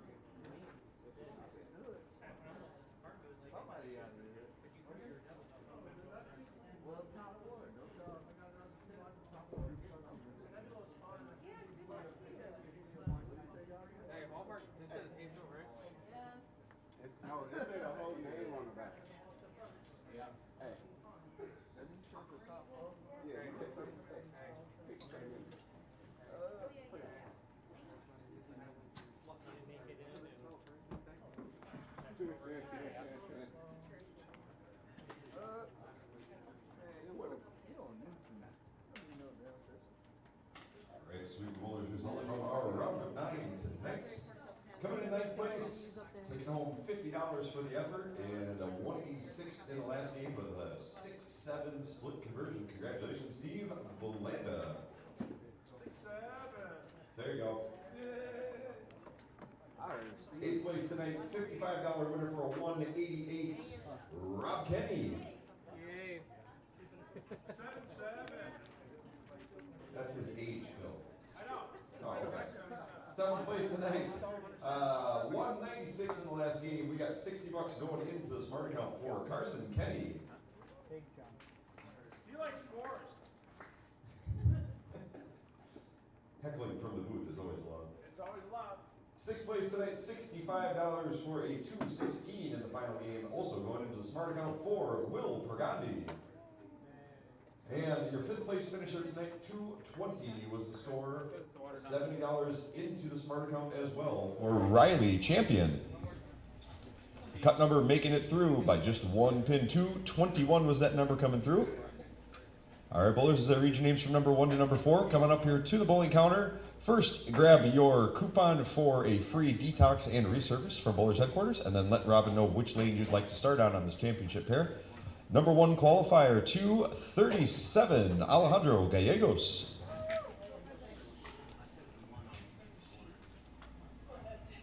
Okay, technical difficulty. We'll figure this out eventually, maybe after week 13. Let's see, number 2 qualifier, 231, D'Artagnan Sellers.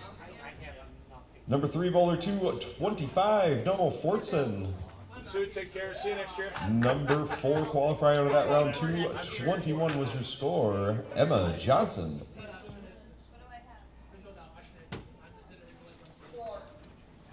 All right, top 4 bowlers. If I could get you out in front of the ball return on lanes 3 and 4, we will get the finals going here as soon as we get our picture for the Facebook recap.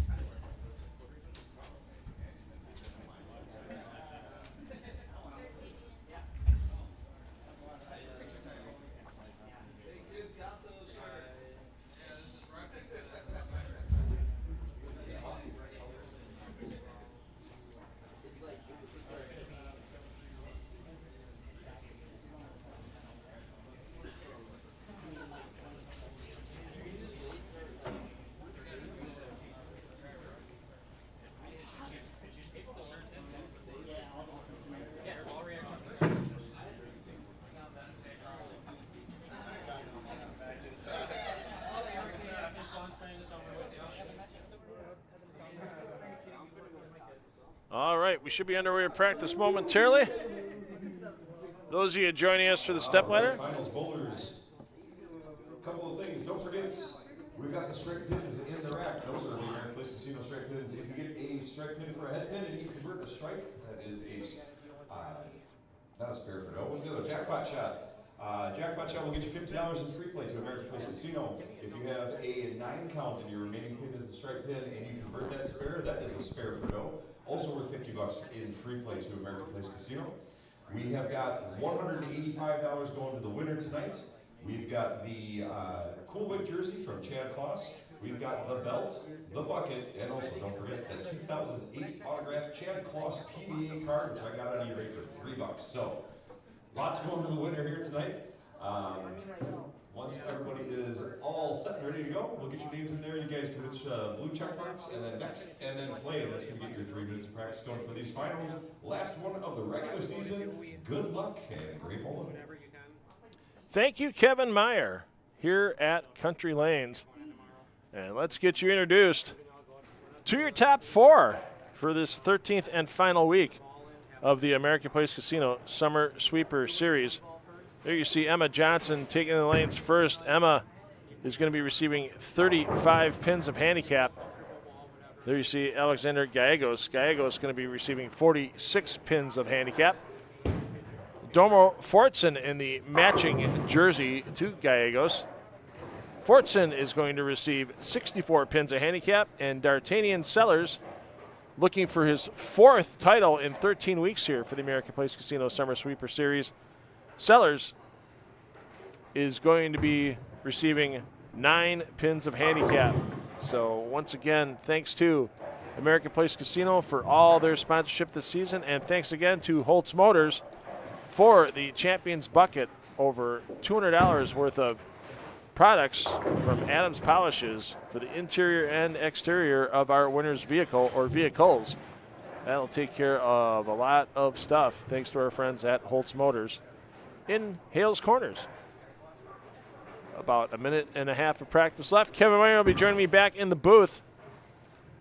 And we'll once again go over our top 5 that you'll see on the stepladder finals next week.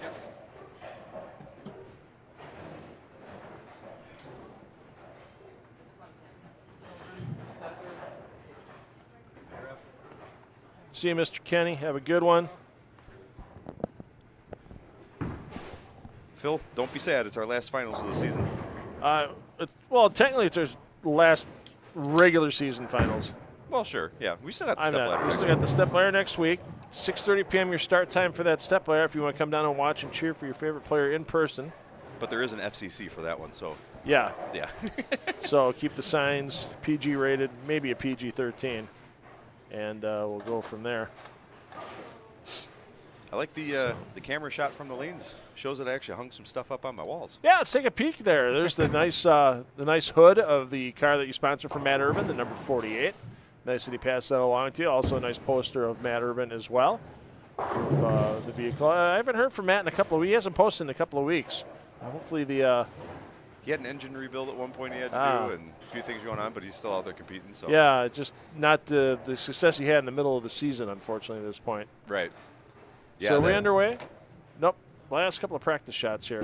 Yeah, and that hood was from his asphalt car, and then he switched over to dirt track, totally different body style, so he gave me the hood as being a sponsor, and I thought that was so cool. So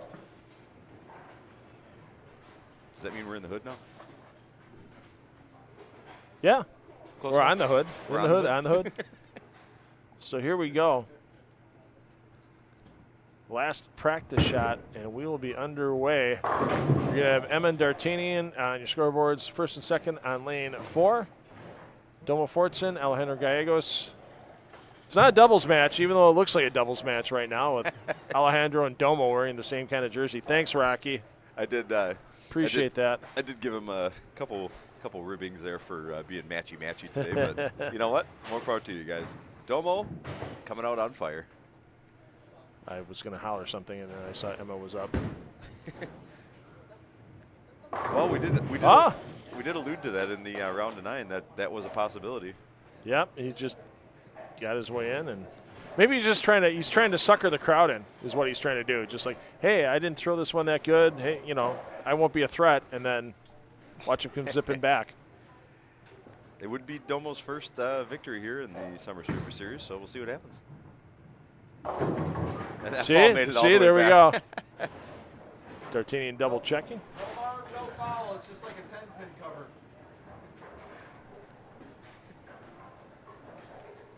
D'Artagnan, no stranger to this position. Hold on. No, stay up. Spare for no time. Let's go. That's the only time he wants that pin to stand. I guarantee you. $50 if he makes this from American Place Casino in free play. We got sound effects ready. Did you ever get that board when you went through Ohio? I can order it. Oh, okay. I can order it for next season. Yikes, that one gets away from Gallegos. What do we got? Spare for no. He's got a couple of those awards from earlier this year as well, so hopefully he's been having a good time. I hope so. When he goes. Thank you, American Place, for sponsoring that. Yeah. That's always a very fun moment here in the finals. It was kind of cool. They made the announcement. There was a post going on Facebook in a Wisconsin-based group about the old bowling game, and some people tagged me and said, hey, talk about the Brew City Bowling Show, and I did. And then American Place said, hey, glad to be part of what you guys do, and glad to be part of your next upcoming season. So it was great to see that from our friends at APC. That's cool. And, North Shore Steak and Seafood is going to be on my list this weekend. Haven't been in that place in forever, and I'm going to treat myself this weekend. That's for sure. Very good steaks. I think Domo is living the. See, he tried. He just starts. Yeah, let people put their guard down. Lulled them to sleep a little bit, and then we'll call it 2 strikes after that, even though not so much. Well, all 10 went down twice, but yeah. That's the beauty of bowling. It just doesn't matter how you do it, just as long as you end up with 10 in the pit. A lot better shot there by Gallegos. Right back in the pocket. Takes it down. I didn't really see what he did on the first one, but he missed way left and left a 1-5-10. Yeah, I was just thinking like what happened on the release to leave that. And then it wasn't much better on the spare attempt. Great cover there by Emma Johnson. Very nice shot. We've seen her let some stuff get away in her past. There were 3 pins. Doesn't count. There were 3 pins there. Doesn't count. It's got to be the single pin. Sorry. I just enforce the rules. I don't make them. I mean, that would be actually. An entertaining one to add. I made the rule. It's just I can't let them know that. Don't tell them. Don't tell them. No. You're a rule maker, but not a rule breaker. That's right. I'm the originator of the jackpot shot term and the spare for dough term. So there we go. Copyright $2 Phil. That's on right. 10 on the deck productions. Yeah. For everyone except Jack Dyson, apparently, but that's a whole nother story. Tag your friends in your posts when you use their stuff. That's all I'm saying. Save the copyright issues. Give proper accreditation where proper accreditation is due. That's all I ask. Are you a fan of the apple pie from? Oh, it's spectacular. Not the way D'Artagnan wanted to make cider? that. Yeah, I'm a big fan of anything that Down East has. Very good flavors. See if Emma can come back and not leave a split. Yeah. Well, mission half accomplished. That hood looks sharp. That nice clean wall. I mean, freshly painted. Yeah, and the whole thing, like my vision for that was, contrast. like Yeah. I'm not going to put a million beer signs up there. I want it to be like kind of cool, attractive stuff, but not be muddied up with a million advertisements. So it's ours now. We can do what we want. Oh, Domo catches a huge break there on the crossover. Lulling them to sleep, man. Domo's looking for that first belt. So and the Chad Kloss card. So Emma Johnson is yet to win this year. I know Alejandro's made a couple of top 4s. Has he won? He has not. He has not. So, and then we've got D'Artagnan looking for number 5 or number 4 on the season. This is his 5th top 4, but he's got 3 wins and a top 4 finish. Yeah, he is absolutely no stranger to this spot here. So, see if he can unravel the Domo train right now. But washout won't really get that done. And he looks a little surprised by that one. I look a little surprised by that one. I thought it was going to come back a little bit firmer. That's what she said. Quick, it's the last one. I got to get the jokes in there. Oh, there we go. Cover it up. Spare ball found some friction. And your thing gets it to go. I felt like that was going to set up early, but it held its energy a bit, just enough. You know, generally speaking, women are better dressers than men, but the 3 guys in the finals are very flashy tonight. Yeah, yeah. I mean, good-looking jerseys on it. You know, the Flames and the Phoenixes and the other woodland creatures and the Hallmark logo on the back there. Emma's like, I'm just good-looking. I don't need to be flashy. That's all it is. She's just comfortable. Bowling attire. That's all right. And that's a pretty good shot out of the hand. And the 6 does the job on the 10. Well, Emma clean so far. You know, don't count her out, even though Domo's striking, but he is prone to beginner errors. Yeah, that's for sure. D'Artagnan knows he's given a lot of pins back to bowlers in this particular finals, but he's been in the other position a while. And, you know, we've got a couple of bowlers in the finals that have been re-rated a couple of times during the season with D'Artagnan and Emma, and they keep getting through the re-rates. Yep. They keep getting better. They don't complain about it. It's Domo's trying to have a little fun here with D'Artagnan. That one, we don't usually see Domo hit the right gutter. That ball was so far inside off the hand. I thought it might catch the 610 over there, but holy cow, did that scream into the right gutter. But well, let's see if we can pick it up. Don't throw it there again. Ooh, he's right again. Better Go chance. over the top. There you go. And that one held in the oil. So he's 4 for 4 on clean frames with 2 gutter balls. Yeah. And he's got a double, but he's on pace for what would look like a Dutch score. Right. I can't remember the last time I've seen 60 in the third on a double. I don't think I've seen that ever. I think that's a first. With a double. That's one you don't see very often. Screenshot That may be the one. first time I've seen that in my life. Whoa, and Gallegos lets that one get away. That's saying something. You've seen your fair amount of bowling in your life. Yes, we have. And gutter spare, yeah. double gutter spare. Like even with watching like the PBA guys on Cheetah, I haven't seen that. Yeah. Yeah, that's the one where they got to kick it out to like board 2. It's a little better. Oh, something different. The all 10 in one shot streak is over.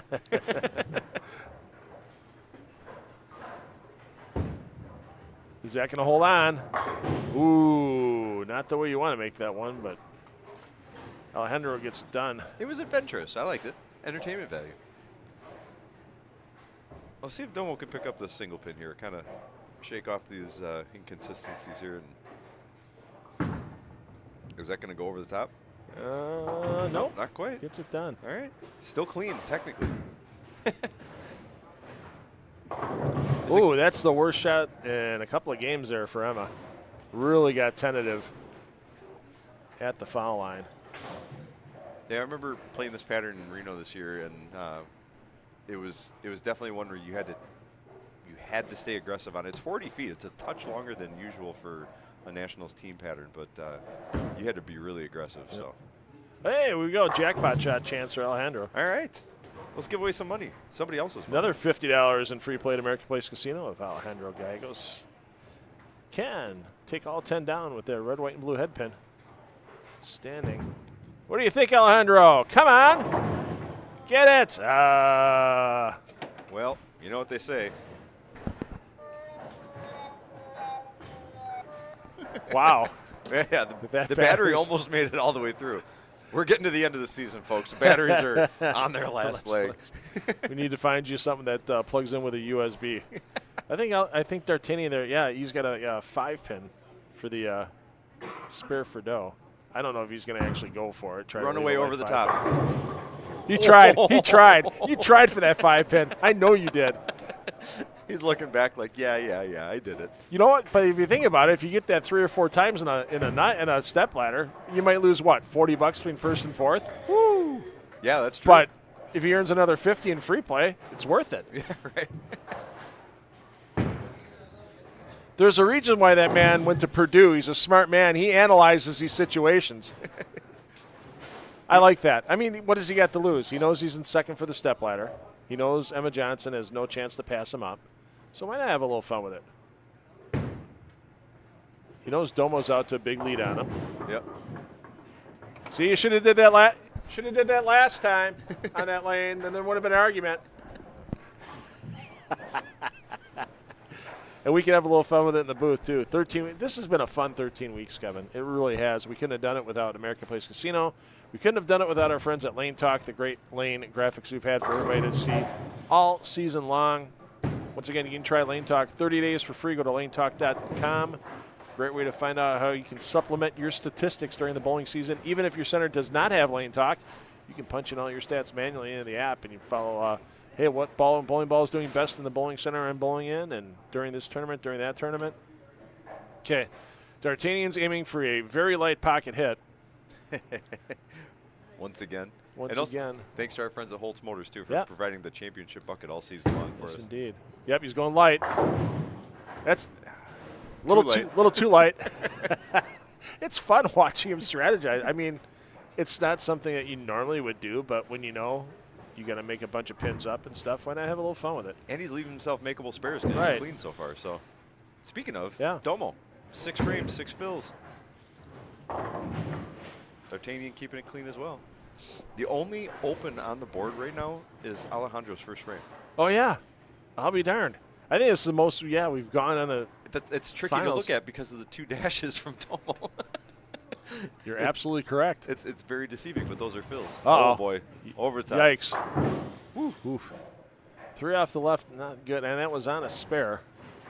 So Domo can really do some damage here with even just another mark. It's tough for the other players to catch up. They need doubles. Oh boy, that's going to hit the right gutter Yep. again. Oh my goodness. Now, I saw Tommy Jones win in Coldwater, Ohio in 2019 with 2 gutter balls in the championship match against Sean Rash. Oh, I remember that. And one. won. Yep. Can we have a champion here with 3 gutter balls in the championship match? That would be a story. Eat your heart out, Tommy Jones. That would be an absolute story. Oh, is that going to catch the head pin? Ooh. It's not. That's our second open of the finals. Got 4 more out of it, but yeah, he's going to find himself. I think that's going to put him behind Emma if she marks here. See if Domo can do it. If he spares again. That might do it. All right. All right. now you're just screwing with people. That's all you're doing, man. Oh, man, this He's is just great. screwing with people. This is great. We've got 3 gutter spares in the finals, and he could pull it off. Eat your heart out, Tommy Jones. Then Emma doesn't catch a break. Oh, goodness. Checking the footwork there. I said to Emma before we started, I'm like, Emma, is this going to be the one? She goes, I don't know. So Alejandro's going to need a bounce back after that terrible frame. And that's needing. Oh, that held. Okay, I thought that was going to be a little light. If Domo had struck instead of gutter spared on all of those, yeah, we'd be crowning our champion. Oh, yeah. Oh, almost.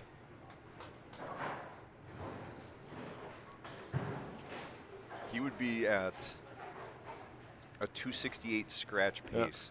Yeah. So that's going to put that's going to put Alejandro right back into to second place right now. D'Artagnan, and he knows it. He's not oblivious to what's going on. He's going to try to leave a smash 7 on this shot. He's got the red, white, and blue pin. Smash 7. Ooh, oh, good try. I would have been smash 7 instead of light 7, but that's just me. He went for Swisher 7. He went for the Swisher 7. I would have went for the Smash 7. These pins here at Country, you carry really well in the light hits. That's why. Apparently. Uh-oh. Uh-oh. Oh, there you he go. stayed clean. When's the last time we've had an all-spare game here? I don't recall when in the Yeah. finals for sure. Whoa, Nelly. That was yikes. Emma's questioning life at the moment, it Yeah. looked like there. Yeah, when you If he miss that far left, you go, what the heck did I just do? If he does it again, my goodness. He keeps it on the lane. That ball's right over the top. And he carries him.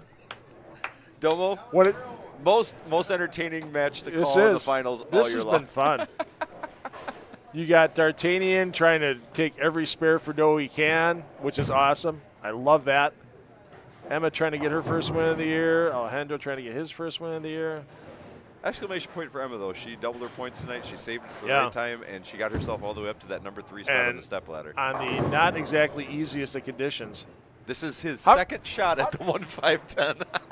I've seen that like once this year before tonight. Now you've left it twice in the finals. Yeah, oh yeah, you gotta go 4-pin high. Yeah, you gotta go high flush.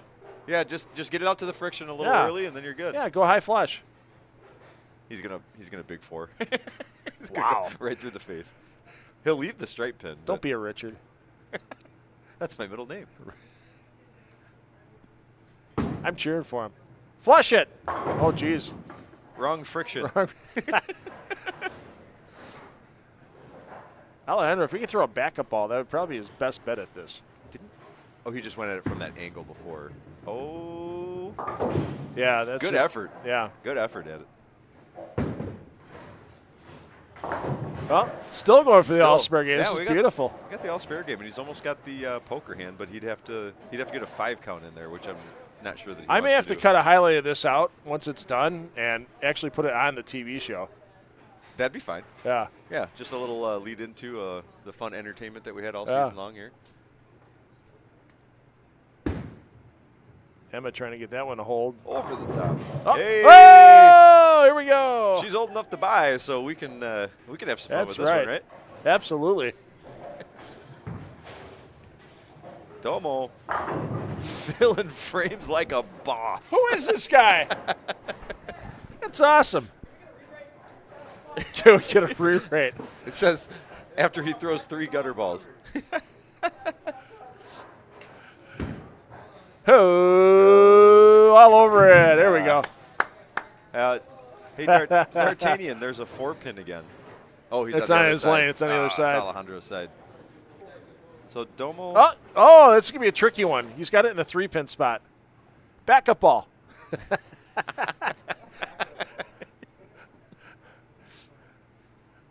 I mean, that'd be the best way to do it as a right-hander. Try to hit it light in the 1-2 pocket. He's going for it. Get there. Oh, that was a close. Pretty darn good Yeah. effort. I don't know that I would be able to throw that shot, but not as a one-hander, I couldn't. Now you got to make the spare. Right. I mean, that's been the name of the game here.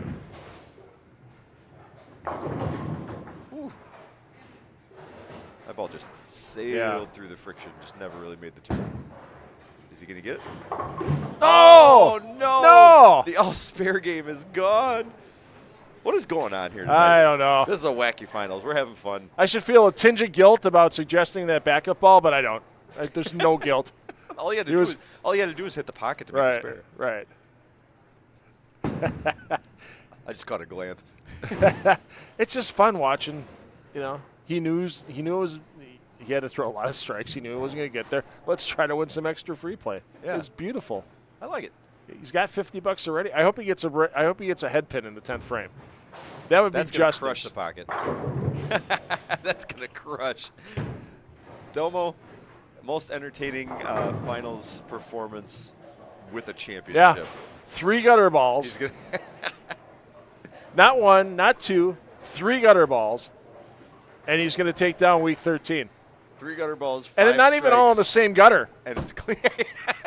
Not even all the That's the thing. He cleaned both gutters? He cleaned both gutters. That's a great way to end the regular season. That is super fun. It is. You know, you gotta share that when you go out on some of those events with folks. Oh, is that gonna absolutely. hit the other gutter? No, not. No, I thought he was going to actually roll it there for a second. Okay, now here's a question. Okay. If somebody goes strike 9 miss in the 10th, do you consider that a clean frame? Once you strike in the 10th, you are clean. Okay, because I've heard it from other people on the way. No, if you bowl like a USBC for their 30 clean, yeah, they count as soon as you mark their first shot in the 10th frame, first or second shot in the 10th frame. If you go know what? strike, boom.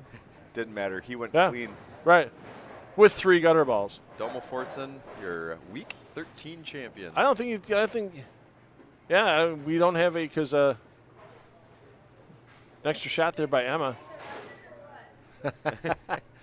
Yeah, Emma officially holds the record for most there's second place finishes in the finals. That's what, 3 for her? 3 or 4. So you're gonna pick this up and then you're gonna get a head pin. It's gonna be justice. I'm hoping. I don't know for sure, but I'm hoping. D'Artagnan did complete the straight. He's got the 5, 6, 7, 8, 9 up Yeah. on the board. Come on, ball over the top. There we All go. right, Come on. Come on. Come on. Pearson's up here, isn't he? Yeah, he's not back there. 7 pins. Okay. Come on, give it to him. Give it to him.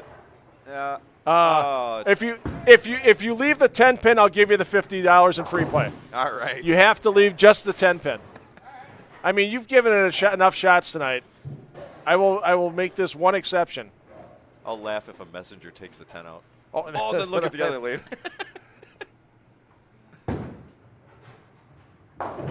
Wah, wah.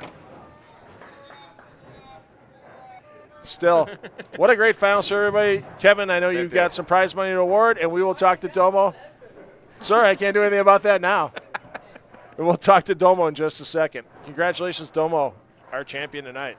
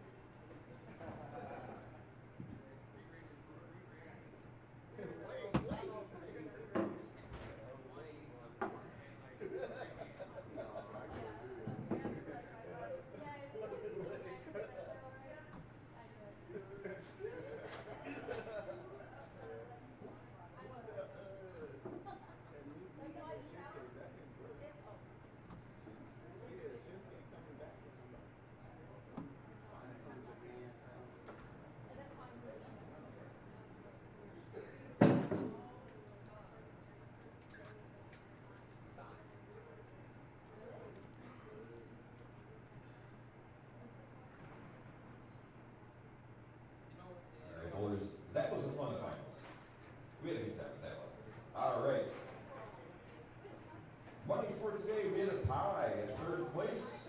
127.50 going to both Alejandro Gallegos and D'Artagnan Sellers. Congratulations, guys. Second place, 204 and $160 for the effort. She's in the step ladder next week. Congratulations, Emma Johnson. And your winner of the Week 13 Summer Sweeper Series, $185 for the effort. And I don't think you're ever going to see somebody win the finals of the tournament again with 3 gutter balls with a clean game at the same time. $185 and the belt, the bucket, and the Chad Kloss card. And the Coolwood jersey. Congratulations, Domo Fortson. Domo, let's get a picture in front of the ladies, then we'll get you in the booth to talk to Phil.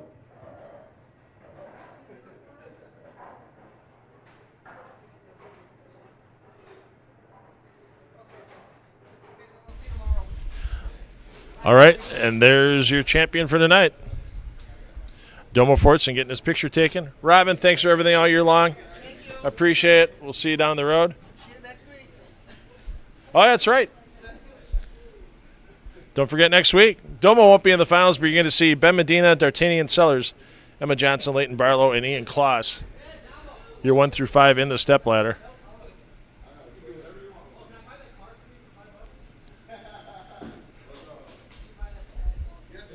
Oh, yeah. Don't forget about the Chad Kloss card. All important Chad Kloss card. The shipping cost more than the card did. The card cost Kevin $3. The shipping cost him $5.95. Guarantee you. Dang it, I really wanted that card. It's the curse of the second one. Be here by 6:15 next week. The practice will start at 6:30. Just a couple of big pieces of paperwork to fill out for the TV show. All the money. Just to kind of impress on TV. So you have that on again? Yeah, TV. You have that again? That's perfectly fine. You can wear whatever you want, just as long as it's not offensive. It's got to be on What about my Ace Ventura shirt that says "Put me in, Coach"? How's that sound? How's that? Put me in, Coach. Yep. My brother ordered me a bowling shirt that I was going to win. I mean, no, wear during the finals in case I made it. Oh. Oh. Yeah, we don't need this. Oh, okay. You don't need the headset. Don't need the headset. You don't need the headset. So, we good? You ready? Yep. Okay, so you see that camera right there? Don't Oh, yeah. That's where we're going to be. So, I will get out of the way here in just a second. And here we are with our champion, Domo Fortson. And Domo, I was in Coldwater, Ohio for a PBA tournament where Tommy Jones won the title match against Sean Rash in a stepladder with 2 gutter balls. and he only shot 190 scratch. You had 3 gutter balls and shot 207 scratch. So you're better than Tommy Jones, in my opinion, tonight. But he's a Hall of Famer, right? I mean, what did you do to just get your composure back after the ball came off your hand a little funny and went in the gutter? Well, I went back to how I bowled I think it was my last game. Okay. I bowled like a 112 or a 116. Yeah. And like the last couple frames, I noticed what I was doing with my hand. Like I was holding it, instead of holding it more flat, I was holding it more to the right. Okay. And when I do that, I tend to throw it more to the right. So when I keep my hand flat and then just let it flow off my hand, then it strikes. Yeah. Have you always bowled without your thumb? Yeah. I have. And how long have you been bowling for? So this will be my second year. Okay. I'm going into my second year. Where do you bowl league at when you bowl league? Foxview, out in Waukesha. Yeah. So fan of the string pins? I will say, I mean, people talk about string pins, but it really helps you for when you bowl on free fall pins. Yes, because your shot got to be a little bit more precise on string pins. Yeah, the pocket plays tighter on strings for sure.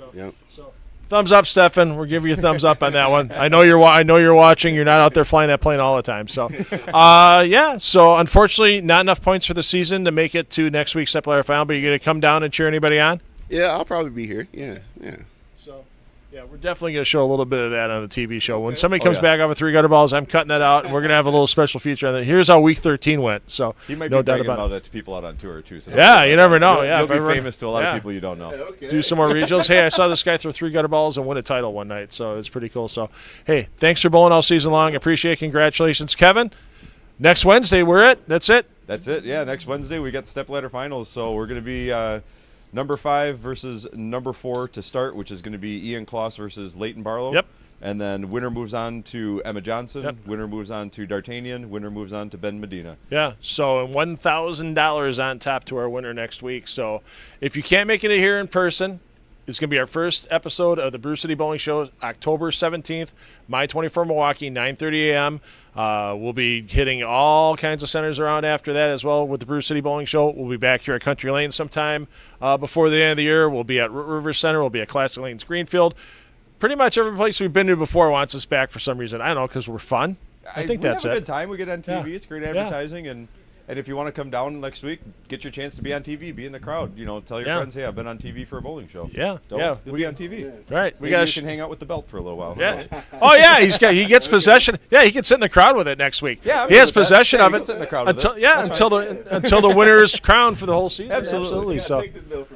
Yeah, exactly. Yes. One of them will. Doma, congratulations once again. Kevin, thanks for everything all season long. Absolutely. I'm $2 Phil Brylow. Hey, parents, take the kids bowling because you know they're going to have fun for life. That's the championship pair you'll see next week. Lanes 3 and 4 here at Country Lanes, and $1,000 in cash going home with somebody next Wednesday night. Good night, everybody.